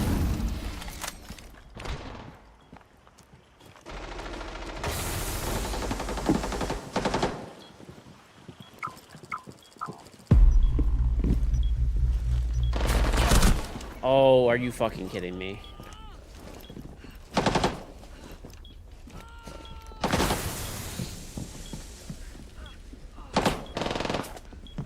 Your mom's seatbelt failed and your dad's Suzuki Samurai in an accident. They sued and won millions. That only covered their medical bills. Damn. I do like old cars. Like, I like the look of that, but, like, they're just literally shit in every single way. Like, they're easier to work on, I guess. That's, like, the only thing. But I actually love the look of that car, dude. When I find the right one. I've looked at a bunch so far. I haven't really liked one. Nah, I want to get a Shelby. I wouldn't want any old car that's supposed to be, like, performance-oriented. I would not even fucking care for. Like, if you get an old car, they're just, like, cruisers. Like, there's nothing else, like...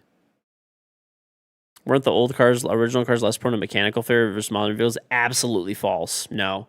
They were literally unreliable pieces of shit. Anyone that tells you otherwise has just no fucking clue what they're talking about. I don't really care about the old Shelby, no. That much looks-wise. Modern vehicles, like, are just... There's literally... They're better in every single possible way. There's two plus sides of old vehicles that are better. You could work on them yourselves, but they break all the fucking time. You know, like nowadays you buy a new car, you should have no problems till 100,000 miles, right? Of course, things can happen, no question. But like, you shouldn't have any issues till 100,000 miles plus, you know?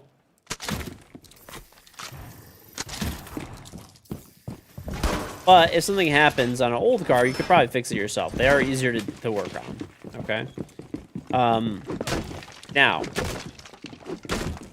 in terms of safety, speed, reliability, gas mileage, comfort of driving, anything that you could, any metric you could possibly think of, braking, suspension, steering, you know, anything, it's just going to be way worse on any older vehicle. Like, it's not even, like, dude, a Toyota Corolla from 2026 is, like, faster than an old fucking Ferrari, you know? Like,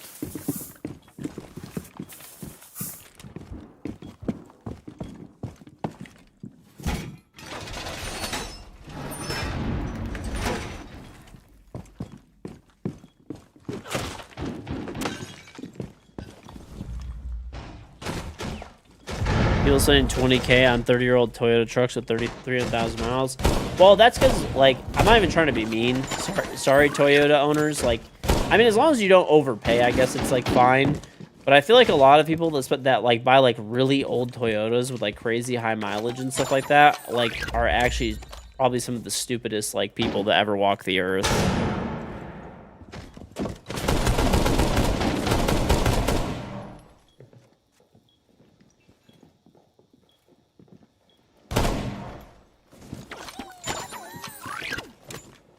Yeah, it's like the car is still 30 fucking years old. That was nice to say, but it's true though. People that are paying all like a ton of money for like an older vehicle just because of the badge for the perceived reliability are fucking stupid. Like if you get a good deal on it, that's fine.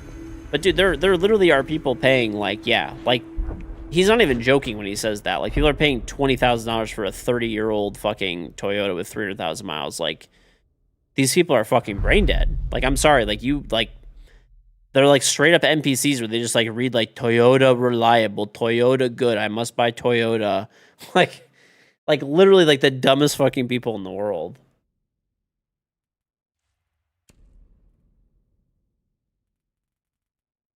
It very well may last many more miles. Like, but it's literally like the straight. It's like it's actual like NPC shit. Like actually. Like someone who's just like not capable of like a coherent thought on their own. Like literally people just went online like what's the most reliable vehicle? Oh, that? Okay, I'll just like pay whatever it takes to do what like I don't know, fucking ChatGPT told me to buy.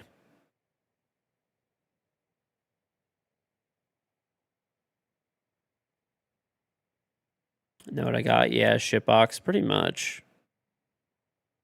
You wouldn't even buy newer Toyotas for how much they are now? I mean, if you buy like a new Toyota or whatever, and you get it for like MSRP, that's like fine. But if you like people that are like paying over MSRP, it's like, dude, what are you fucking doing?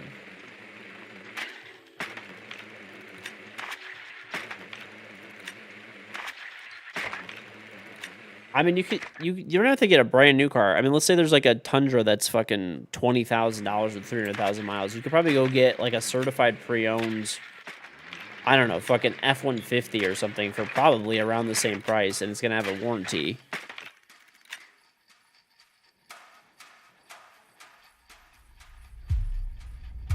Or yeah, a Ram or whatever, Chevy. It doesn't really fucking matter what brand you want to pick, but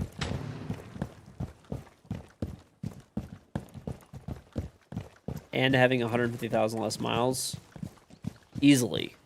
Yeah, they'll have like, dude, if you get them off lease, they're probably like, I don't know, 20,000 to 30,000 miles. Some people don't have negotiation skills and end up paying over MSRP. Dude, it's actually so amazing to me how fucking, like, bad people are at, like, negotiating prices.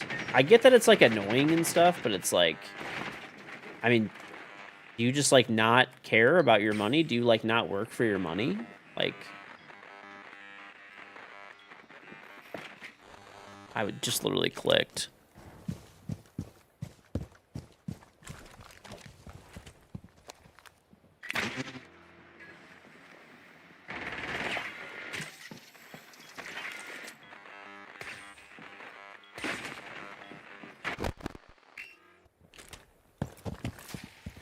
Front yard method?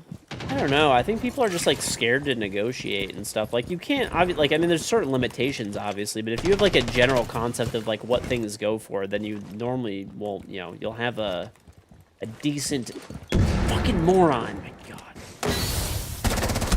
god. Why do people just walk in the fucking way so much in this shit?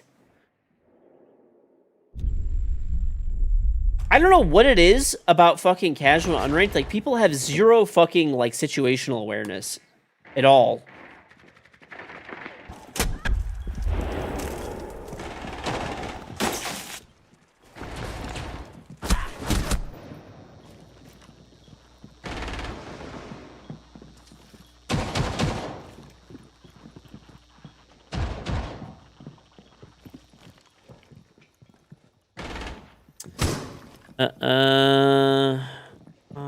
I don't I don't know. He is breakdancing his roof. Doe's Not, thank you for the Prime sub, very much appreciated. A lot of people also just don't do research and stuff when buying a car, so they're getting ganked on pricing. Maybe. That's usually the only time people have to haggle for something, so they have no experience. I don't know, dude. I mean, like, you kind of gotta haggle with, like, a lot of shit in life. I don't know, man. I mean, if you just don't ask for, like, you know, sometimes you can't, you know, haggle anything out of the way, but, like, if you don't ask, then you're just not gonna, you know... Most people are not, like, first of all, you have to have a general idea of, like, what something is, like, going for or is worth, right? And then you, like, basically everything, dude. Basically everything you have to.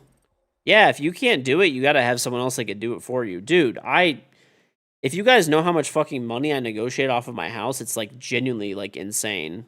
My cars, same thing. Like, I don't know, lots of big purchases that I've made, right? If I have contractors and stuff like that, like, you know, if there's, like, you obviously get pricing and stuff like that.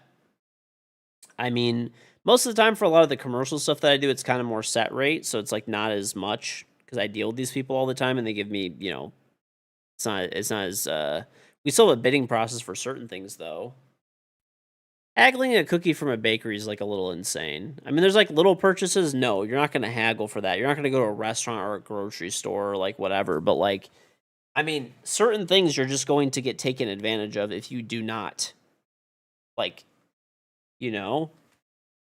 Hell, dude, listen, I'll give you a crazy one, okay? When my kids were born, every kid, by the way, that this happened for, all three of my kids...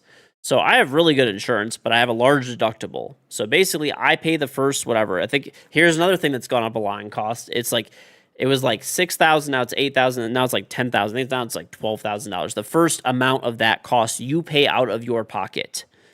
So when I called the hospital to pay the bill for my kids, for each one of them, right? I was like, I didn't say I can't afford it. I didn't say XYZ. All I said was, this is a really high bill. Is there anything that you could do for me, right? And then they came back and said, yeah, we can give you a 10% discount if you pay everything today. And I'm like, not good enough, basically. They went back 20%. Dude, they went back again 30%. And like then I was like, that 30% was the limit. I found the limit, basically. But dude, I had like literally like a fucking $10,000 bill, right? I negotiated $3,000 off for like 5 minutes on the phone. Like, you know what I'm saying? Like, it's not like it's like pennies we're talking about here.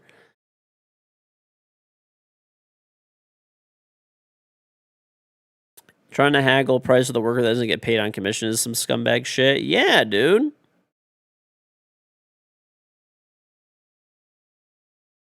Just hitting them with the can you do better works like 50% of the time. Pretty much, yeah. Lowballing every item you want. Dude, stuff on like... I mean, I'm going to be real. I don't really like haggle too much with people when it comes to like... I mean, I don't know. Yeah, I guess it depends. Dude, I'll give you an example. I just bought a bunch of really expensive pens. Okay, I was at an auction... or whatever, like it was actually an estate sale, okay?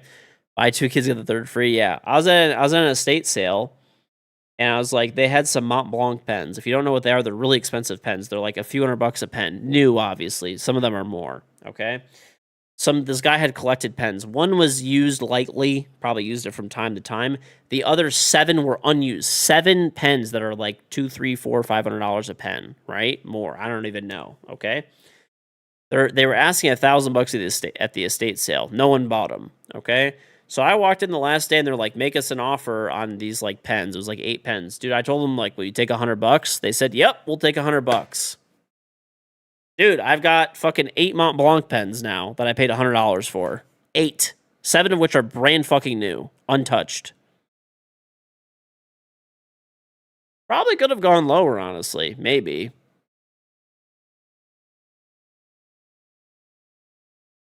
If you don't ask, you don't know. Dude, there's been so many, there's been multiple pieces of property and stuff that I've bought and developed, whereas, like, I'm not gonna lie, just give them a really low offer, right? I do. Like, these are not people that are in need of money or anything like that. On top, like, they're just not in need of money at all. Like, they're, companies that own this real estate. It's not being used. It's empty or underutilized.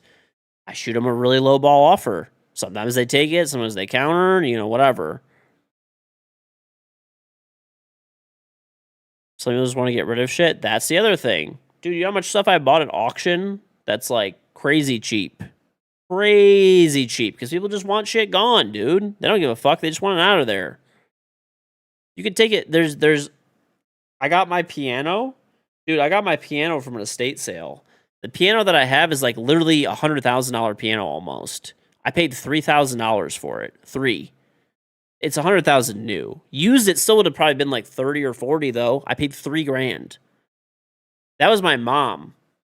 My mom went to an estate sale on the last day, and there's this huge. I have this mirror in my house now, so breaking my back then was worth it. My mom went to an estate sale. Okay, everything must go. Guy died or whatever, and they just auction, auction everything off. Family wants everything gone. They want, anything they wanted, they already took. Right. Huge mirror on the wall. Right. Thick ass glass. This thing weighs hundreds of pounds. Beautiful mirror. It's a designer brand. I forgot what brand it is. Okay. My mom walks in. They want like, I don't know, $2,000 for the mirror or something. It was probably 10 new. Okay. My mom comes in the last part of the estate sale and goes, she's like, I want this mirror. What do you guys want for? They're like, well, we can go down to probably like $500 for you. Because, it's like the end of the sale. It's like literally as it was closing up, they're like, we need to get rid of it. My mom's like, the only way I'm going to take it is for $0. They're like, what? Like, we have to get something out of it. And my mom's like, free.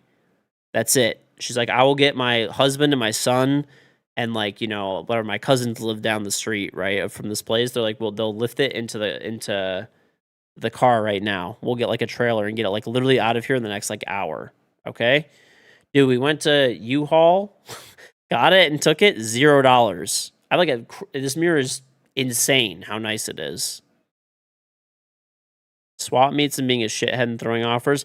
Funny enough, I don't really like negotiate with people on like Facebook. I don't really buy much, to be honest, but like, I don't know, maybe from time to time I will, I guess, but like, I don't know. I just don't really buy much off like Facebook Marketplace or whatever, but like maybe I don't know. I mean, you know what stuff is worth and then just make people like a reasonable, but like,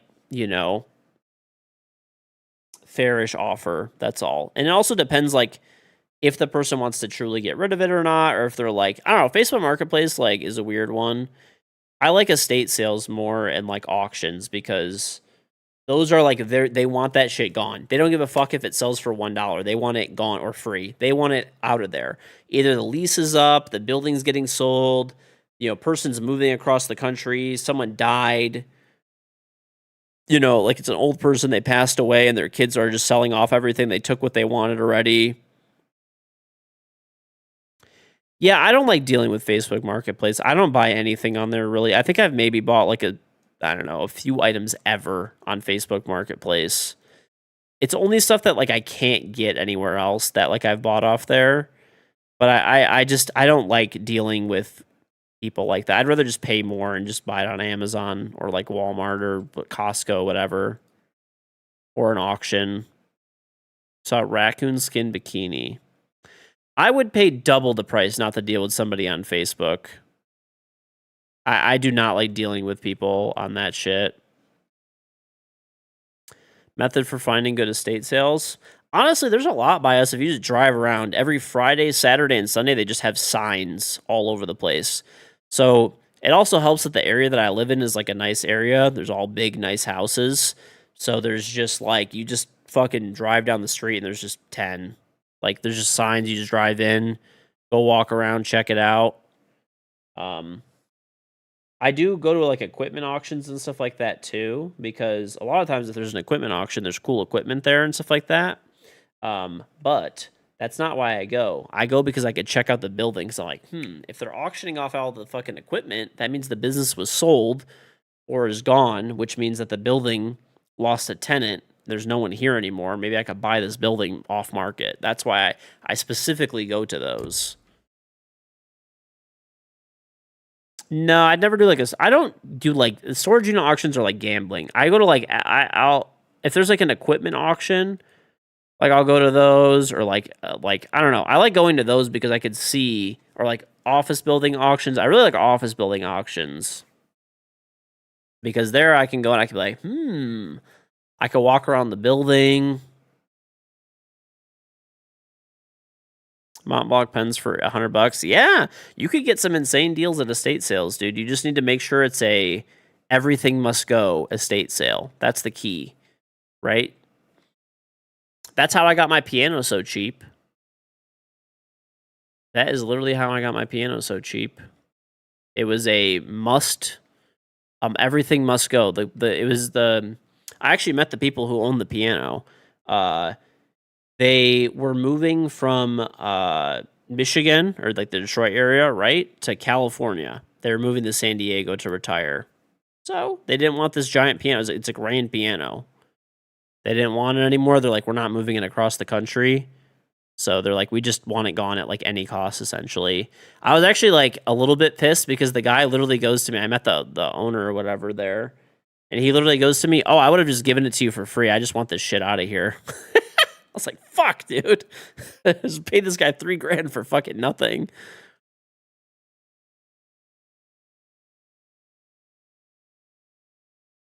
But it worked out anyway, whatever. I mean, it was still really, the piano's in great shape. And, my kids will get many years of usage and lessons out of it. My wife plays it. All right, giveaway time. I'll yap maybe a little bit more after the giveaway time. All right, giveaway time. What are we giving away? A big bad Rengaku pack. One of these bad boys. 1 pack, 1 winner. Okay. Your friend bought a Lowe's lease for $25K for an estate sale. Didn't have a key. It took him a year to get Lowe's to make him a key because no one else could do it. He started it and found it at 3,000 miles. Well, I would say anything big, right? Like furniture, like you can get big, expensive furniture, heavy equipment, dude. If you're like, okay, all you have to do is type Extra Shrimp Bidet to win the giveaway. Okay, that's it, easy peasy. Extra Shrimp Bidet, be following the channel. That's it. Giveaways only on Twitch. So if you're on the other platforms, come to Twitch. Okay. Estate sales, auctions, all that kind of stuff. Dude, you could furnish your house for pennies on the dollar with badass stuff. There's boomers that are like downsizing or, they pass away and they have well-made furniture that is very nice, very high quality furniture and their kids don't want it. You could get, you can get shit for free. Just go on the last day right before the estate sale is almost over and literally just tell them, I will load up some of the stuff that you don't want. They will give it to you or give them like literally $5 for the fucking item. Because sometimes some of them, they're like not allowed to give stuff away for free. Offer them like $5, $1 for the item. They will take it. If it's an everything must go estate sale. Because normally the way the estate sales work is they'll do, initially, the people will go through the stuff, right? If there's stuff that's valuable, right, they'll sell it. Like you're not going to, if it's like small valuable items and stuff like that, it'll get sold, right? Like you're not going to get like, you never know. Stuff could happen. Like the Mont Blanc pens, honestly, they should have just thrown them online.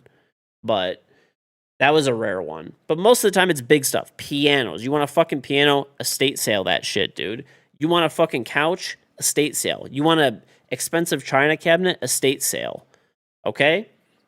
Get a friend with a truck. Okay? Go to a fucking estate sale. Hey, that china cabinet, some boomer paid $20,000 for that shit 20 years ago. I'll haul it out of here for free. They'll just say yes half the time. They're literally just going to say a lot of this stuff is must go. Most of the time the house is sold and they're doing an estate sale to get rid of what's remaining. The family has generally taken whatever they want to take with them and they're either moving or someone passed away and they just want the shit gone. You know what I'm saying? So that's your chance to get really nice shit for free or cheap. So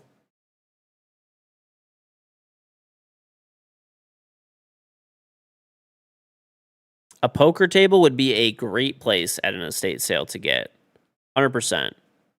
100%. I've seen poker tables go for like $5 at estate sales. Like real ones that are like $1,000+ full price. Sometimes sometimes stuff goes for a lot of money. Sometimes it goes for dirt cheap. It literally just depends who's bidding that day on the auction. You know, like that's all it is, or who goes to the estate sale. The best days to go, if it's raining, if the weather is shitty, if it's snowing, if you live in a place with snow, dude, if you go on those days, you're going to get like shit for like free or like super cheap because no one's going to show up. So go at the end. Yeah. I mean, if you want to get like the best stuff, you go in the beginning, but you're not going to get probably a very good deal if you go in the beginning. You could always go in the beginning and then come back at the end. There's lots of people that do that. They go in the beginning and, you know, if stuff looks, you know, cool, they'll keep it in mind and then they come back at the end and if it's still there, they try to get a deal on it. All right, chat. Socials are in the chat though. They're all right there. The day is there as well. All right, ready? Winner getting chosen. Exclamation bidet. We'll wait, like, I don't know, for mobile to catch up. Mobile viewers. It is fun, dude. You also get very interesting items. Like, items you didn't even, like, you wouldn't even think about. Dude, there was an auction that I was bidding on, and I bought a box because there was a talking fish on top of it in the box. Okay? All right? And I bought it because it was brand new in the box, and I was like, my kids will get a kick out of this. You guys remember, like, the cool catfish from the early 2000s and, like, the Billy Bass? Dude, I buy this box, and there's this weird heavy fucking metal thing in the bottom. I'd, like, throw it into fucking ChatGPT and Gemini and stuff like that, and it's like, oh, it's an antique, table sweep. So rich people would actually have, like, you know, a server or something like that actually take it across the table and they'd spin it and it would pick up the crumbs. They're like, check for markings, right? Dude, this shit's made out of pure silver. It's a pound of fucking silver. It's $1,000 in silver. I paid $3 for the whole box. And I bought it because I wanted the fish for my kids, which I still gave them. All right. Rolling. Boop. Joe, the Bean Man himself. The Bean Man himself won the giveaway. Big fucking Rengaku pack for Joe. Joe? Who the fuck is that? Joe. What kind of make-believe ass fucking guy is that? Never seen that guy in my fucking life. Never doubt the Bean. Dude, literally getting robbed by a fucking Bean Man.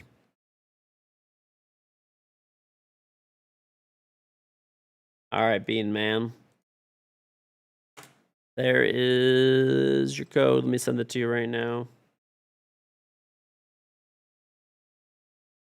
You just get very cool, unique items, though, dude, that you just wouldn't, like, find anywhere else. I bought, like, vintage camera equipment that's really cool. Okay, there you go, Mr. Joe. Enjoy the pack, buddy.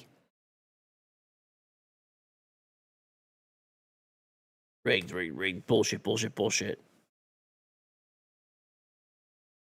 Dude, I got a Bell & Howell 8mm camera, a vintage, like, Kodak Hawkeye camera, an old Sharp video camera, and a bunch of old video camera power supplies. So I bought this lot of camera stuff for the power supplies.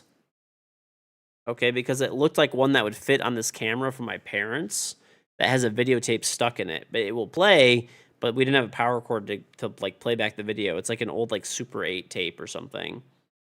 So the power cord did work, right? Remember, I paid like I think I paid like $5 or something for it. I don't know, something like that. Dude, and then I got all this cool vintage camera equipment on top of it. I don't know, dude. It's fucking fun buying all this shit. I bought old coins, random stuff, dude. Anyway, the big one is if you want to furnish your house or buy big shit for cheap, definitely go to estate sales. There's like lots of really good free stuff. Or cheap. Mm-hmm. No problem, Mr. Bean Man. Make sure you redeem it. How do you find the estate sales? You could drive around, or there's like plenty of websites. Like, I don't know, there's like different ones. There's like what, estatesales.net or some shit, or .org. And then there's also a .net. And then you could find the in-person ones. To get the good deals are the in-person ones. There's plenty of like online auction sites too. I don't know, there's a shitload. There's like government auction sites. Dude, my you're gonna eat me? Okay, that's fine. Your parents got a famous painting from an estate sale. Ooh. Yeah, there's always paintings that are like, I don't know. I mean, you could probably throw them into the clanker these days and maybe see if they're worth anything. I mean, I could totally see how people could make a there was a lot of people that like when I've gone to different estate sales and auctions, there's people that make a living just going there and like buying stuff and reselling it basically. I definitely see how you could. I mean, I'm just there being a hoarder, you know. I don't resell anything.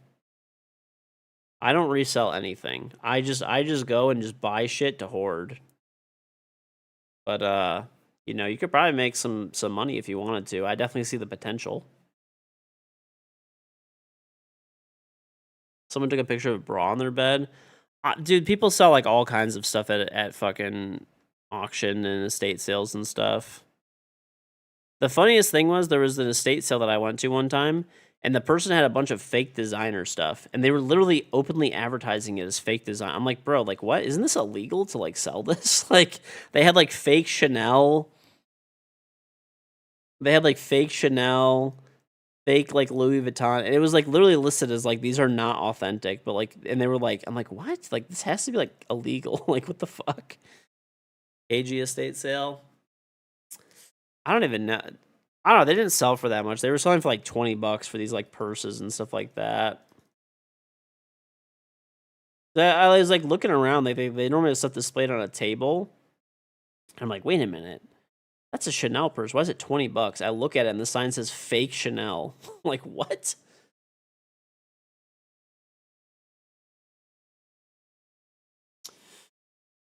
It's not illegal if you don't know beforehand. I think it still is, to be honest, but I don't know. Oh my god, Korn is LARPing that he's on an oil rig more. At least they told you. I mean, I don't know. It's just weird. Dude, there's government auctions too. My one uncle, like super rich uncle that I told you guys about, dude, he bought 100 of the Humvees, like military Humvees, like literally 100 of them. And he converted them into off-road vehicles because he owns like a fabrication shop, and he sold them all for a shitload of money. He bought them. They had brand new motors and brand new transmissions.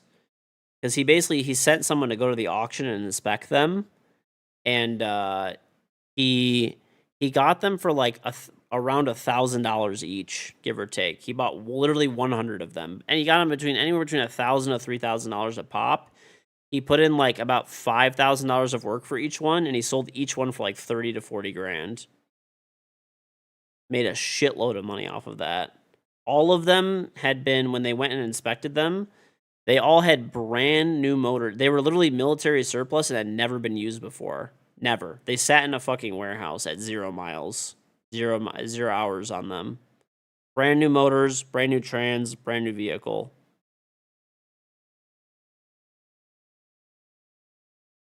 I mean, this was years and years and years and years ago. I don't know how they are like, how did he win the deal that being that low? It's just about looking. He found the auction. He sent someone to inspect them.